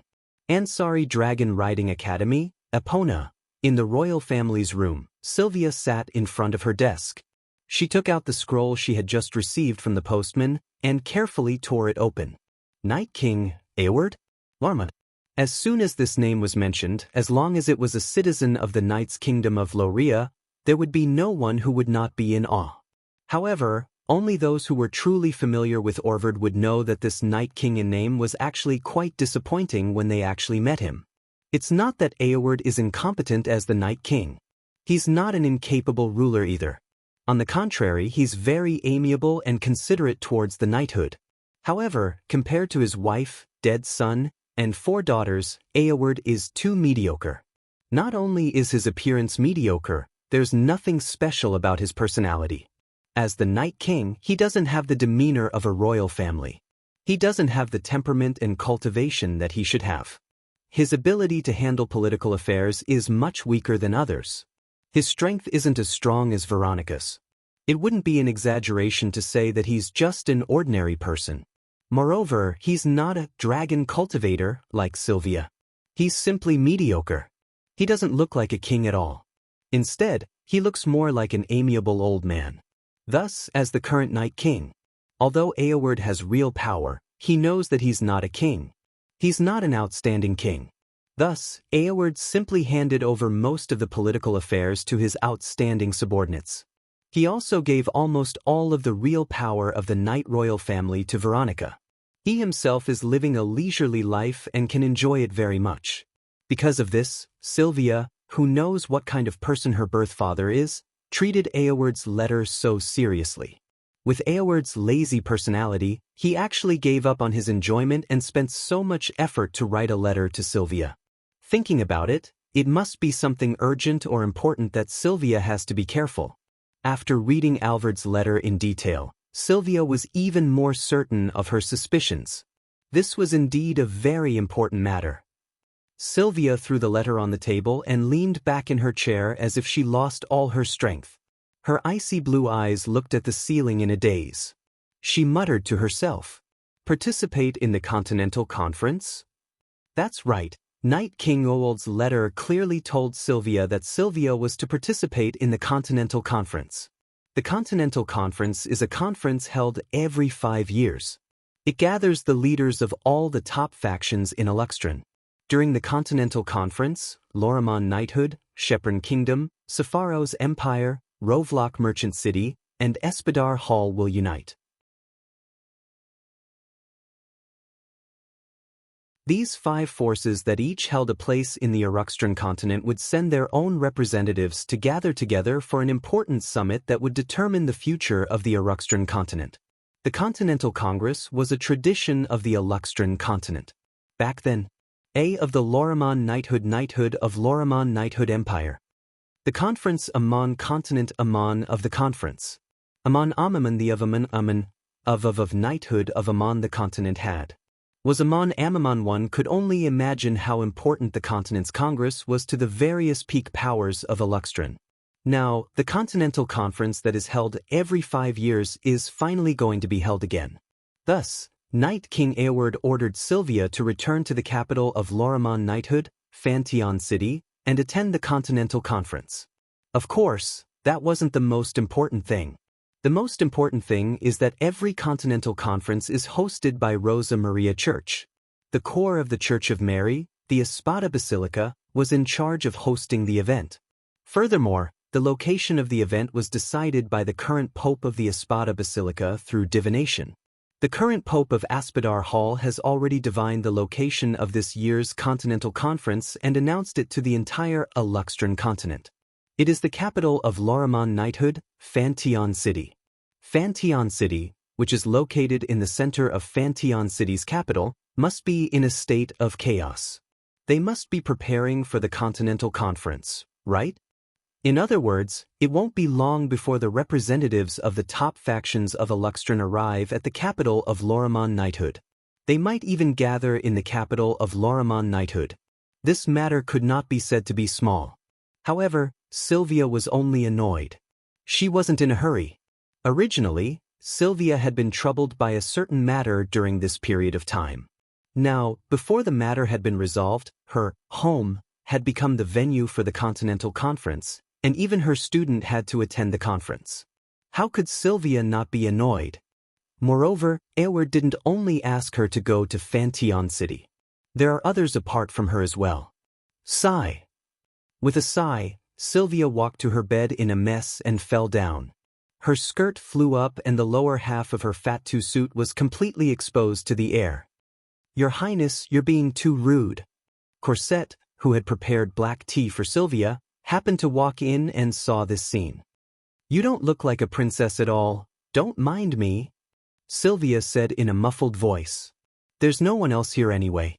Let me relax for a bit." Corset shook her head with a smile but didn't say anything else.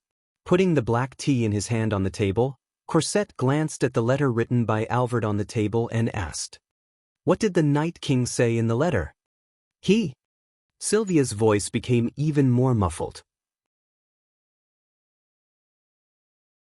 He ordered me to return to Fantion City and attend the Continental Conference. Really? Corsette's eyes lit up. Congratulations, Your Highness. The Continental Conference is a conference that only the representatives of the top factions in Aluxtron can attend. It will decide the future of the continent. Such an important meeting also meant that those who could attend would definitely become the most important figures in their respective factions in the future. The fact that Sylvia was present proved that the royal family of knights really intended to push her up the ranks. How can Corsette not be happy for Sylvia? However, Sylvia was still in a bad mood. But you know, with my abilities, attending a conference like this is too much of a burden. Your Highness, how can you think that way? Corsette raised an eyebrow. Did you forget? Lord Loon hates it when you give up before you do anything. If he finds out, he will be very disappointed. I know. Sylvia couldn't help but care. Although she still looked unhappy, she sat up from the bed and tidied up her messy skirt. Seeing this, Cosette secretly heaved a sigh of relief. During this period of time, Sylvia had always looked as if she had something on her mind, which really worried Cosette. But now, Corsette was a little relieved. At the very least, no matter how depressed Sylvia is, she still cares about Wu Yen, right? Then, forgive my rudeness. Corsette politely informed Sylvia and immediately picked up the letter from the Night King on the table and began to read it.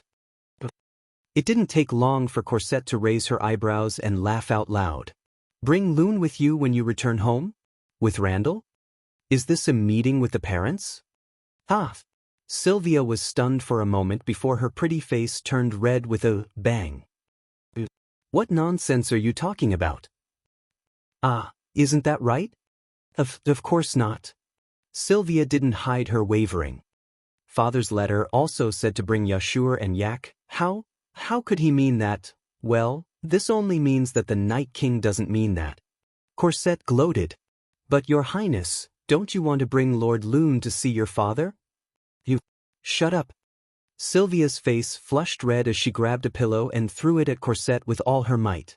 Corsette hurriedly caught the pillow thrown by Sylvia, and the smile on her face grew wider. The princess has finally returned to her normal self.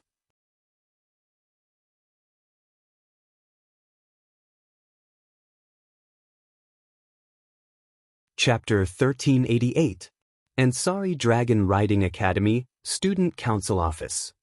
That's it for the details. In a meeting with all the members of the student council, Wu Yen rubbed his eyebrows. He explained the report of the reconstruction of the academy as well as its progress and arrangements before exhaling deeply. He sat down and gave his closing remarks. So, if there are no accidents, the reconstruction work of the academy should be almost done in about 10 days. Although it can't be said to be completely restored to its previous functions, it shouldn't be a problem if it's just for classes. We should also arrange for the start of the school term. That's great. Yashur was the first to rejoice. It's been so long since we've had classes and we've been staying in a hotel. I'm not used to it. Well done, Roland. Leibecca praised him. It's all thanks to you that the academy's reconstruction is going so smoothly. You've contributed greatly this time. It would have been hard for me to do it alone. Wu Yen rolled his eyes. Without Luca, Sylvia, and Yashur's help, let alone being successful, even the progress might have been delayed quite a bit. I don't dare to take all the credit, especially Luca. She helped me a lot. It's nothing. It's my duty to help Master Roland. Luca was a little shy as she lowered her head regretfully. What a pity. I can't stay with Master Roland anymore. Ma. Luca's voice is a bit soft, but Wu Yen, who is sitting beside her, heard it. He quickly covered it up. You'll have a chance in the future. Luca's expression eased up a bit. It seems like the people around them didn't hear what Luca said. Wu Yen sighed in relief. One must know that the matter of him eating, living, and sleeping together with Luca was only known to Yashur at present. The other girls still didn't know. If the rest of the girls found out about this, they would not be able to do anything. Wu Yen didn't even need to think to know how he would be treated. So, it's best to keep it a secret for now. It's for my own good. Regardless, without your help, things wouldn't have gone so smoothly. Leibecca smiled at Wu Yen. At the same time, he said apologetically, "As the president of the student council, I didn't help much in the rebuilding of the academy. I'm really ashamed." "Guild leader, please don't say that." Yashur comforted. "The guild leader also has his own matters to attend to. We understand." Yak was the one who had nothing to do. She had nothing to do. Bang! Before he could finish speaking, a muffled sound reverberated clearly from under the table. At the same time, Yashur's face turned completely green as he howled in grief. Aiku snorted coldly. She silently retracted her foot that was stepping on Yashur's foot and drank her tea. That nonchalant look of hers, as if nothing had happened, really made one's heart tremble. "Rebecca, how are things on your side?" Wu Yan shook his head and looked at Rebecca. When the corpse dragon army attacked the academy, did the royal family of knights not do anything? "I'm also troubled by this." Rebecca frowned and rubbed her chin. "I've sorted out the details many times and had a lot of discussions with the city council. The report should have been sent to Fantion City, but the royal family of knights' response left me scratching my head." "Oh?" Wu Yan looked at Rebecca with everyone's gaze. "How should I put this?" they said. Rebecca met Wu Yan's gaze. "How about we wait for Roland? We can talk face to face after Randall arrives at Fantion City." "Wait for me to arrive at Fantion City?" Wu Yan was stunned. "Lord Roland?" Luca and the others were also confused. "Are you going to Fantion City? How is that possible?" Wu Yan was confused. "I've never thought about going to Fantion City. Then what's going on?" Rebecca tilted her head in confusion. Why would they give such an answer? Everyone looked at each other in dismay. None of them could make sense of what was going on. It was also at this moment that Sylvia raised her hands submissively and spoke in a mosquito-like voice. "I can explain, Everyone was stunned for a moment. They looked at Sylvia suspiciously, causing Sylvia's face to stiffen. "You can explain?" Wu Yan asked in confusion. "Sylvia, did you receive any news?" That. Sylvia's ears turned red, and her gaze drifted around, causing everyone to be surprised. Though they didn't ask, they all saw Sylvia's recent state of mind. They knew Sylvia had something on her mind and wasn't in a good mood. It wasn't convenient for them to ask, and Sylvia didn't say anything even if they asked. They could only wait and see. Now that Sylvia was like this, could it be that her problem had been solved? Thinking of this, everyone also released a kind smile. "Take your time." Wu Yan handed Sylvia a cup of black tea. "Have some tea first, thank you." Sylvia blushed and took the black tea. She took a sip and looked around at everyone. When she saw the kind smiles on everyone's faces, Sylvia mustered up her courage. "Actually, my father sent a letter saying he wants to meet Rune." As soon as he finished speaking, the entire place fell silent. Then, loud gasps of surprise echoed throughout the student council office. "Meet me?" Wu Yan flinched at her words. Is that what he means?" Yashur asked hesitantly. "Meet the parents?" "Meet the parents?" Wu Yan was even more shocked. "Meet the parents?" Luca gasped. She grabbed Wu Yan's arm out of reflex. "No, I can't." "I can't?" Sylvia's face was starting to redden, but when she heard Luca's words, her body tensed up. "Why not?" Because... Luca stuttered. After a while, she spoke with tears in her eyes. Even if you want to meet the parents, Lord Rune has to come with me to the village to meet my godfather first." What kind of twisted logic is this? Sylvia's aura was slowly becoming more and more imposing. "You want to ignore the Night King's summons and go somewhere else? How unbelievable!" In the face of Sylvia's imposing manner, Luca met her head-on, out of the ordinary. "Status doesn't mean everything when it comes to love." "What did you say?" Sylvia's face reddened. "I don't want to use my status to date anyone." "Then it's first come, first served." Luca tightened her grip on Wu Yan's arm. "Lord Rune, you have to come with me to Yekablad to meet my godfather." Sylvia's fingers trembled in anger. What's going on? Wu Yen couldn't bear to watch and turned to Rebecca. President, are you going to leave them in the lurch? Well, personally speaking, I can understand their actions. Rebecca's words caused the entire place to fall into silence once more. After all, the people from my family also said that they wanted to see you and asked me to bring you back. Even Rebecca? Luca looked at Rebecca in disbelief. No way. Sylvia was also confused. What's going on? Wu Yen couldn't help but ask. I've never heard of it. That's because I don't think there's a need. Rebecca glanced at Wu Yen with a half-smile. The people of the Randall family want to see you because you, who is my guard and given the surname Randall by me, have defeated the strongest Captain Ursula. This made the people of the family ecstatic. Each of them expressed that they want to see you, an outsider who has the surname of the family. I think they want to try their best to rope you in, so I didn't think about bringing you back. I see. Wu Yen was relieved. Sylvia and Luca also let out a sigh of relief. However, reality proved that it was still too early for them to be relieved. However, putting aside my family, I actually want to bring you back home to meet my family. Rebecca's words shocked everyone. No matter what, you're the only person of the opposite sex who has moved my heart. For a moment, Sylvia and Luca emitted a deadly aura of resentment. Wu Yen laughed dryly. You're tuning in to the Passion Pages YouTube channel. We're so grateful for your support and don't forget to subscribe to join us on this incredible journey through captivating stories. Your generosity through donations truly makes a world of difference, as it's the primary source of revenue that allows me to expand and enhance this channel for you. Thank you from the bottom of my heart for being a part of this adventure.